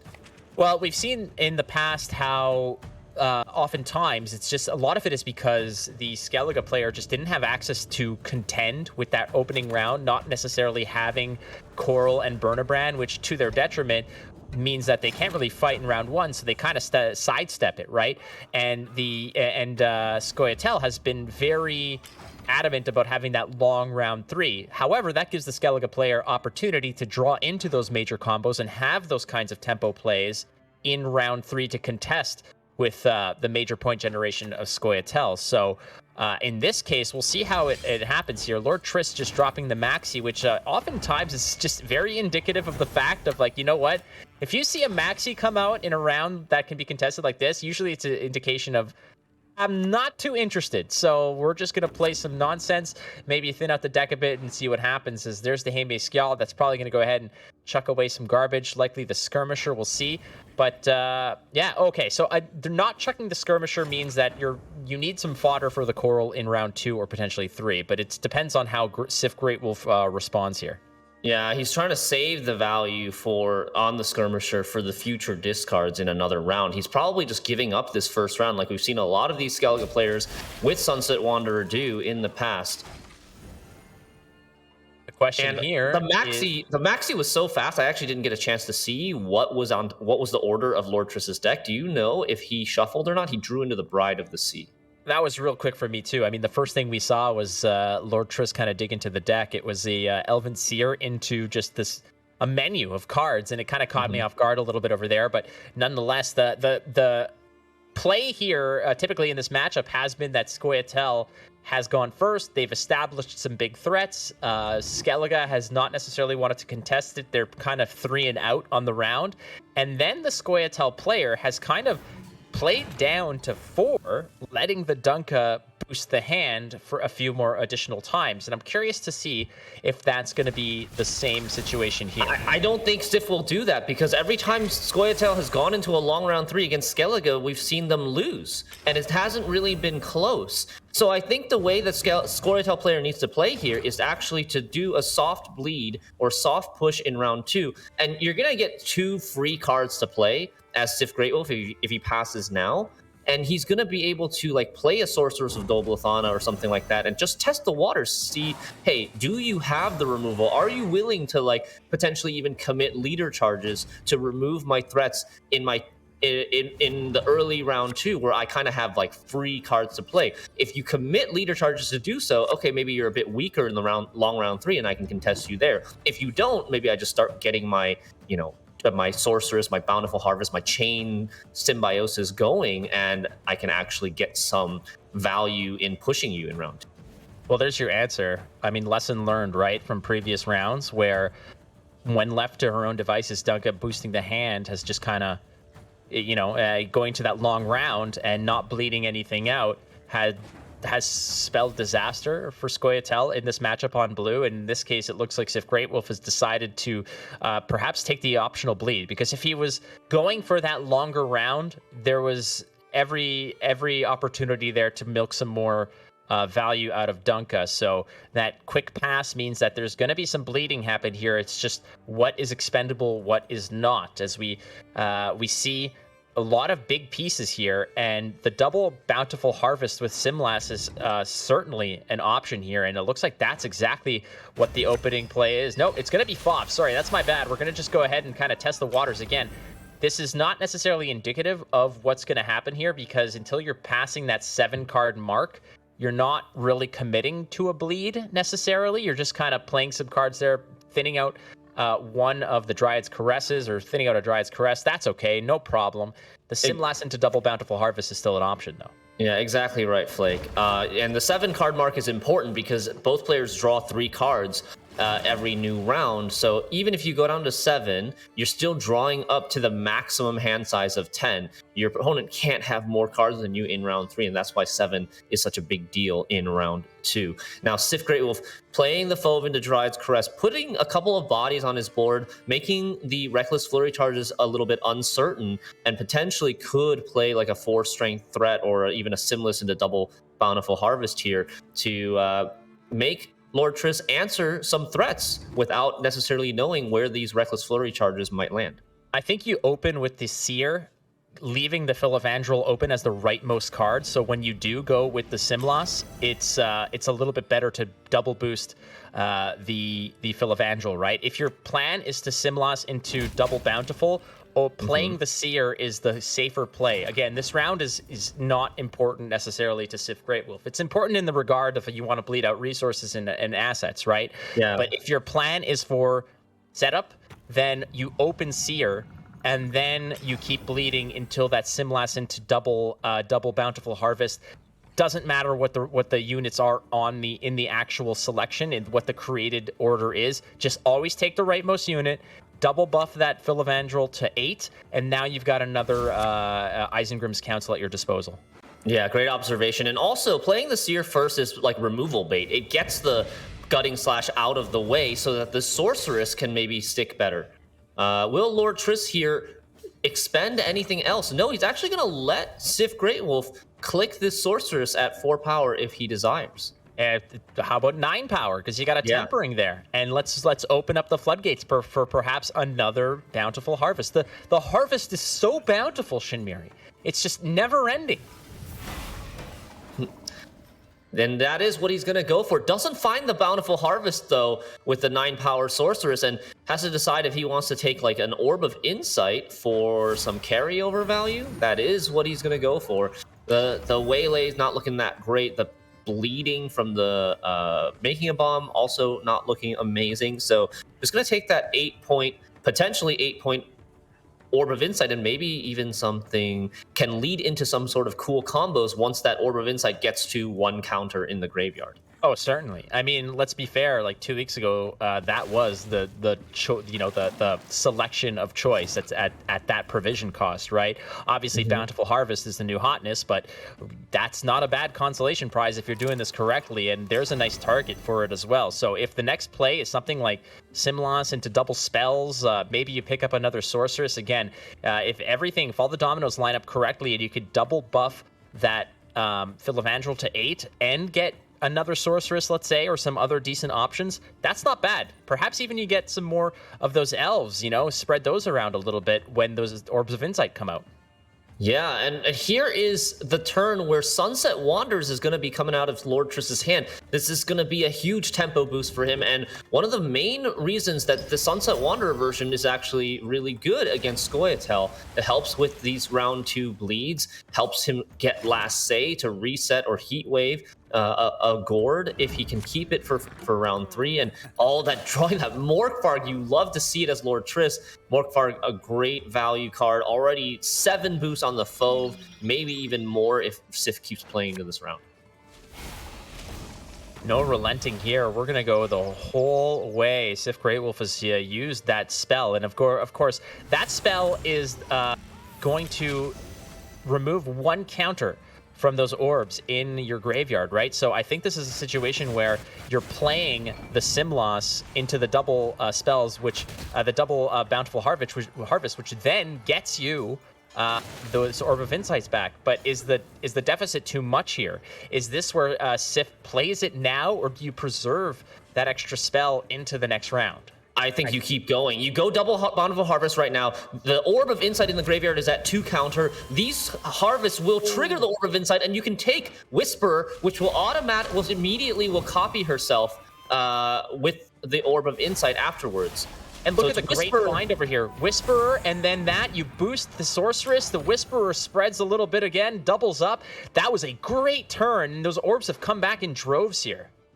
Yeah, the Orb not only comboing with the Whisperer, but also protecting the Sorceress from removal. And now Lord Triss can only really answer one of these with the Quen into Bear Witcher, and now he's not ahead yet. He could click his leader, he could click the Mushy Truffle. It's going to do the latter, but yes, this is I really like this play from Sif, and I think he might be able to keep his card advantage or at least get out some really good cards from Triss. I think that this is a situation where you click the Sorceress, hope for a Bountiful Harvest to add an extra little bit onto that Filavandrel. You can just play the Forest Protector. The Forest Protector is, at 11 is massive, and it doesn't matter what you're playing here. I mean, you go for the Sorceress again. Why not? Oh, no buff. I think Sif was hoping for a buff to protect this Sorceress and allow him to play like yet another Bountiful Harvest potentially on that Sorceress. But now this Sorceress is going to be at a 4. I don't think he's leader charge. I don't think he's clicking it. You think he's just passing next turn? I think he's just passing next turn. You've got a 20-point lead. 6 points coming from the leader ability means that there's 14 points that need to be made the old-fashioned way. And, Morkvarg can pick that up to a degree, I think, onto the... Well, with the rain, it should do it. I mean, that's a big card as well. Lots going on here.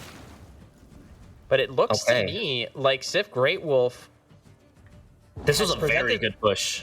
Yeah, I mean, he presented a situation where he got Lord Triss to think that Sorceress was going to be an issue. If I was Lord Triss and I see that Sorceress is there and not getting buffed by a leader charge, that perhaps it's not something I need to worry about, that perhaps a pass is coming, I may have made a stronger push in that play and maybe not killed the Sorceress. But who knows, if that Sorceress was still online, it could have been a situation where Sif Greatwolf says, all right, you're gonna let it stick. That's another free spell. That's more symbiosis. Let's go for it. Yeah. And Lord Triss is able to take the round with that Morkvarg Heart of Terror very cleanly, combined with the rain, just 1 point enough, barely enough to get him ahead. And it's going to be a short round 3. It's 4-card round 3. Sif Greatwolf can preserve the last say for that gourd. But look at this. Okay, Lord Triss has 2 discard targets in his hand and Birna in the deck. He's going to have to go for a Coral on the Fukusha in order to get at least one of these out of his hand and hope that the Coral will find the Birna so that she can discard the other target. And I love this. It's a situation of like, all right, I know you have nothing to touch this 6, so I'm not going to do anything just yet, but you got to take a draw here, and man, oh man, is that not what you want to see. Unfortunately, yeah, there it is. The fish effer is going to hit the board. A little callback to metas of past, and that just gets completely scrubbed out, unfortunately. And the worst part here is that there might be a situation where the units presented for Lord Triss, those pings, those 2 Reckless Fury pings that are left, are not necessarily going to get much value, because the last card that Lord Triss has is a Heatwave. So the Heatwave deletes 1 card, and then you have 6 points of damage, perhaps getting rid of what, 2 trees? No, I think Sif Greatwolf played this perfectly, and I kind of hate the fact that Lord Triss bricked his hand, because some people watching this might be like, oh, the only reason Scoia'tael won here was because Skellige bricked and didn't draw their Birna. But the way that Sif has played it, even if Triss has drawn perfectly, there's no way for Skellige to outpoint this last proactive play of Sif Greatwolf's 10-point Philavandrel into Call of the Forest into Gourd. It's just simply way too many points. It's like almost 30 points. And it's too much. Skellige will never have 30 proactive points on his board there, even with the Coral and the Beer Knight. So there's your answer in terms of how you want to play this. Do you want the long round 3, or do you want to be able to bleed some assets out of Lord Triss? And ultimately, it seemed to me like the answer was right there, as we see Sif Greatwolf has basically learned from some past mistakes, or perhaps taken the path less traveled in this tournament, which is long rounds are great, but Skellige with all of their assets can be a pretty tough opponent. So very, very adept bleed, a great pass, some very good decision making to build up that Philavandrel to where Philavandrel was, and ultimately you're the Skellige player saying, I have all this removal, I have all this stuff, but I don't have points. And if there's nothing on your board and your last play is this massive bomb, a Philavandrel call Gourd with a double leader charge with a tree kicker at the end of it, what does it matter? Yeah, it was 29 proactive points on his last turn. And Skellige is really powerful, but they focus on removing points from your side of the board. And if they don't have the last say, they can't remove all of your points that you generate on your last turn. So yeah, short round really helped Sif with that, and the hand buff on the Philavandrel. This is how you use Philavandrel properly, ladies and gentlemen. That really showcases like the power, the strength, why Philavandrel is often better than a card like Oak or Gezra, or because Oak and Gezra rely on that longer round where you have to build up your board, stick a bunch of units in the same row, and then you can get the payoff for those. But Philavandrel can be used in a short round as well to a lot of potential points. And hey, I mean, also, let's just go ahead and say that a Philavandrel on even is so much better than a Philavandrel at odd numbers, as we see right here. Because if that was at 11, yeah, it's a bigger number. But suddenly you're rolling the dice to try to win the game, and you might miss your board. Yeah, and then Twitch chat is flooded with no RNG and Gwent, and it's all this other stuff. So yeah, if these things sort of line up the way you want them to, get that Philavandrel to 8 or 10 and you'll get what you need, and that's basically what happens. So masterfully played by Sif Greatwolf. Another great game by the Iceman comes through and really just never blinked, frankly, and that's figurative and literal in certain cases. I mean, frankly, that round 2 bleed was pretty impressive. There was pressure, there was development for late game strategy, for round game strategy. He got his Philavandrel to where it needed to be, got a nice huge lead, presented a threat, presented an option even of saying, I might not be done in this round. You might see more cards, so tread lightly. And when that kind of put Lord Triss into a situation of maybe using a Giga Scorpion Decoction to kill a 4-point unit, when it could have killed a 6-point unit, or he could have played to get ahead. If the writing was on the wall that Sif Greatwolf was going to pass next, perhaps he may not have had that maintain the card advantage. But Sif Greatwolf presented a board that kind of could go either way. Yeah, so really well done by Sif, taking game number 1 with the Scoia'tael deck already out of the way. We thought that might have been the weakness, and so he's sitting in a great position now in game number 2, playing his double-cross Nilfgaard list against Lord Triss's Symbiosis Scoia'tael. Well, you're up 1-0. You've basically gone through with a deck that has been, seemingly weak today, and you're going into the second game on red with Nilfgaard. You're feeling really good. A deck that wants to be reactive, that wants to see what you're going to do before it makes its moves, right? So you're looking pretty, you're sitting pretty high and mighty there if you're Sif Greatwolf. As Lord Triss now on Scoia'tael, which likes to be proactive, but relatively, I don't want to say lacking proactive plays, but there's not many to be had. There's one there. You have the Sorceress, and perhaps you do also have the Hamadryad. But beyond that, cards like Circle of Life, Nature's Rebuke, stuff like that, that all wants to be played in conjunction with what your opponent's presenting to the board. But there's a nice little cornucopia of options there. Circle of Life is certainly out there as well, and looks to me like we're just going to go ahead and start protecting this Hamadryad and getting some points rolling here. Yeah, and spending the order ability on the Guardian, making sure that a second potential Blightmaker into Mage Assassin won't snipe it.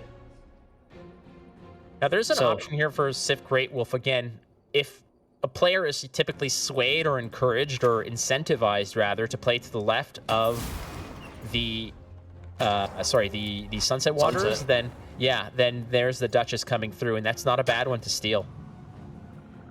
Yeah. It gives you a little bit of damage reach as well, now being able to answer potentially a 6 further down the line in conjunction with Attorney Joust. Just Invo right away, taking that Sorceress.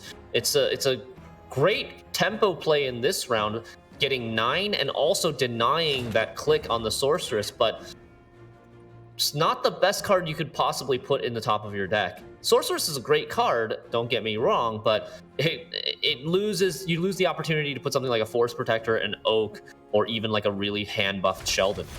Not only that, but where's your reach for tall units now? Because that's exactly what's going to happen here. Lord Triss is going to play a 4-provision card to get, 9 points out of that? So there's, more than that, getting 12 points out of that. 9 off of the card, 3 for the boost, 3 vitality, plus the 3 bonus, and the 3 tree that's just along the ride.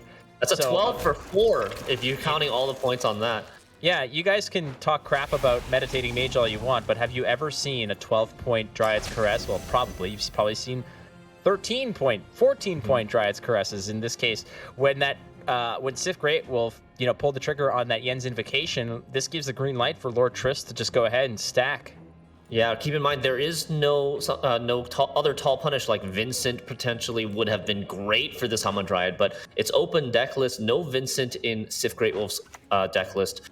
So Lord Triss can now start greeting these Hamadryads, and Sif is gonna play the coup with the fur cart, just copying a Guardian, nothing super scary. Coup can be used to like really good effect in this matchup, so using one on a bronze feels potentially wasteful, but Sif might just be doing what he can to stay in the round and keep pressuring and try to get some more resources out of his opponent.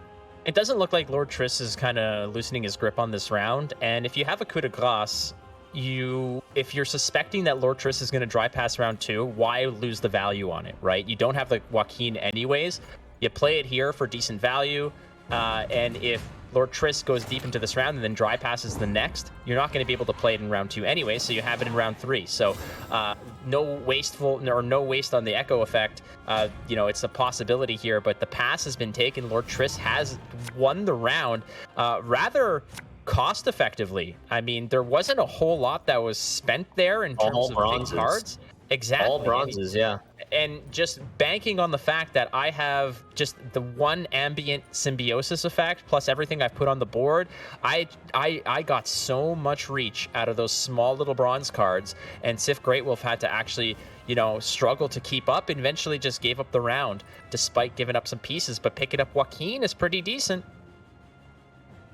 Yeah, it is, and I like mulliganing the Sorceress of Dobelthana for Sif Greatwolf because, one, you can Joachim into it to get protection onto the Sorceress and allow you to copy something like Orb of Insight or Bountiful Harvest for yourself. The other is having a Scoia'tael unit in your deck is nice if you have the potential to maybe even copy or replay something like a buffed up, I'm just trying to think, like buffed up Philavandrel that can get you a Call of the Forest or Isochrome's Council. Not sure if the possibility is still. I'm not sure if the possibility is still there anymore without the invocation, but I think it is still good for the potential Joachim buff. Comes a Blightmaker looking to snipe one of those. No, again, Mama Ethne protects her babies, and then yes, for the exactly. Team. More friendly. Absolutely. That's the third, bullet she takes for the fledglings there. Again, double Symbiosis on the board, one ambient from your leader ability. Lord Triss is going to get some 3-power trees just for fun here, and that's not bad. That's not bad at all. 3 power only because Phase 2 Ethne does not have Symbiosis herself, or Veil for that matter. So could potentially get spied on if something like an Arturius creates a Mage Torture. Yeah, she's in Ivysaur mode. No Venusaur yet. She's getting there. So there's the Sorceress again. Very unassuming, but we're going to protect it a little bit with some Vitality because having it at 5 next turn does open up the option for something like Nature's Rebuke, Call of the Forest, which can be very important, especially if it's not Call of the Forest, Circle of Life. Circle of Life on the 3-point Golem will catch that Sheldon real nice and clean. So that is an option here, and killing that Sorceress is not very easy for Sif Greatwolf. Sif Greatwolf is packing an Assassination, but that Sorceress is flanked 2 times. So that means the Assassination's only worth 4, and you can't kill it, and there is a Tempering in hand to protect it even further. So but he can use Lydia. Yeah, use Lydia to grab the Nature's Rebuke that is already in Lord Triss's graveyard, killing this buffed up Sorceress and putting a Nature's Rebuke in your own graveyard for you to play potentially Forest Protector in the future. All right, picking wide right here, and this might be a wide right again. It is. Yeah, and I mean, frankly, the Bomber there is not the best choice out of all the options, but it was the best choice of the options presented, and it was in the right spot. And hey, why not? We're just going to go ahead and pick the wide right. Again, there's another big Sheldon. We saw the implications of building up that Sheldon in the semifinals today, Shinmiri. We were talking about how punchless Sheldon was in the quarterfinals. Well, he's back with a vengeance to prove us wrong. Yeah, when you can draw the Sheldon in your hand and get multiple hand buffs on him, he can definitely be a game changer. We saw 15 strength Sheldon doing 9 damage earlier today, and this one's already at 12, and we're definitely seeing another Bountiful Harvest come through on the Forest Protector at some point, and there's still yet a Dunka and another Circle of Life left in Lord Triss's deck for even further potential. And here comes the coup. This is what you nightmares are made of if you're a Scoia'tael player. You're Simless getting cooed into double resurrections from Experimental Remedy, grabbing both a Sorceress and what could be, looks like a Dwen Canal Guardian. So a little bit of Symbiosis synergy, as well as potentially able to create nature cards. Well, you got to answer it, but there's the big daddy trees. But he's going to go ahead and select the option for creating more boost. Why not? And we could go to the right side of the board here, but opting rather to just go ahead and create some damage here and just shave down that Dolbothan Sorceress, because keep in mind, she creates a nature spell, and if there is any assimilate on the board, it will trigger it. Some extra points there. Keep in mind also, Sif Greywolf is on the cusp here of having that Sunset Wanderer come through, and boy, that Sunset Wanderer has made quite the journey, right? I mean, it has had so much boosting going on by now. Yeah, and I think it was a wise choice to take the Bowman over the Whisper, because even though the Whisper guarantees the hand buff going on the Sheldon, it's gonna die to that Sorceress if you leave her up at 4, because Waylay is very, very likely.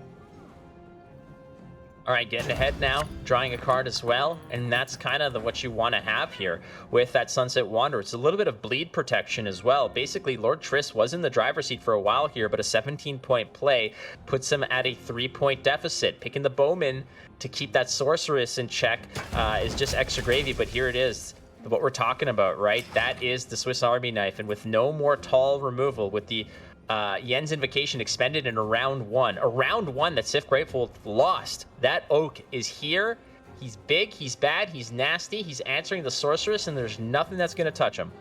And getting it out of your hand is a good thing for Lord Triss, because remember, Sif Greywolf is playing Double Cross as his leader, and now the last two options are very bad. You've got a 5-point Tempering, I guess 6 points since you have Symbiosis, and then you've got a 6-point Sheldon Gourd, because Double Cross is not going to copy the hand buffs that are on the Gourd. They're just going to get the base copy of Gourd. So Lord Triss could even be threatening a 2-0 hit here if Sif Greatwolf doesn't end up using his leader, or just getting kind of like a really weak leader.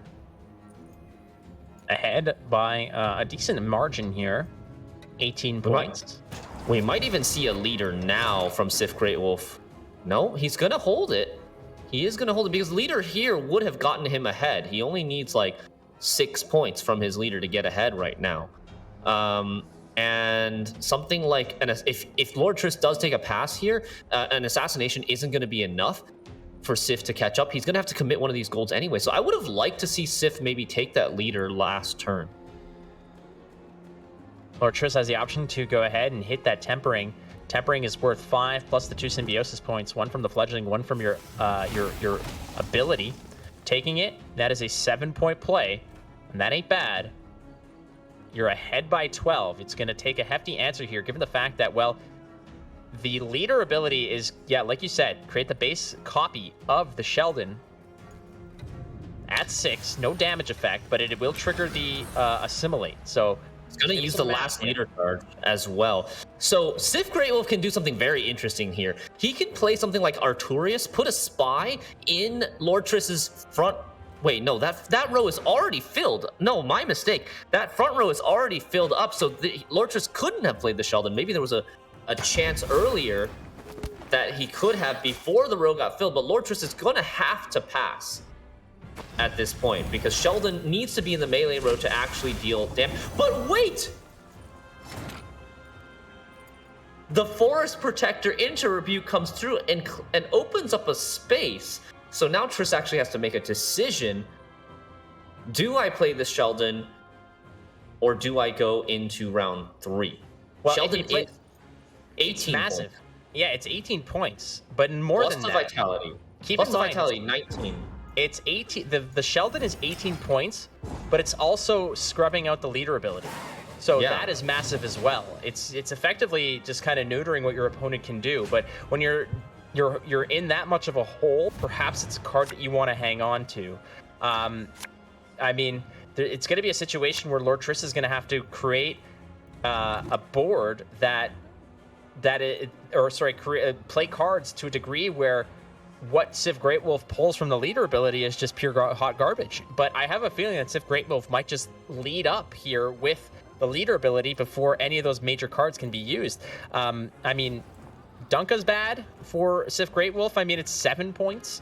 Gord perhaps is pretty decent. Sif Greatwolf has played a decent amount of special cards. They Circle. He played a Civilus. He did play a Civilus. You're right, and not to mention, I think the Forest Protector, which replayed the Nature's Rebuke. It's so weird to call these matches, right? Like when you say Nature's Rebuke, you have no idea who you're talking about. Yeah, indeed, and Lord Triss, if you wanted to get a bad card, if you wanted to keep bad cards in your hand for double cross, you might be incentivized to play like the Herald Gourd early. But the Herald Gourd is currently only boosting by 8. Lord Triss hasn't actually played that many specials yet, so it's not great to play it early either, because you want to play it maybe after the Circle of Life to get another point on the Gourd. But this is a tough decision here, because once the Gourd is out of your hand, you've got a 6, a 5, and a 7 in your hand. The best card is Donka at 7. Tough part here is that Sif Greatwolf, if Sif does drop the Dunka, it just dies to the assassination. Yeah, because it doesn't have any hand buff on it. I mean, what you can do here is you can circle and hope that the tree drops in the front row, and then you can kind of pocket the Dunka between the two, protecting it from the assassination. That's a 50-50 if that's how you want to go. Going for the Gourd here, and I mean, get the value while it's there. Create a situation where Sif Greatwolf's pulls from the leader ability are not all that fantastic.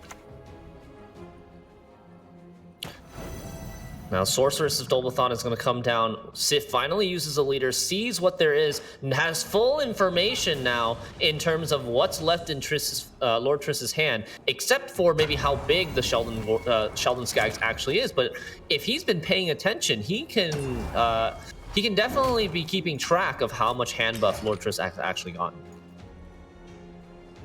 Sif Greatwolf has not played the Sorceress that he picked up with the...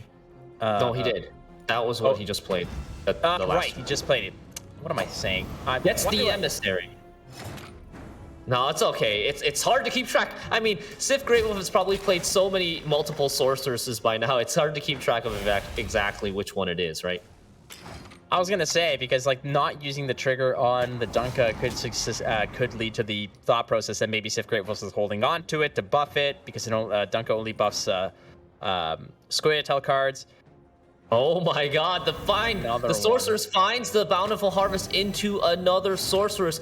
Big assimilate here, and Sheldon Skaggs coming down, but it's not gonna be enough. Still 1 point short, even without Sif playing his last card, Assassination. So Sif Greatwolf takes an early 2-0 lead, and it looks like Lord Triss's Scoia'tael is maybe gonna struggle a little bit more. It's got to get through, and the question is now, is you just give it another shot again you'll have it on red, so maybe that's a little bit to your benefit, but that's a deck that typically kind of likes to go on blue. But nonetheless, here we are. Sif Greatwolf is just 1 game away from being the Gwent Open 4 champ, and again, all that stoicism, all that composure is paying off in this case. Nothing's really rattling him, and in a matchup like that, again, playing Nilfgaard to that extent of, I mean, we saw the setups of picking up the Forest Protector to have a nature card already in your graveyard. You had a you had a Sorceress of Dolbathana in hand. It's hard to keep track of sometimes for you and I, and you get kind of like mixed up in terms of this kind of stuff. So I apologize. That was my mistake, not seeing that it had just literally hit the board, and then I'm asking questions about its whereabouts. Things happen. It's all good, Flake. It's all good. I mean, we've cast so many games over the course of a weekend. It's Nilfgaard. Is it really Nilfgaard versus Scoia'tael, or is it a Scoia'tael mirror? It messes with your head, and we all deserve a little bit of slack. And I think we've got, potentially only 1 game left in this final series. Sif Greatwolf coming out to a 2-0 lead, only has Inspired Zeal left, and Inspired Zeal has been one of the strongest factions in this tournament, I think. All right, so this is going to sound ridiculous, but I think you still go with Scoia'tael moving forward. I think that Lord Triss has to do it. I think you go with the Scoia'tael on blue coin. You have the proactivity and reactive options where necessary. Not always the greatest position to be in. Nobody wants to be down 0-2, and nobody wants to be down 0-2 on blue coin for the most part, but this is maybe the best position. But keep in mind, if you want to win, you got to win with that deck anyway, so might as well roll the dice on this one as well. But again, there's a match stake out there, right? So maybe it's worth it to you to play something that's has a better chance of winning because it's a better deck, just to pick up a game, pick up some extra swag, a little bit more cheddar for the burger and go home. But who knows? I mean, none of these players are really thinking about the fact that, well, if I win one game, I win a couple $100. No, they're thinking, I want to win the whole thing. What is the best strategy long term to win the whole thing? And if you ask me, you go in with Scoia'tael again on blue. It has to win. It wants to go in on blue. You know that you're playing against the Inspired Zeal. That might be the best option. I think, yeah, I mean, I do think it wants to go in on blue, but this is game number 3. I think Lord Triss is on red coin here. So Lord Triss you're right. is going to be on red coin. So and the Inspired Zeal for Sif is going to be on blue coin. And we're going to see an actual Northern Realms mirror. It's Siege versus Mages. Let's see how this plays out. Well, Lord Triss's Inspired Zeal here is not necessarily I mean, you've got Anseus in there and Selkirk. You've got 2 options to duel down some nastiness. You've got some reach going tall. It's not necessarily Siege, but if this is a situation where Lord Triss can maybe get some carryover going, that could be good enough in most cases. And if those alumni are doing their job, it's going to be difficult for the Iceman to stick some of his own engine pieces down there. So we'll see how it goes. But in the Mage Mirror, I mean, in Northern Realms Mirror, I kind of favor those who are able to set their stuff up and get their stuff going. I mean, Sif's going to be proactive here, being able to set up his pieces, and Lord Triss needs time. He needs to be proactive in his own regard to get those students up to 4+ patience so those alumni get Zeal. Yeah, so Lord Triss has to make a pretty tough decision here. He's got more patient students in hand than meditating mages, so maybe you go that way to boost your alumni. But like, this one reinforced ballista is already looking extremely menacing, considering Lord Triss's list doesn't play even a single boiling oil, so very difficult to answer these reinforced ballistas that can just start pinging down all of your threats. Yeah, it's kind of like you're setting off on a road trip, and the second you roll out of the driveway, you get a flat tire. It's kind of maybe how Lord Triss is feeling right now. It's, I don't have an answer for this. And suddenly the other tire blows out, and you're just like, what the hell do? I do not have the benefit of a stratagem. I do not necessarily have a boiling oil to deal with one of these two. There's a bombardment there, which is not only going to get the benefit of 6 random pings because of the 2 siege engines, but it's also going to re-up those 2 ballistas as well. So there's a lot of damage coming in next turn. Lord Triss needs to beware here. That mage is not long for this world.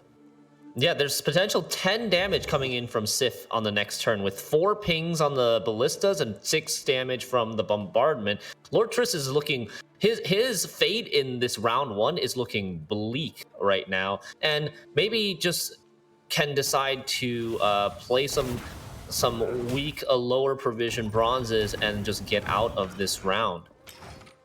Well, let's count some of the good things. Shinmir, it's like, whenever I'm playing games with my buddies and everything's going wrong, I always open up with, well, the good news is, and then I never have anything to follow up with that. But in this case, the good news is that he is on red coin, and the best way, again, the best AoE in Gwent is passing. So that could be an option. Now, you've seen these 2 ballistas, which have been standing pat and have just these 2 sentinels just absolutely shredding the board.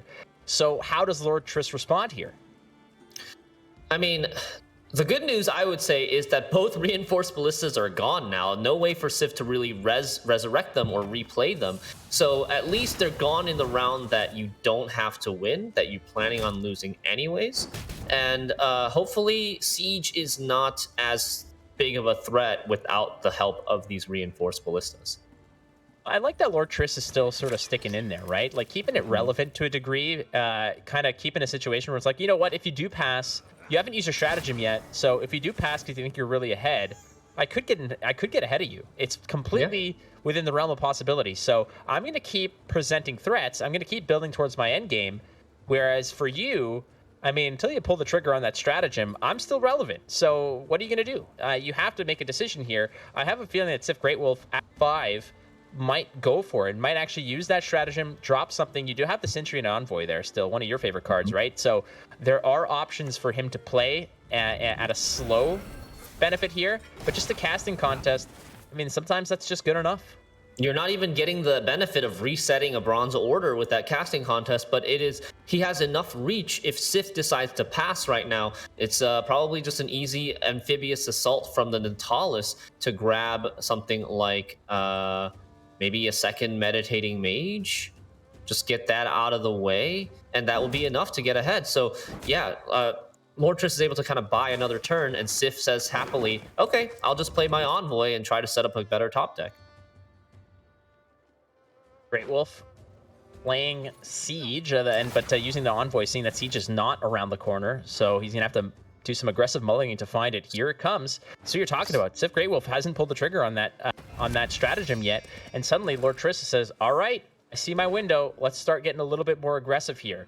So Lord Triss has gone ahead with the Johnny Nads, goes ahead, picks up the Frog Assault for the student in the front row, and now the books are turning, the pages are turning, and both students now are hard at work, as also the Banner student in the back.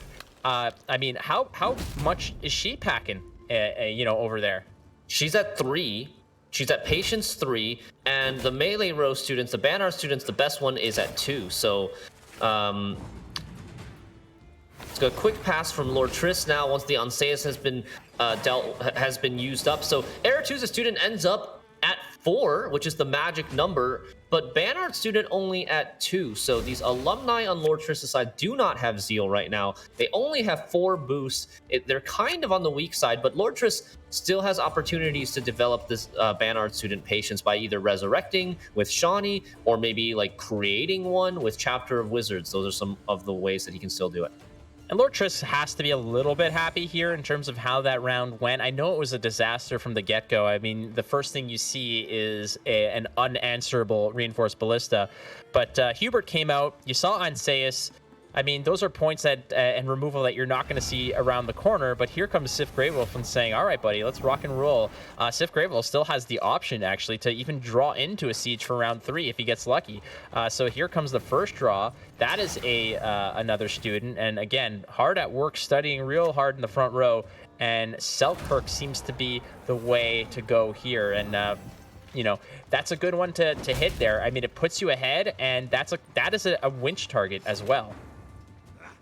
Yeah, this is a dangerous game for Sif, though. He's using the Refards in round 2 after using both Reinforced Ballistas in round 1.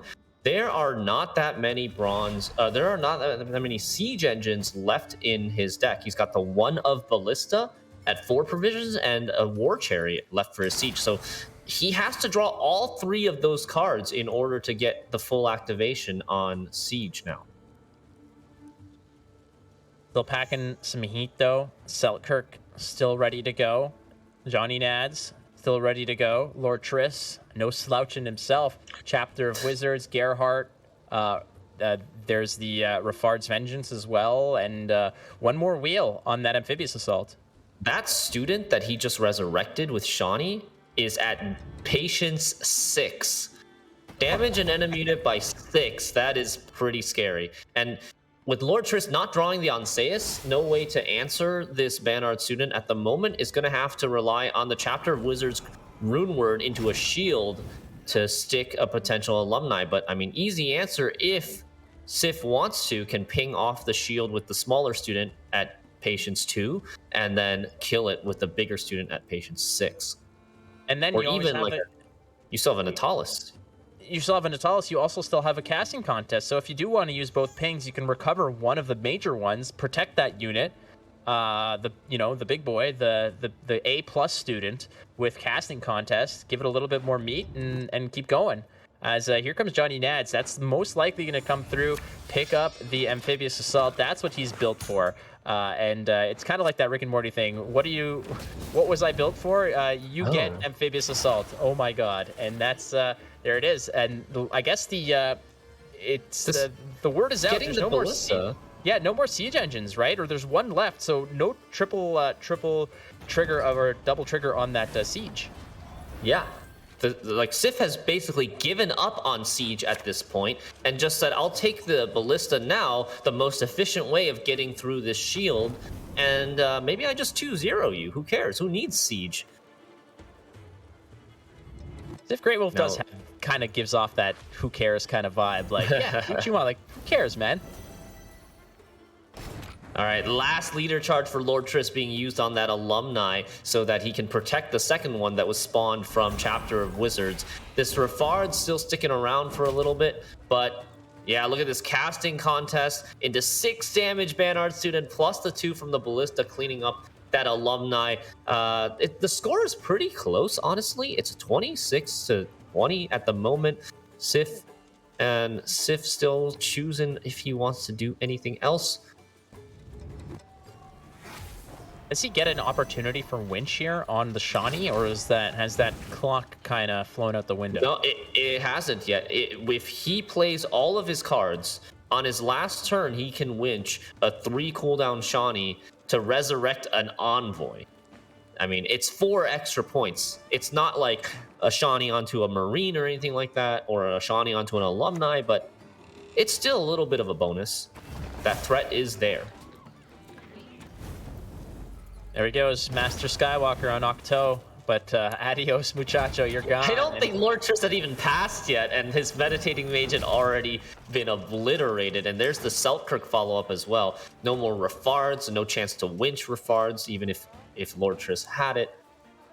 Well, there's your answer. It looks like he's going all in, because what else is this winch for, frankly, other than the well-timed Shawnee in this case? I don't think there's any way to do anything else. I think that Sif Grey Wolf is just kind of, hedging his bets here and saying, I'm going for it. I have a 20-point lead. I've seen your Selkirk. I'm trying to look at what else Lord Triss has. I mean, there's the Selkirk floating around. Rafard's Vengeance, I believe, was already dealt with. Anseus is gone, right? I think Shawnee would have been out there already. Okay, yeah, it's all in for Sif with the winch getting the extra force power resurrection. 26 points here Triss has to make up. You can get 1 from clicking the vitality on your Meditating Mage, then you need 25. 6 from the truffle, then you need 19. I don't think he can get 19 points from either one of his 2 cards, so he's going to have to play both, I believe. Maybe he can play both and save the truffle order. Save the truffle order for carryover in round 3. I think that would be his best line of play here as he goes for the second alumni. Boosting by 4. Playing Gerhardt. It's barely... Oh my god. It's very, very close. It is very, very close. I think it's just 1 off, and he's going to have to actually click his truffle because he only gets 1 turn to get this 2 vitality. He doesn't get both vitality ticks because Sif Great Wolf has already passed, and that was Lord Triss's last card. He needed to click that truffle, and that's potentially game-changing, not having that 6 point of carryover from the truffle. I mean, you got the carryover of the pictures. That's pretty good. Lord Triss picking up the Anseus. So there is an Anseus left. And a Shawnee Dimvedra. This is a great hand for Triss. That's immense because you're going to be resetting one of those chapters, and that could be massive. And look at what Sif Great Wolf has. You have the Chariot. You do have a Boiling Oil, and you do have the Amphibious Assault. But I mean, other than the Amphibious Assault, it doesn't seem like there's a whole lot going on here. As Lord Triss's hand looks like pure fire. Like that's what you want. I think he didn't even give an opportunity to mulligan. He just said, "Yep, this is it." Yeah, that is a perfect hand. And you were joking about not getting the carryover, but getting the carryover of the pictures. And the carryover of the pictures actually matters because that means Dwinviandra can reset your order of the location and get an extra either Chapter of Wizards giving you a Mage or extra 6 points from the Golden Froth on the Truffle. A little bit awkward here, actually, because if you get the Golden Froth, you're only getting maybe 4 points, because you can't zeal your Onseus. You have to play your Onseus in the front row. You do have to play him in the front row, so I mean, he might be situating this in the sense that, okay, well, if Lord Triss doesn't present me anything, then like, what if there's I don't know if there's another Boiling Oil coming around the corner, but what if there's a card that I can't necessarily do anything with, and so I'll just drop the Onseus in the back row and boost it. I'm really curious as to why that was done that way, why you pull the trigger on that right now. Right. Maybe he's afraid of like a Boiling Oil killing one of his units and then having to settle for like a 2-point Truffle order instead. Well, Okay. you're going in for another 8 points with Onseus going to the front row with Zeal. But it's not going to kill it. It is not going to kill it. And look at them go. A little pat on the back both ways, but that's not enough, unfortunately, for Sif Greatwolf. Will daylight a $2 short in this case, as Lord Triss does claw back in this case, as it is now, one more game closer for Lord Triss tying it up. We're in game number 4 around the bend, as the Ice Band still holds a 2-1 lead, but Lord Triss clawing his way back into this.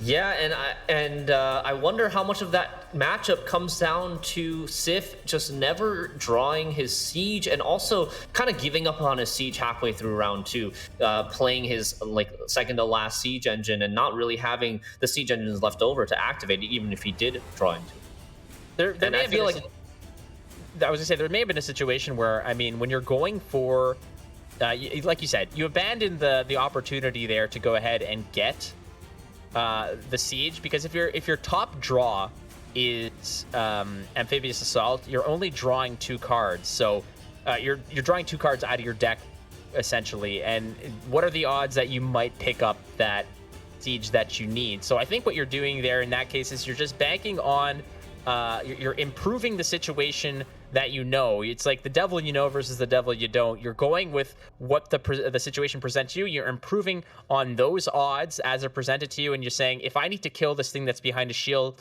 what is the most cost-effective way to do so? Going to be it's going to be the the ballista. So you pick up the ballista, you pop the shield, you killed something, and then you have 2 extra damage down the road with that card anyways. And yeah, I mean, you're giving up the siege, and it feels bad to give up on that option, but you never drew it, and the odds of having it perfectly pop off are so abysmal anyways that you got to go with what you got, right? You got to sort of lean on the pillars that are already implanted in front of you. Yeah, and that was kind of like a 180 in how that matchup went from round 1 to round 3. In round 1, it felt so like that Sif was in so much control with the double reinforced ballistas, but had he maybe saved one, maybe it's a different story in like the round 2 push, because that was a really long round 2. With a reinforced ballista sitting there, being able to clean up that shield, for example, then maybe you can take something else with the Amphibious Assault. Maybe you can get more removal to answer an extra alumni. Who knows? But Sif still has to get a win with this siege list, and here back on blue coin is Lord Triss bringing his Symbiosis ST. And that's where you want to be. I don't mind this. Again, we talked about this earlier. Lord Triss has to get through with this list anyways, and this is a list that, it's okay. These are kind of the waters it wants to swim in, and wasting no time knowing that Sif Greatwolf is not necessarily floating any of those boiling oils, right? 2 boiling oils, and you want to put that Hamadryad out of reach of that nastiness, of the double boiling oil that Sif Greatwolf is running.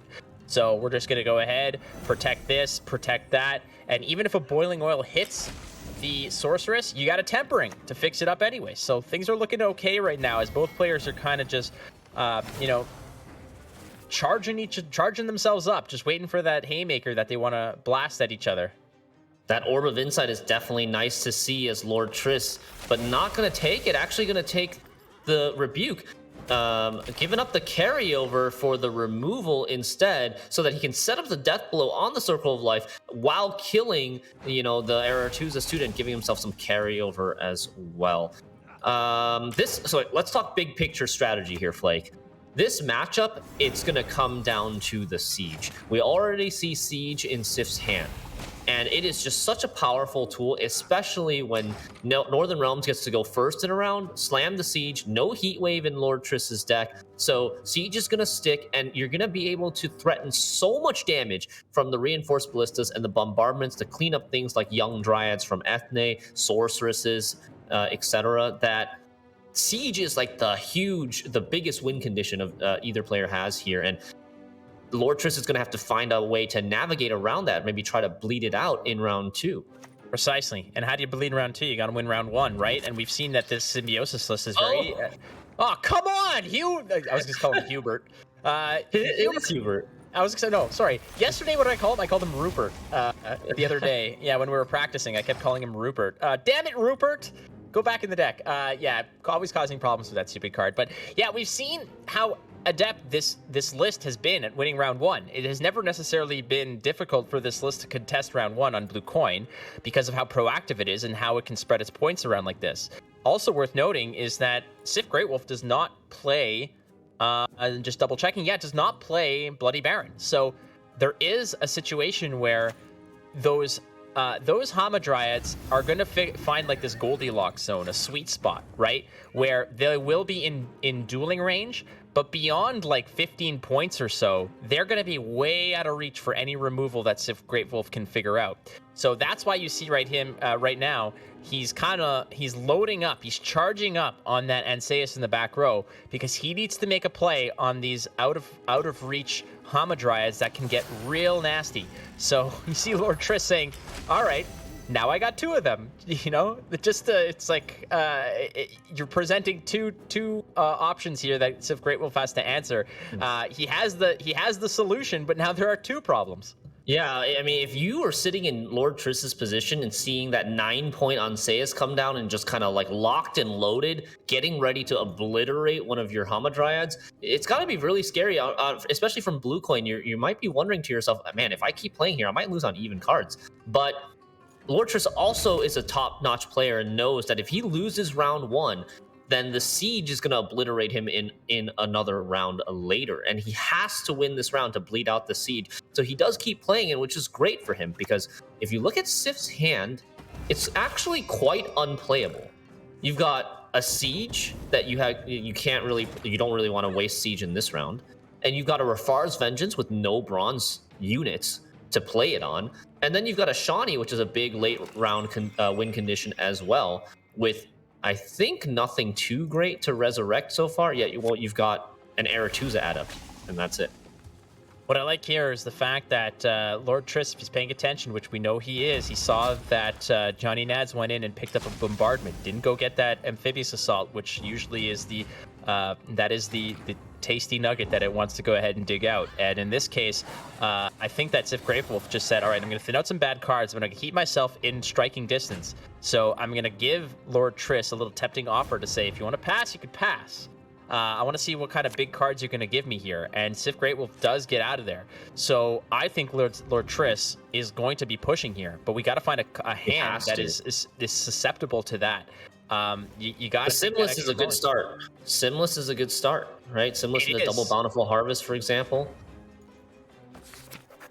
All right, Scribe comes through, and I think we're going to see Sif Greatwolf possibly just drop the Siege right away. I mean, maybe you drop the Mage first, but I feel like the Siege is a good way to just get the engines rolling and preserve that. I mean, is there ever an opportunity, Shinmiri, where Sif Greatwolf just drops the Siege and Lord Triss passes? Well, it depends. If you drop the Siege and you don't get ahead, Lord Triss could pass. But I think I think what Sif Greatwolf wants to do is he wants to drop the Siege when it already gets him ahead. And that's one way to do it. Amphibious Assault is going to go pick up that Reinforced Ballista. And if you're Lord Triss here, you're thinking maybe he doesn't have Siege. Or he does, and he has all the pieces for it, and that's why he can go ahead and just set this up this way. So we're going to continue to slow play, keep it on a tie game here. Again, the Guardian's out there. It's presenting 2 points of damage. And it looks to me like, unfortunately for that poor Scribe, blogging Legolas is unfortunately just clinging to life at this point. Yeah, and Lord Triss does have to keep going until he sees a siege. I don't think he can really pass until he sees that siege come out, because going into a round 3 where Northern Realms has first say siege, you are just kind of dead unless it's such a short round that you don't really need to stick any engines and you're just point slamming with like a Gourd and a Force Protector. Maybe that could be an option for him too.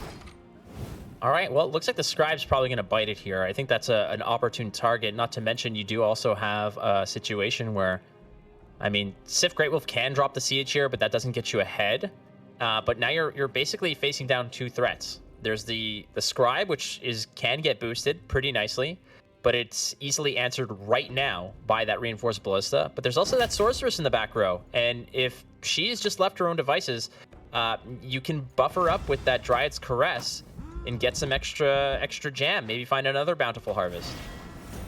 Shawnee into a Carrack Marine here with the boost from the Zealed Marine right away. Doesn't even have to use any leader charges, and now he's ahead 5 points. But Lord Triss does have the order ready to go on this Sorceress to help close the gap. And yeah, we're getting down to it. Sif is going to have to play Siege at some point, because either his Siege is going to have to get played or his Siege engines are going to have to get played. He does still have 2 Siege engines left in his deck. And Hubert is at the counter of 1, about to come out to help him with a little bit of extra tempo as well. So he might be able to preserve the Siege. I honestly think he might be able to preserve the Siege depending on what Lord Triss does here. Well, that's a tough one, because Lord Triss is probably zeroed in on the fact that I'm bleeding and I want to see that card. Don't mess with me, boy, because I gotta see that Siege.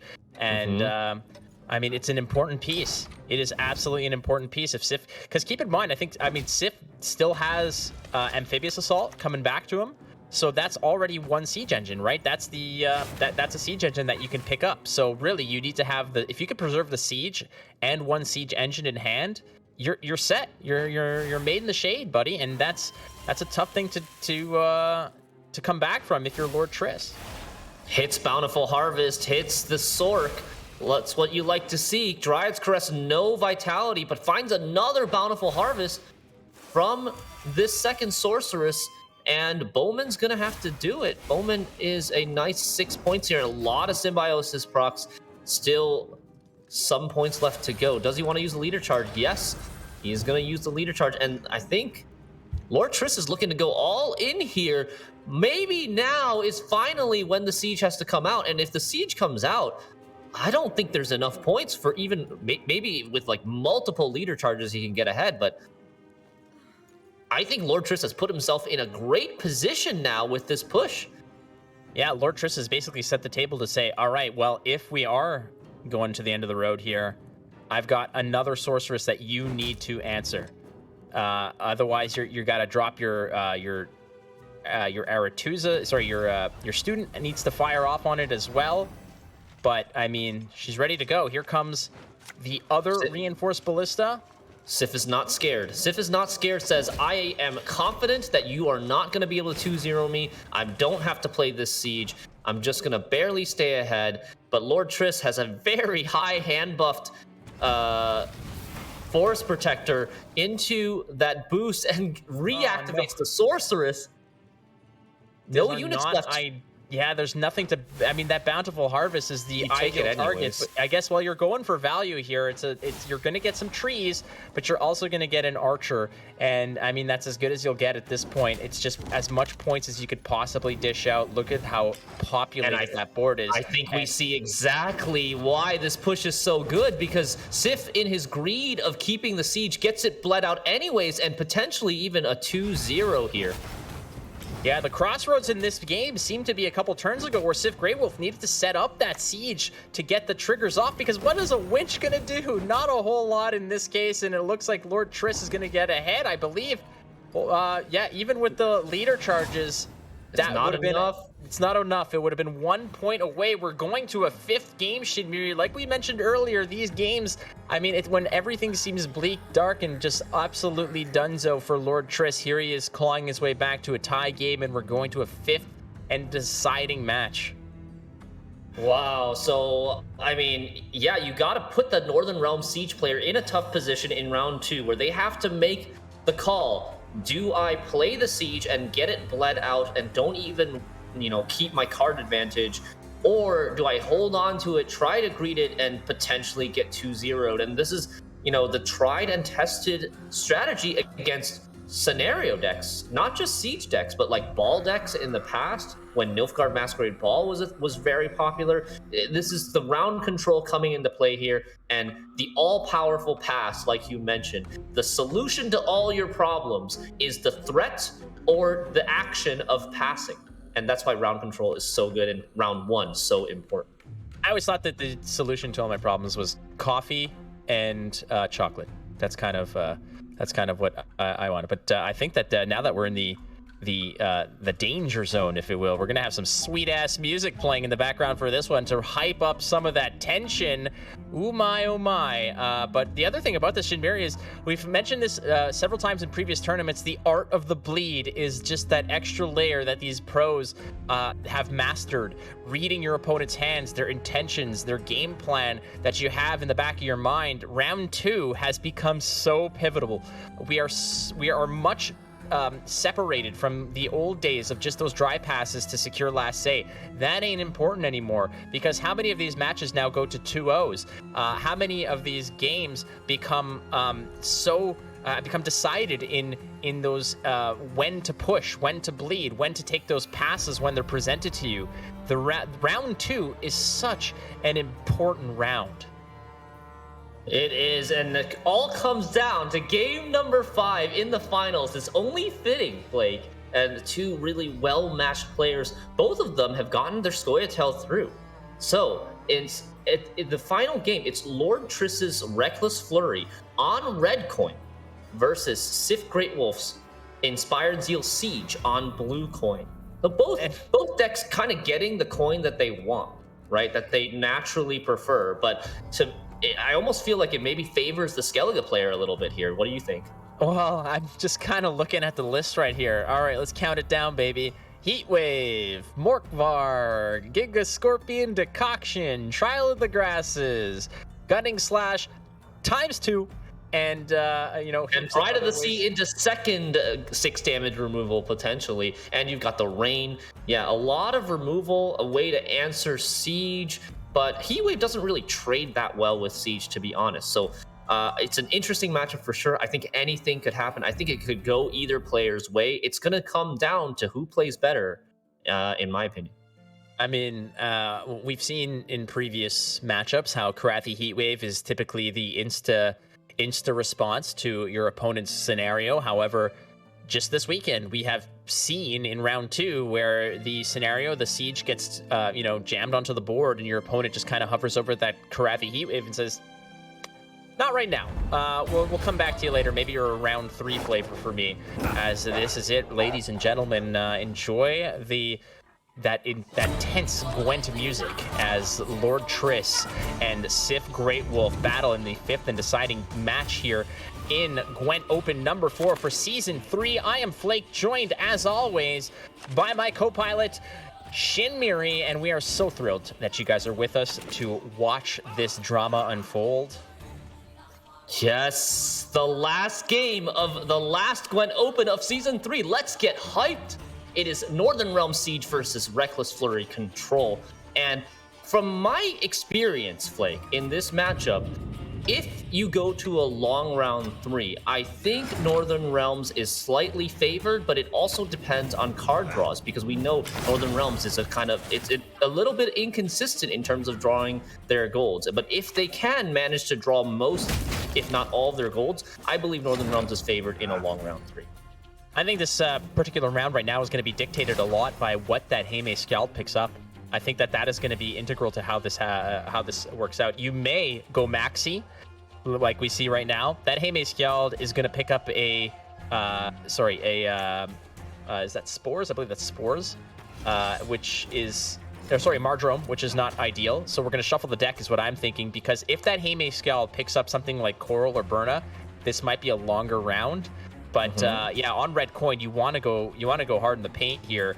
And in all honesty, frankly, Lord Triss doesn't have the most threatening hand here, because he just popped off that gutting slash like it was no one's business, which is what you want to do against those mages. But how do you answer this one?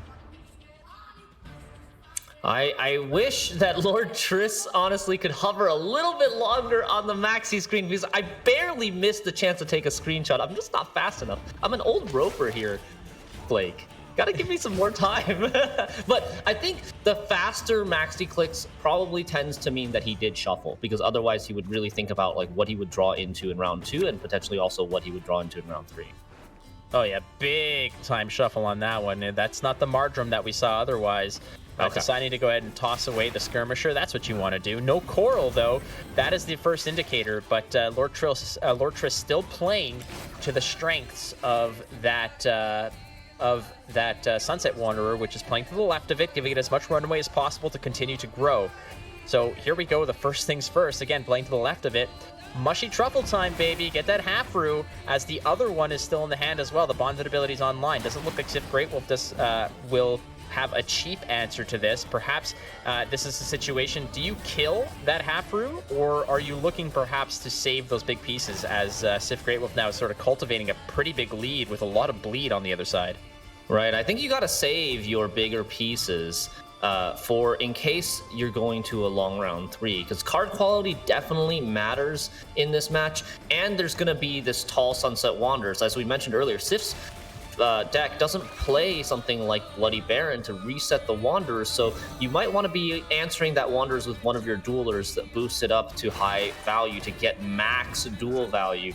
And so you don't want to be spending like your duelers here. You don't want to be spending your siege. And the tallest into Amphibious Assault sounds good, but there's an Xavier Lemons just waiting in the shadows for Lord Triss in his hand, waiting to banish something juicy like Amphibious Assault. There's Siege. Nothing really to trigger any of the chapters, unfortunately, but big pieces. I think that you still have Johnny Nads is not a bad option here if you want to prolong the round a little bit. Those bleed points are going to be chipping away a little bit at Lord Triss's point total, but still a lot going on here. Yeah, Sif barely ahead right now, but Triss is going to be able to overtake with something like a 10-point Dwim Viandra. And this Sunset Wanderer is coming out soon, giving Triss even more tempo to get this lead here. And Sif is going to have to start committing something, whether it's Amphibious Assault or a Dueler. I'm not sure what he's going to choose, but he's going to have to start committing something if he doesn't want to lose this round on even, or at least like try to get the Sunset Wanderer out before you lose on even. Triss is effectively at 35 after that bleed point. Nothing really ticking necessarily for Sif Great Wolf. If he would just pass, a lot of the points that he has sort of banked up there are orders, which if you do use the order, you got to commit cards. Yeah, and this Banner student though, the good news is this Banner student is at 5 damage already. Been sticking around on the board for a while. He's gonna take the Amphibious Assault for points. Centurion Envoy, not really looking for too many points there, just looking for carryover, but sees 3 bronzes, unfortunately, and doesn't use the student. Xavier Lemons instantly comes down. Well, the student, upon use, would bring out the Hubert, and that might be a little bit too much commitment right away. So might as well let it go, let it tick. Should Lord Triss choose to sort of walk away, but keep in mind, as soon as that extra order is used, Hubert is going to knock on the door. So at the moment, though, Sif Great Wolf needs to get those points, and there he comes. 6 points of damage on the Lemons, and one more from the Reinforced Ballista. Hello, Hubert, from the back row, but there's still a big piece that needs to be given up here, and it needs to be significant because, again, you're running out of runway here, man. And Sif Great Wolf has some big pieces, and Lord Triss, unfortunately for Sif Great Wolf, is in the driver's seat. He still has something like Mardrum that he could commit and not feel too bad about. Yeah, exactly. That's why I was going to say, like, Lord Triss is really happy to see the non-committal Mardrum come off on the top of the deck for the Sunset Wanderers, because that might mean another card bled out of Lord Triss, and Sif is trying to really save carryover. Like, by playing the Onseus in the front row, not using up a leader charge, he's saying, okay, well, you've got my Onseus, but you don't get my leader charge. Please let me out of the round now. There's a 14-point lead, and what is this, two bleed that is going to activate, which is 16-point lead. Lord Triss needs 16 points to tie, 17 to stay ahead, and that's the Morkvarg.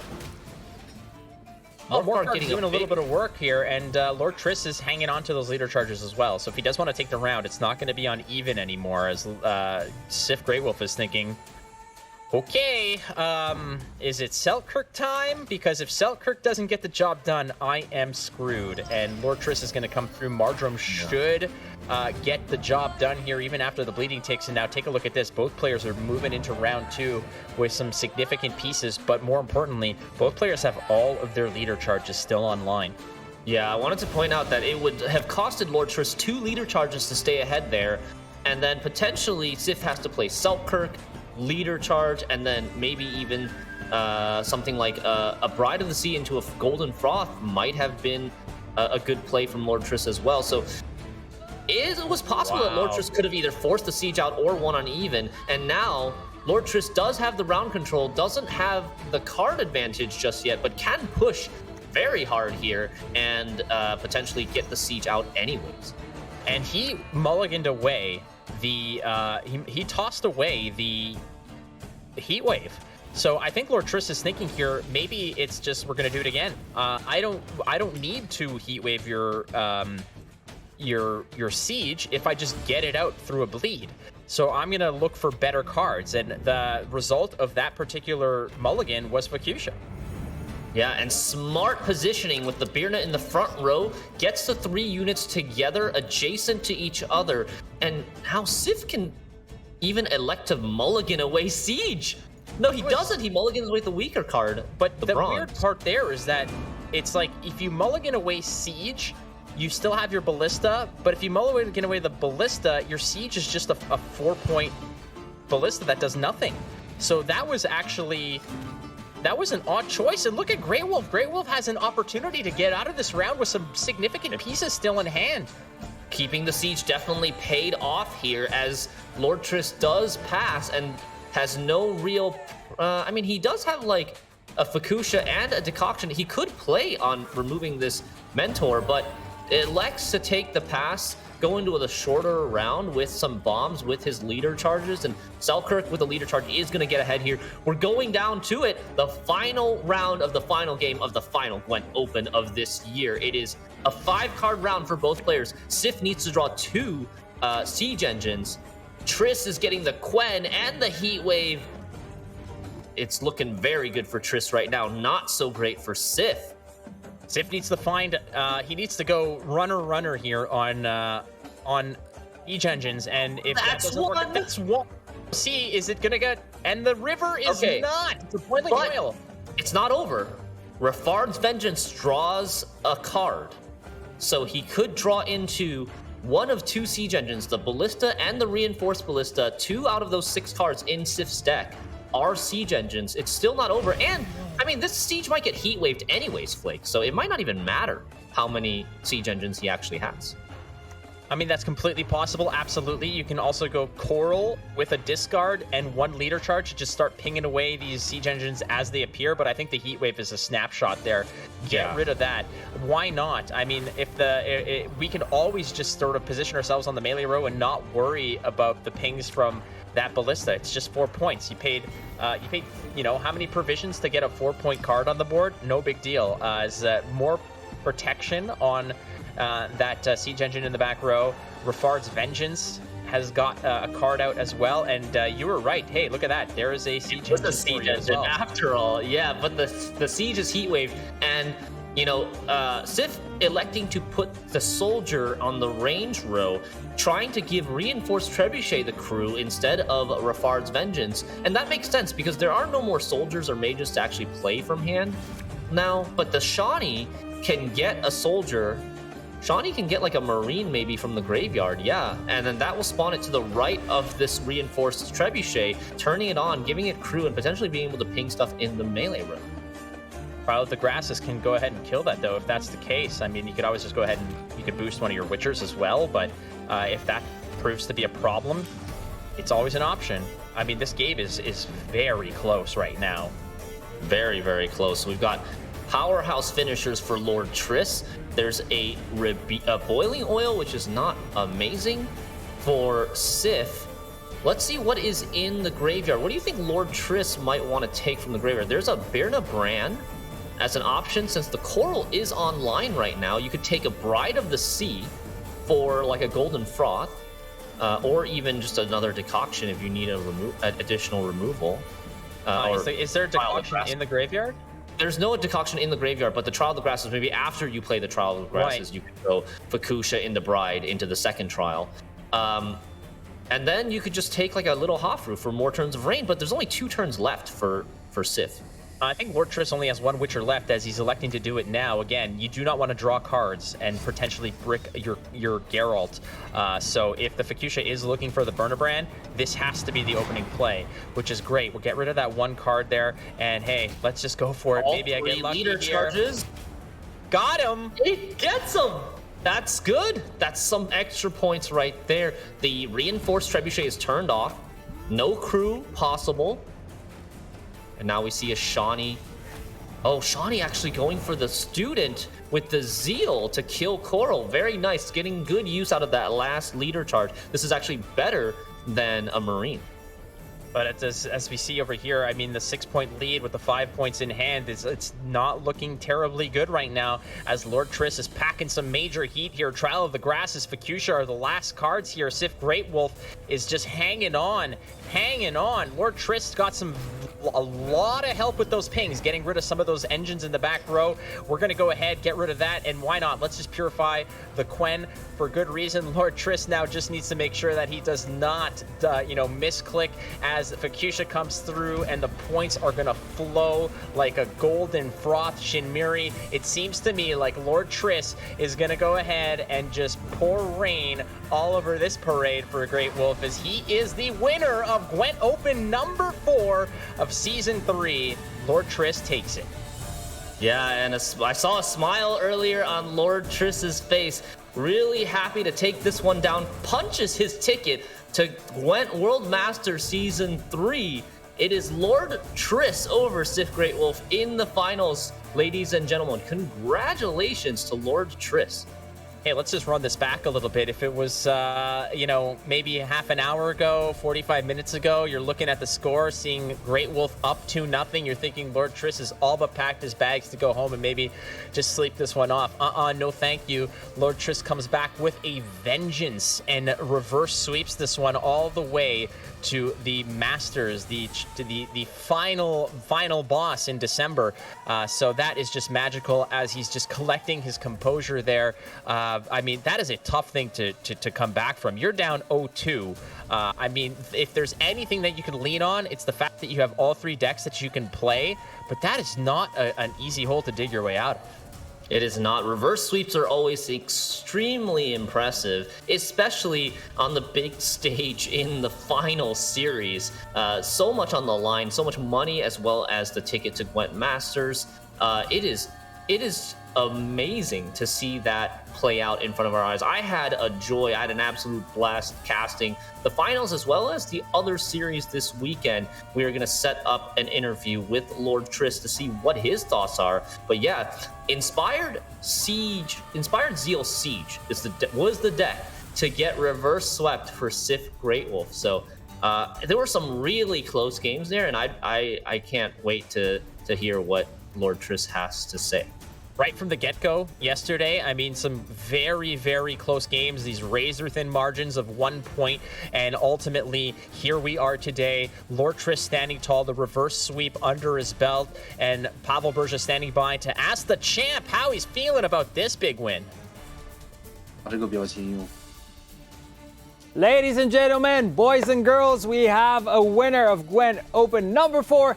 The last winner and the first winner because the first Chinese player going into World Masters Season 3 Final happening in December. More about that later. But first, the champ, Lord Triss. How you feeling, man? 韩老师，恭喜你赢了昆特牌公开赛你是进入大师赛是吧？所以你现在肯定很激动，你觉得怎么样？这是我第一次能拿到就是在昆特界的在就是最高舞台的一个门票吧，就是我很期待跟那些传说级的昆特选手在这种舞台上的较量，也期待我能复仇帕加波吧。Yeah, this is actually the first time I've gained such level here. And usually in the quarterfinals, I was eliminated. I lost to Pajaball, and finally I'm here winning the tournament. Yeah, and you did it with a reverse sweep, which was really, really amazing. Congratulations once again. We shall see you on World Masters, and thank you for this short and sweet interview. 谢谢你，泰老师你真的展示了一场精彩的表演，恭喜你了。All right. Well, what else can I say? I'll close it. I'll close it off soon. But before I do, I'll just yeah. Flake is saying Korchaki in my ear. But before I give my closing statement, let's let Watch Flake and Shinmiri or Shin Flake or I don't know what they're Shake. That's actually pretty cool. No, Shin Flake, Flake Shin. All of them are cool. Yeah, guys, take it away. I'll be back soon. Well, the benefit of having different time zones, I suppose, is that it's okay to be drinking at this hour if you're in Poland, I suppose, because it looks like Berja's been celebrating already. But yeah, Shake, like Miri, whatever you guys want to call us, it has been our honor and privilege, and frankly, just our joy to be able to bring this tournament to you guys as well. But it's not about us; it's about the players that we've seen. So let's bring up the bracket and show again the bracket update, see what's going on and how we got to where we are right now. And kaboom, Shinmiri, it has been quite the journey for Lord Triss. Yeah, Lord Triss taking a 3-2 victory over Necrotal in the quarterfinals. That was a nail biter. Then a 3-1 victory over Chase, and finally another 3-2 reverse sweep at the end versus Stiff Great Wolf. So definitely well-deserved victory for Lord Triss here at Gwent Open number 4. And a new champ, man. Like, that's also part of it, is the fact that the quarterfinals, the semifinals itself had 4 brand new faces, people that haven't necessarily won the big one yet, and there's still a bigger one down the road, so Lord Triss is going to be able to sort of test his mettle. And again, unique deck lists. I mean, everyone's talking about how the deck lists and the leaders were kind of the same. Well, they were the same, but frankly, Lord Triss had a little bit more spice, a little bit, tuned into a slightly different frequency that got him through, so that's awesome to see as well. How about the money, Shinmiri? There was, again, $10,000 base prize pool pumped up to $17,500, and there you have it. Lord Triss walking away with 55 and change. Not bad for either player, frankly. Yeah, really not bad at all. 5,520 for Lord Triss and 3,150 for Sif Great Wolf. And of course, Lord Triss has the opportunity to make some more bank in a little bit over a month at Gwent World Masters Season 3. And there you have it, the entire standings. Crown points earned for this Gwent Open as well. And yeah, everybody getting a good chunk of change for playing.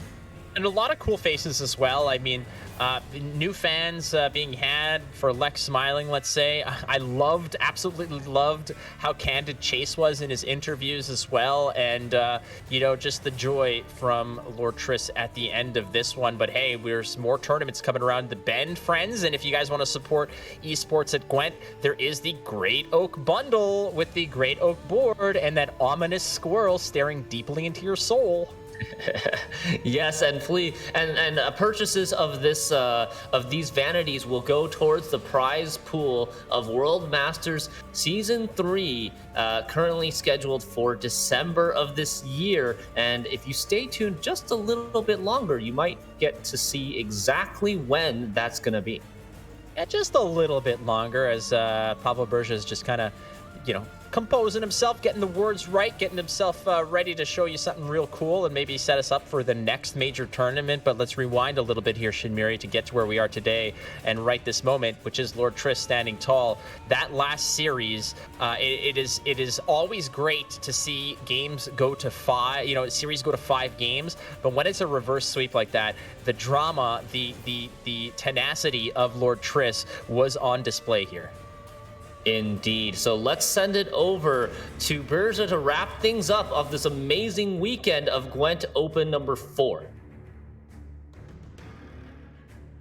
All right, some of us, as you can see, are already going into sleepland, so I think it's time to close this off beautifully.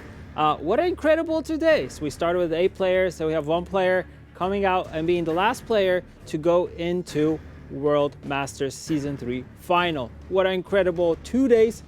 Geralt is already excited, probably to go to sleep. As you can hear, he's snoring a little bit. So, what I wanted to say are 2 things that you need to remember about. One thing is something that we mentioned yesterday, which is the Semifinals event. So remember to save the date because it's coming soon.